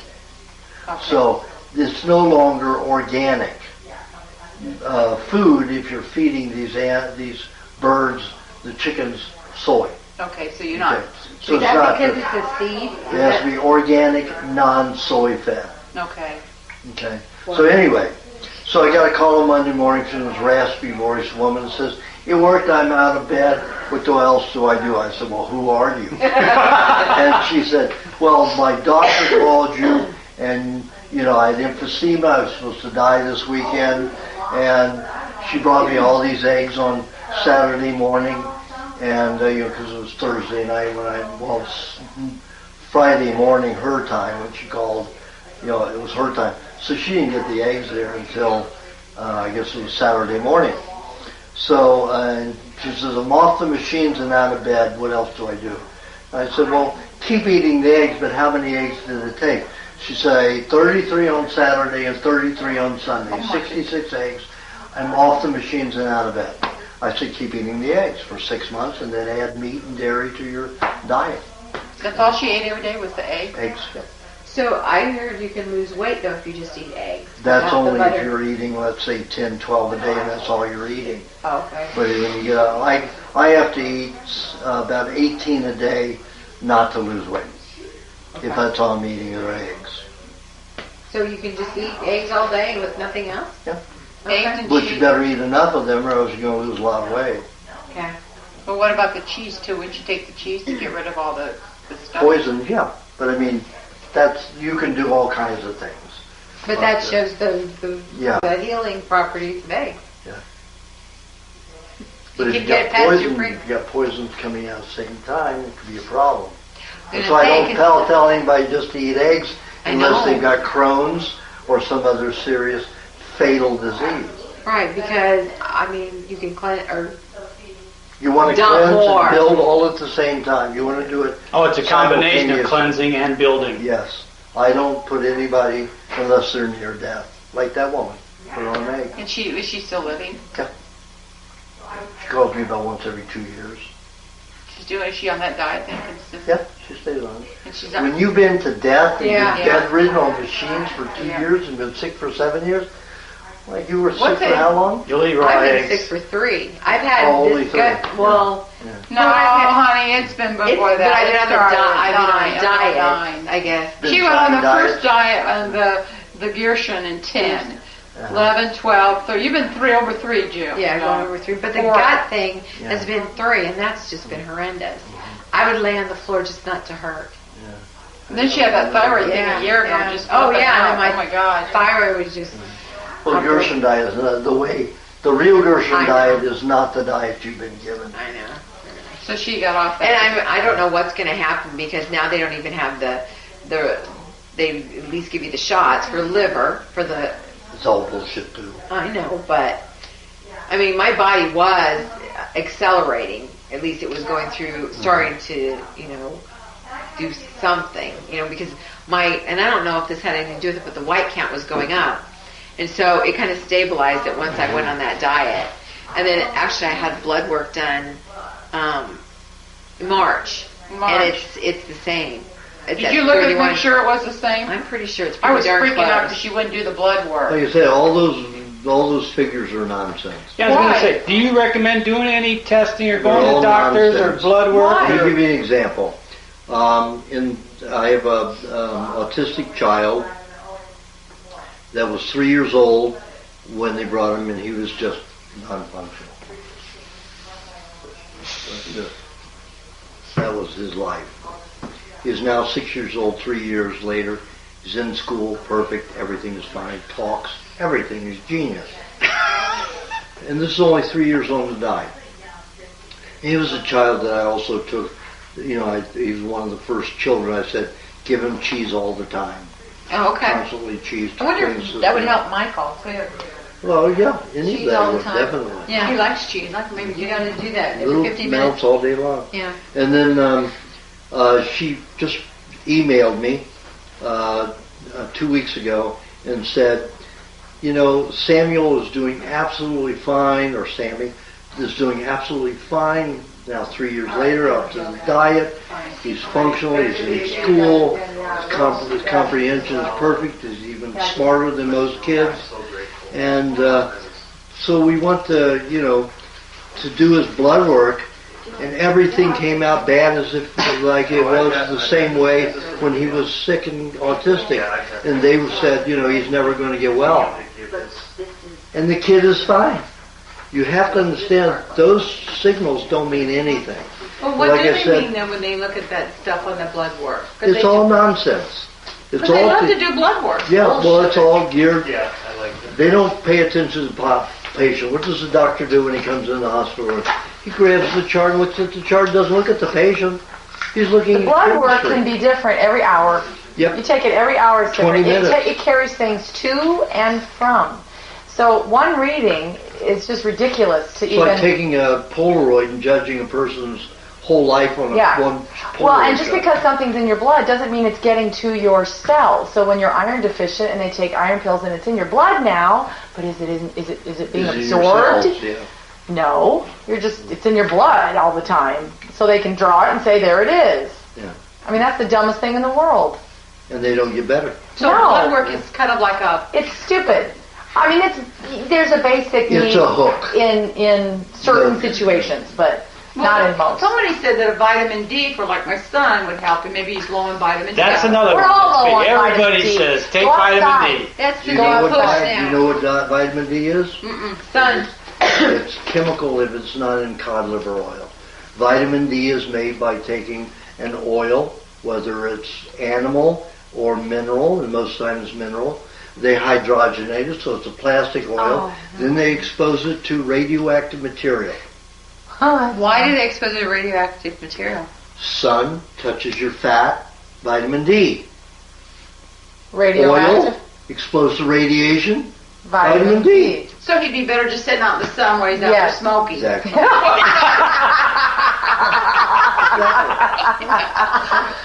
Yep. And give him some cheese. Yep. Give it Because he's not going to give up those damn cigarettes.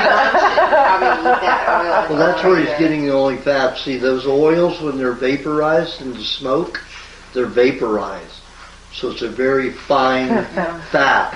And some people can only use that. So it's another oil. What is that oil that we use? That Cod liver oil. No, the other 11:30? It's 11:30. Joni, what's the oil that Mother uses? You bought for? You're very welcome. Coconut? Coconut. No, the other oil that you make. That you tell Mom to buy and put on her food. You're very welcome. Yes, you do. Is it coconut? No, it's the oil that's in a bottle. It's that. Flaxseed oil. See you later, Is that Christy. okay? Bye, Christy. Nice meeting you. Bye, flaxseed. Okay. See you Sunday. Not really. I recommend only people who have cancer Okay. to help them detoxify themselves. I think you told me not to take flaxseed oil. So don't give it to my mom either. Maybe not to Well, my. if your mother won't eat any other fat, but if she'll Really bring fat. milk She shakes, loves you know, butter. Just give her that butter. She'll Give her just chow that. it down. Yeah. she doesn't need that. We'll give her lots of Flax cheese oil. too to get her. She don't need that flaxseed then. So is olive oil okay to put on salads or anything? If you want Raw. Okay. raw olive oil. Stone bread. Stone press. Okay. Stone press. Okay. We gotta go. Yeah, Get no. in this. God, I can just talk forever. I know. I know. Hey, you guys, thank you. Thank you very much. You're welcome. Nice seeing you again. Have a safe trip home. Good to see you. Very good to Thanks meet so you. much. Yeah, In thanks so person. much. Yeah, I know. After all the time you've helped me. Yeah, I Thanks so hope you much. can help her a lot. She needs it. I believe me. You're pretty good. Well, Your skin's looking bad. Looking good. Yeah. I can see good red blood cells there. but look at my feet. Well, just start eating that cheese and give those hot baths and keep up doing Well, that. and I'm trying to do the line too. I think with the metal bath. I think you want me to do the hormones. That's the hormones. But do I get to see your eyes this week? Yes. Okay, then we'll see what's Okay. going We'll on. talk more. Okay? Okay. Thanks so Will I much. see you tomorrow or Sunday? Okay. I think Sunday. Okay. Okay. See you then. Hey, tell Charlene thank you. Okay, you're welcome. All right. Thanks. Bye. Bye.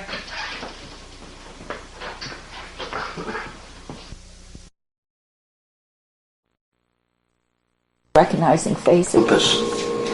So to curb that, then I started recommending cucumber pulp instead of cucumber juice, Okay. and then that resolved that issue. It was only 2 out of 100, but still, it's helpful for everybody to replace the collagen under the skin. We all have beautiful skin. Yes. So is No, that we something you can? Yeah. You're not paid, are you? Oh, no, I'm not. I'll take what I get. It's the three. It's It would my be great. Yeah. 375. I'm not and then gonna the go have 83. something done about it. Let's Oh, just it said in the email at 375. What about goji berries and chia seeds? It was $3.85. Was it 385? Well, your okay. chia I have seeds $10 out in the will car. help you have bowel movements. They're indigestible, Your sister? but they're a better seed. Flax oil. That's the I mean, eight. That's flax seeds with are the $80. terrible. That's the 40. They'll slice and the your 40. Both intestines of us apart. $40 for Friday But the night. chia seeds, when you germinate them, they create a gel. Only $10. Okay, And, $10 more. Yeah, you $10 know, more they're dollars. not sharp. They Okay, won't okay. cut. So if it passes through, if you want to help you have bowel movements, that's fine. Does it help pull toxins when it gets gelatinous like that? What about the inside of an aloe vera plant, that jelly stuff? That'll help heal. Helps get rid of burn. Helps neutralize, sulfur and salt and stuff like that. What about goji berries? Can They say they're a huge antioxidant, but when you're on this diet, you don't need many antioxidants. The antioxidants will prevent you from having energy. So you don't want too many antioxidants on this diet. Okay. Too many antioxidants while on this diet can strip your energy? Well, it causes you to not oxidize your fats. And you've got to oxidize the fats to have energy. Okay. That's why the red blood cells deliver oxygen to convert the fat into energy. And if they don't oxidize, you can't convert the fat into energy.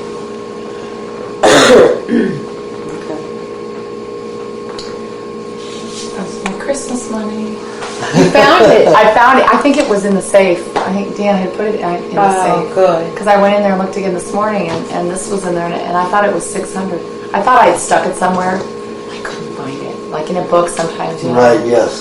Then you forget where you put it. And I forgot. So I just finally got in the safe. We have a little safe. I did that with $20,000. I still Yeah. can't find it. Yeah. You still Can't can't? find it. Did someone hate take that. it? It's been 2 years. No, I don't think so. You just put it somewhere where you wouldn't forget. Yeah. I do. Know where it was be hidden. Yeah. That's And what it was is I didn't get a chance to go to the bank, and I was getting on a plane to go away for a few months, and I said, I can't leave this here. Yeah. So I hid it, and I don't have a freaking clue. So whoever You stuck it in a coat pocket. in a closet. Buried it in the yard, but I don't know where I buried it. That's the worst thing, because I've got like 2 acres of land. Good luck with that. Oh my God. Somebody's going to be happy one Well, day. the problem is, I could have probably found it, but I put a plastic lid on the jar that I put it in. So I you can't know metal detect it. Dang. Oh, Good thing to remember. Put a metal ring around. Put a Well, you don't metal want lid. someone else finding it. Well, yeah. Well, nobody else is going to run around the yard with a metal detector. Yeah. Okay. So that's for his, I owed him for an email. Okay, email. All right. What about when your sciatic hurts? Just put heat back there? Heat, yep, absolutely. Heat back there, and then get into the yoga, 3 yoga positions, the spinal twists, both sides, and the plow. So you want $5 No, back? that's okay. I don't think I know this. Wow. Okay. Get on your back, bring your back and butt up in the air, knees over at your ears or in front. The plow is when your feet are in front Laying of you. on the ground. Yeah. Oh, that hurts my back. I was going to say it hurts my neck. That's what it's supposed to open that up. So Oh, you can really? build your cartilage. So I should do that? Well, you can start by going like this. Yes. Your his chin eats your chest. So there, you don't have much. But if Pretty I- pliable. You know what the other chiropractor I was going to, it had me in something that always pushed me back like this. And then I was to get the curve back in my neck. Like, kink my neck. It's amazing how many different opinions there are.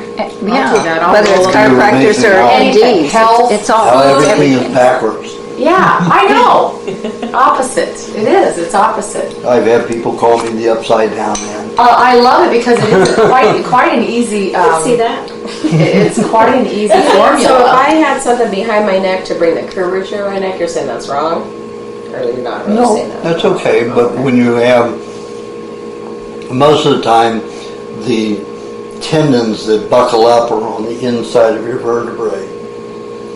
And could be on the back, but they're usually on the inside. So to stretch it, it's better to bring it this way. So you don't snap it. You go that way, you're likely to snap it. So it's better to go this way first, and then the other one will just loosen on its own.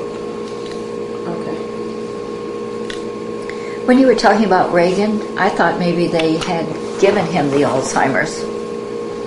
Well, they did by all the medication during heart surgery. Oh, so it wasn't purposely given No. to him, because I figured they wanted to shut him up. Oh, he was their boy. He was one of their best. Oh, but when he was first shot, my friend heard this on the news. He said, they got me. Well, sure. Yeah. The powers that be, Yeah. because he'd stepped out of line. He had just realized he didn't own his ranch. What do you mean, in his ranch? The government does. You don't own anything. You don't own your car. He sold that ranch when he became a governor, long before. He sold it to Sam Wasserman, the owner of MCA. So he didn't have enough money to even get into the governorship. He was very poor at that time. So Lou Wasserman said, well, this is when he was president of SAG first. That's when he sold it. And Lou Wasserman said, you get me the rights so I don't pay royalties on the films before 1960. I'll buy your ranch for 10 times what it's worth, and they bought it for 7 times what it was worth on paper. But they gave him lots and lots and lots of money to do everything, to do what he wanted. And they still let him use the ranch, but it wasn't his ranch on paper. Isn't Nancy still there? I don't know. Okay. Let me help you. Thank you, Mommy. So, when he became when he was in the office and president of SAG, behind closed doors, he signed an agreement that any film made before 1960, they're not paying any royalties to any actors.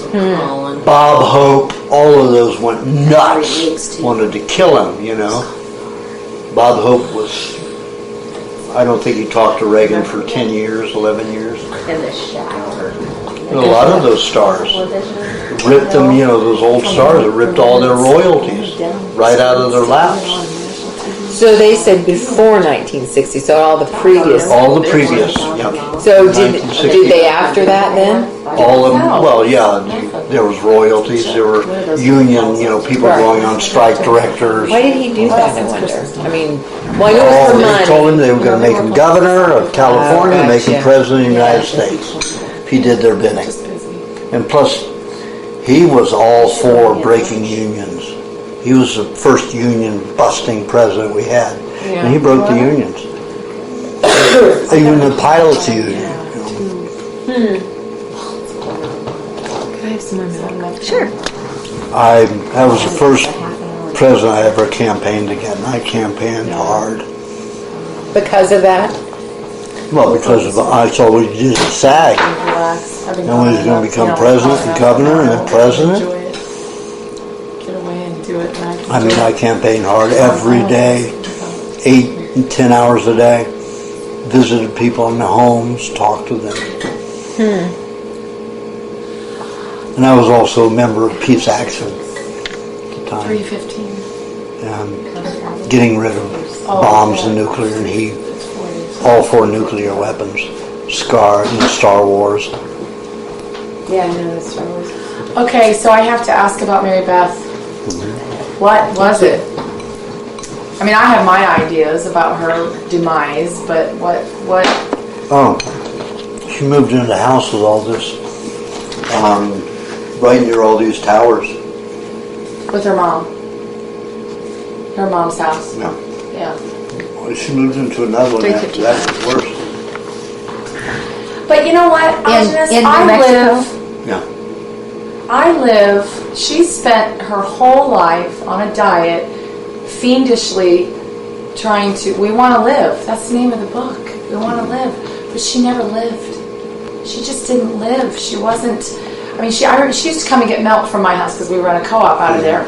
And when she started to not feel well, just because she never felt good, she said, I won't come here to get milk anymore because of these power lines. And I said, I got 5 kids I'm raising. I hate it, but you know what? What we want to live. I can't, and she. But you have to understand, some people are more sensitive to things than others. Yeah, but. And she was very affected by radiation. She couldn't go anywhere then. That's right. So, That's why she went on some remote area. In New Mexico. In New Mexico. But she'd already been so damaged she wouldn't keep up with her appetite. She just stopped eating. Every day she ate less and less and less. Myself because naturopaths are paid for. I said, Mary Beth. I could not believe that she died. So I just said that to him. She saw his son. I was on the phone when she died. With her son. And, I said, you have to sit her up. You can't let her lie down like that. She's not going to be able to breathe. She's going through a cold right now and she has no meat on her. You have to make her sit up. She wouldn't do it. She wanted to die. I truly believe she was ready to go. She just wasn't happy. Ever. It was his freedom. It was his freedom. Yeah, Matthew has, because I was carrying our milk bags in the house one day, and there's 7 jars in each, full of milk. And it's 1 in each arm, and I'm carrying them in. But I said, Matthew, who's, go get the rest of the milk. She wouldn't let him. She made him come and take 1 jar at a time out of the cooler for her to the car of their milk. 1 jar she made him carry at a time. She wouldn't let him be a man because she didn't want him to hurt his back. And then she went into all the spinal issues, and here I am, 14 jars at a time, and this poor kid couldn't. And I'm showing him up, okay, Right. Which is embarrassing for a 20-year-old boy. Right. I just felt bad for him. But anyway, I felt badly because was there a service? Was there a funeral? Was anyone there? Well, they did an autopsy on her. They did do one. Yeah. But, she was sent back here. Where were they when she They were in Taos, Mexico. Oh, I didn't realize that. Mexico or New Mexico? New Mexico. Oh, they went back. I didn't know they'd gone back. She had lived here the last... Oh, that's right. She died here. That's right. I thought she died here. And her mother was still alive. Yeah, I think Matthew still lives with her mother in that home. Yeah. And I was on the phone when she died. But I said, Matthew, you have to sit her up. She refused to sit up. Yeah, she wanted to die. He said, but she's in so much pain if I move her. I said, I don't give a shit. She's got to have a little pain. Yeah. She died 10 minutes later. Right there on the phone with Matthew. I just felt terrible because I don't... Is he okay? Oh, he was a little panicked. I said, now listen, you're going to have to call, the police, call 911, report it, and doubt that you're going to, because I told him how to revive her. And she revived for a few minutes and then went out again. Couldn't revive her. So I said, you're going to have to get off the phone with me, call 911, get them here, explain what happened. They're probably going to do an autopsy eventually, and you just have to explain what happened, and that's it. They'll go to question you like you're a criminal. Absolutely. Like maybe you caused, the death of your mother, and you just have to say, no, my mother would not go to the hospital. She stayed here like this. It was her choice, and I'm a witness to that too.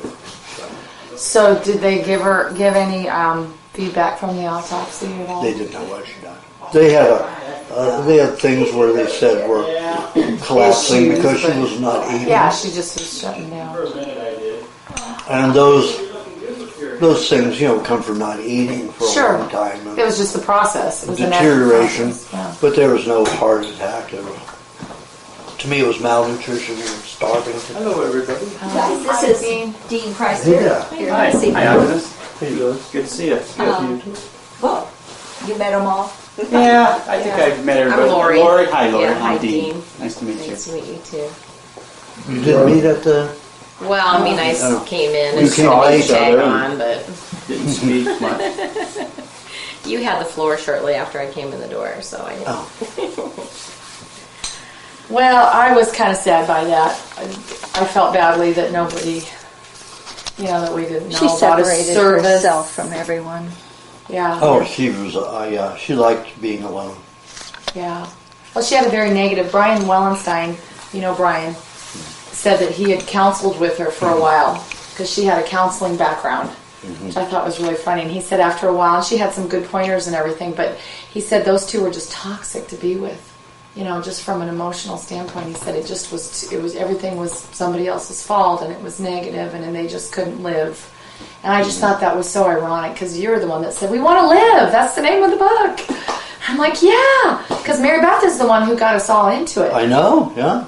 And she would come to my house and she just couldn't believe that we could live there. And I'm like, well, it's one of those things. It's that old Alcoholics Anonymous. I can't control it. There is a certain amount of spiritual, allowance that you have to give back. You can't take it, and so. But she was very sensitive to those EMF fields.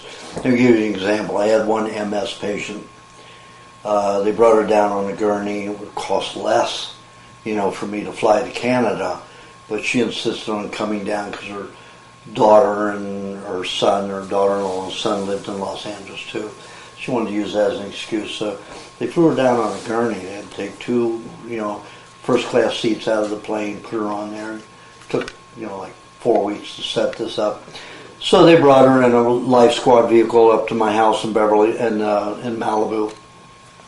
brought her up into the house, and she fell asleep during the consultation, and I just went, to touch her, and I got this far. She woke up screaming. Wow. I mean, and I went like this, like that again. She screamed again. That's how sensitive she was. Is that the myelin? Yeah, it's the myelin. So she was Also picking sensitive. up the The electrical actual fields from you, from our physiological bodies. magnetic energy from me, it would send her up. And anybody, she had 2 people taking care of her, 12, each one of them 12 hours apiece. And they had to, she was screaming all the time when they had to take care of her, change her clothes.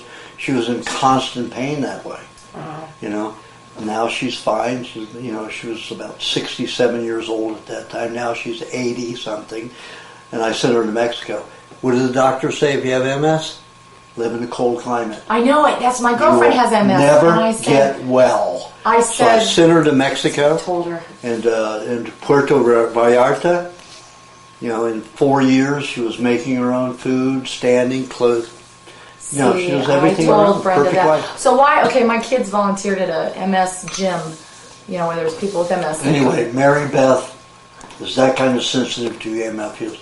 Turn a blender on around her, let me tell you, she won't think for 5 minutes. It's bizarre. What could cause that? And that's all from living in that apartment, being that Some exposed kind of to it. contamination of the nerves, some combination of chemical reaction. And can you pull that out so you can heal? I didn't have all the tools that I have now before she died, so What are the tools? I now know how to handle it.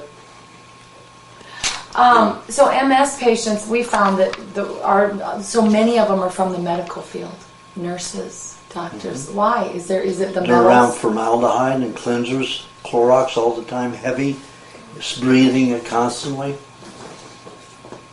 Around radiation, Okay. Yeah, because it was like 75% of those medical patients were vapors, from medical backgrounds. Yeah, the patients are exhaling those the chemical gases from the medication they take. All of that's in that environment. That's a highly toxic environment. And they all get all their vaccinations, of course. Oh, that's what I was going to say. They're very good about getting all of their shots. Yeah. And plus. That's what I'm saying. Yeah. Plus. Yeah. Which includes flu shots. Yeah. Anything that's out there, they get. Well, they have to take them or they'll lose their job. Yeah. No, if they fought I would say 5. Yeah, and when but a they lot of wanted them when do. they wanted to do it in New York City, force them to take the swine flu vaccine. All of those nurses got together in New York City They and didn't blocked make it. them. Yeah. No, Good judge for said them. no, you don't have to You do that. still have the rule Unproven. 13. It is unproven. As I'm in sales and we have some reps that go into healthcare specifically and they have to get those shots. They require them to get shots to go Who into requires them? The hospitals. Uh-huh. For them to come in, that they require On them a regular basis, kind of They thing? have to have their vaccination, and then the what's the new one that they talk about? Hep C. HPV. Yeah, I think it's HPV, but there's a couple of them. I think they make them, and they make them do all of them. Oh, that's just much. I know. Hepatitis B is a major one. Hepatitis B. Yeah, tuberculosis. But isn't there a hepatitis C also now? Is it the C that? Not in California. Okay, that was Hep B and there's something else, but I know anybody that comes to me and talks about, like my kids, Miranda talks about getting into the medical field. I'm just like, why? Waste your time. yeah, even just a radiologist or something, or ultrasound tech, or I'm just like, well, then you got to file Rule 13 for all those shots. You cannot do that. You can't. Or the military, same thing. Yeah. I'm just like, don't let your boys go. Don't. It's so hard. Ugh. I don't care how much structure they need. Yeah.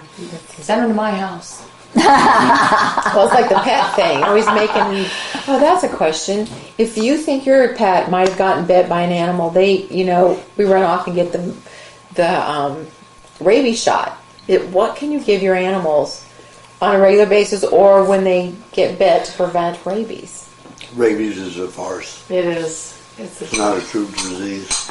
So you don't need to worry about it. Period. That's right. That's all hoax do. make billions of dollars a year. You know how many pets there are?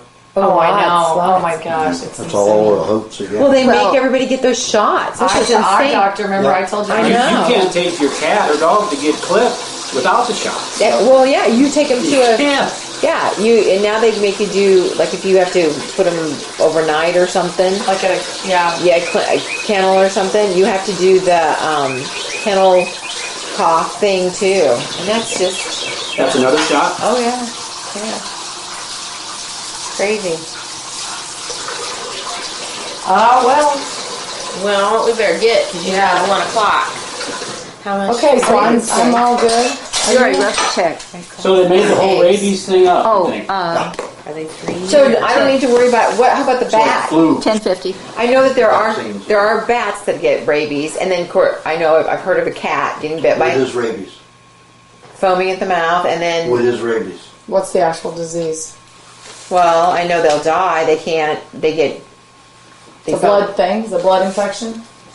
Well, they say it's a parasite of the blood. I haven't been able to find one.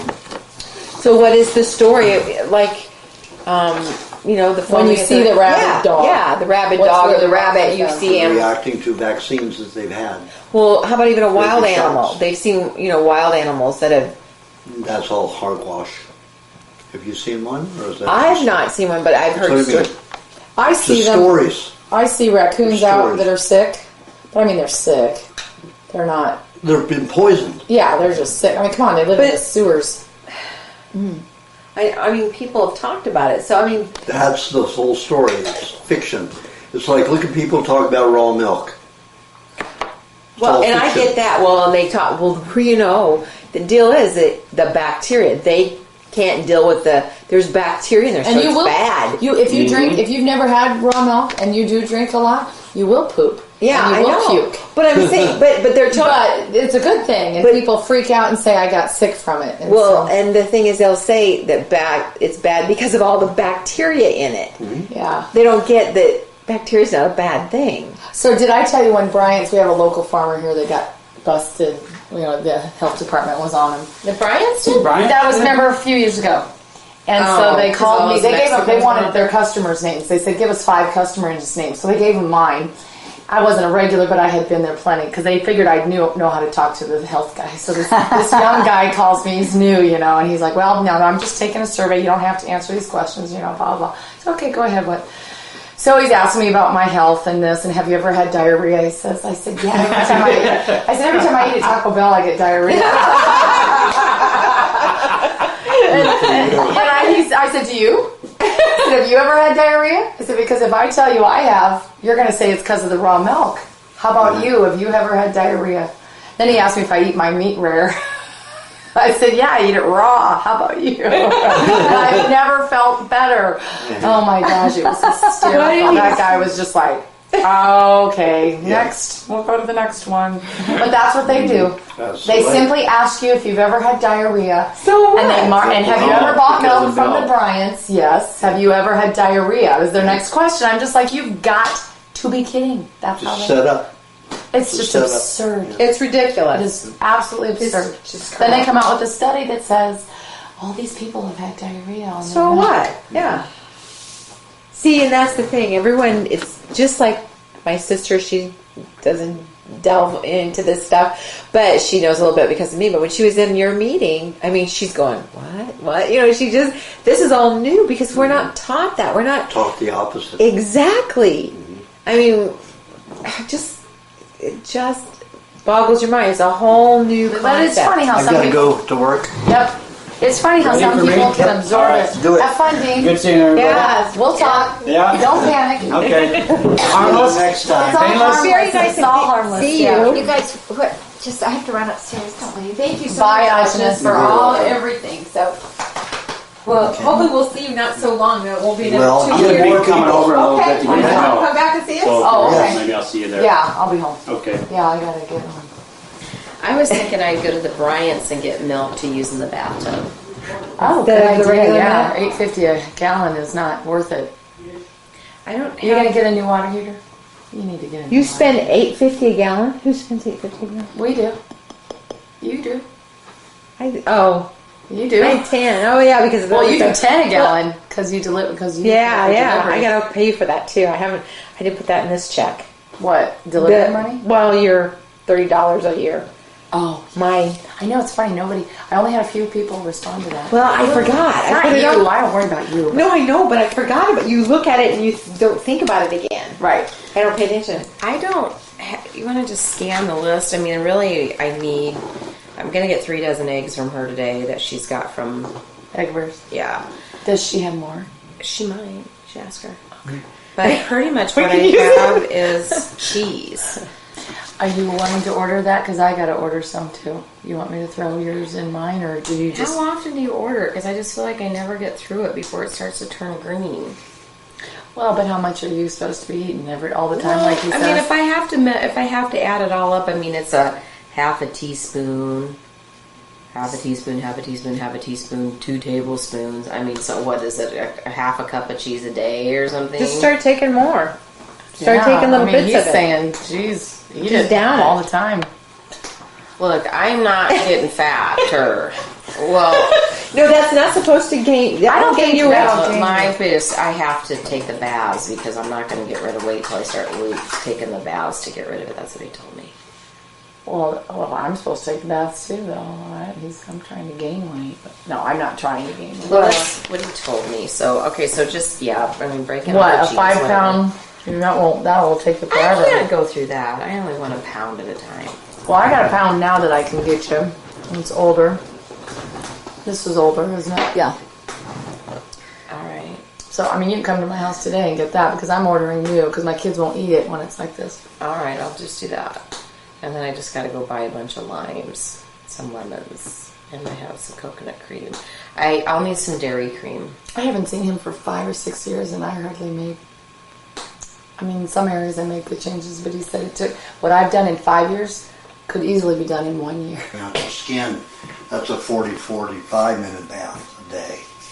And you got deep lymphatic congestion. That's a 90 minute bath minimum a day. Oh, so my lymph system, it's not too bad. It's you've got some heavy blocked areas. Yeah. Like in your legs and feet. And, this area in here. But, you can stick a hot water bottle there to get long, perspiring there and break down that overnight. But your whole body isn't blocked. Well, what was the haze you were seeing over my eyes? That was lymphatic waste under the skin. So what's the difference of that then? The blockage, or you're saying When that's you've got lymph glands and lymph nodes full, Yeah. that's lymphatic congestion. Uh-huh. When you have the waste products that the lymphatic system has dumped under the skin to perspire through the body, that's lymphatic waste. That's evenly dispersed. It's like me taking dust and throwing it all over the house. But my bag and the full vacuum bag would be the glands and the nodes full. So you've got a lot of lymphatic waste, not a lot of lymphatic congestion. Oh, okay. Well, then how do you get rid of the waste? I said 45 minute baths. Oh, I'm sorry. Yeah. Okay. 90 minute baths are for the congested lymphatic glands and nodes. Oh, That's interesting. okay.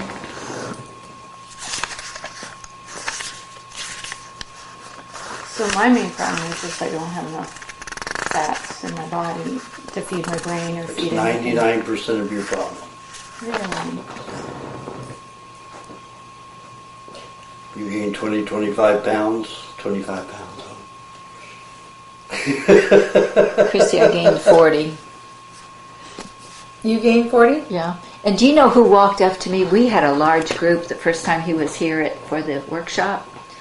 And I remember Chrissy Ewing, total stranger, walking from that side over to where I was and saying, "Are you going to gain weight?"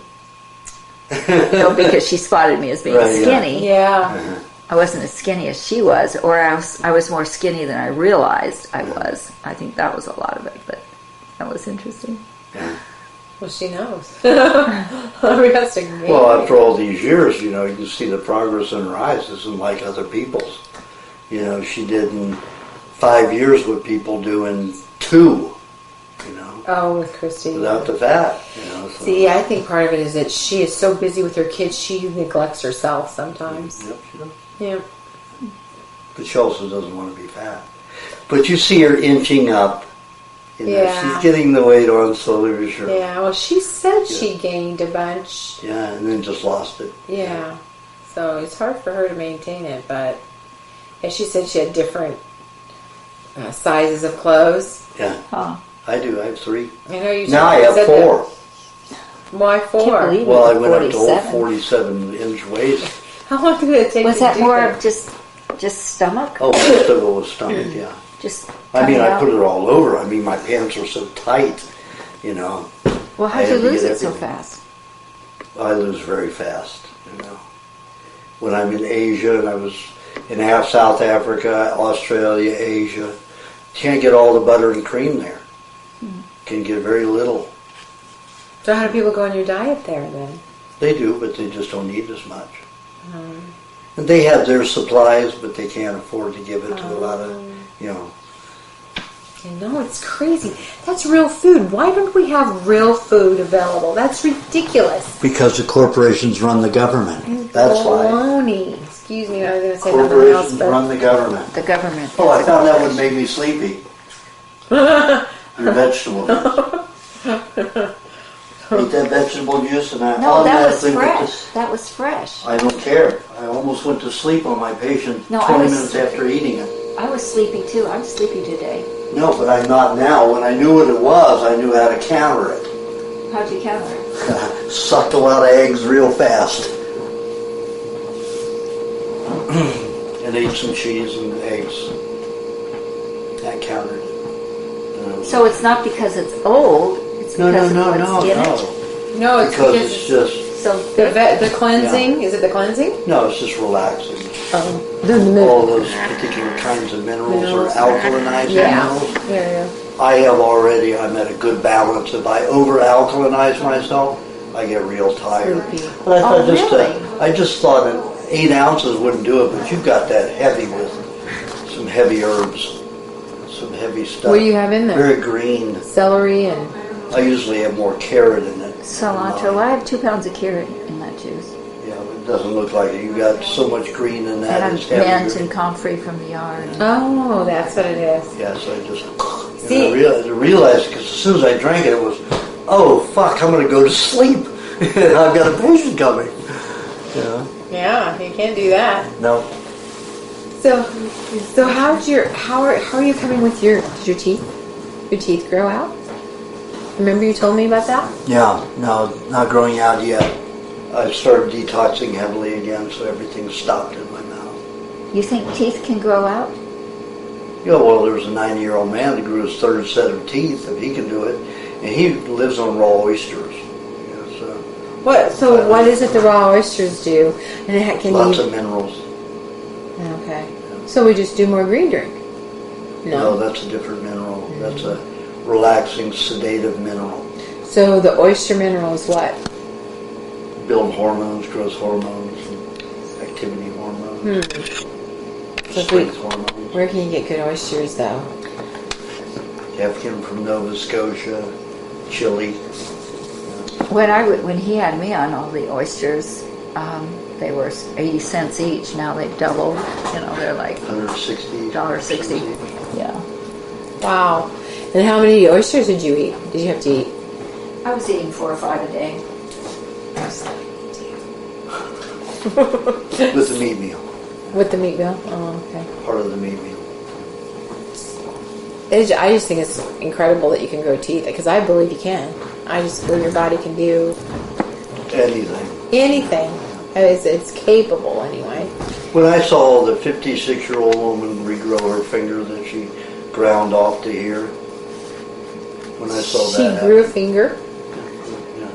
One of my patients, I had her put lime juice on it first, and then honey and coconut cream, and then meat on top of that. And it took her 6 months to grow her finger back. And I've got pictures. It's in one of my newsletters. See, I need to pull all your newsletters down. Look at them. Pretty amazing. I mean, I was reading. I would copy them so you have a hard copy. Well, what I do is I take them out, I copy them, and then put them, copy them onto my computer, and then Right, yeah. yeah. But I just remember what I was going to tell you. Oh, Needs a second egg. yeah, I do. The pineapple and cheese reconnects your gums to your teeth. And that's just twice a week you have to do that, right? Chew Well, cheese. it depends upon your need. Okay. I would need that much because I've been so clean and on a good diet, except for those injections. But most people might need it more. But you can twice. I know a doctor told me, nope, you can't reconnect it. This will never reconnect. So it's just chew on them together? Yep. The pineapple and the cheese? Just keep them Or in make them into a pineapple cheesecake. You had told me I told you I was putting beets in my juice, for my eyes.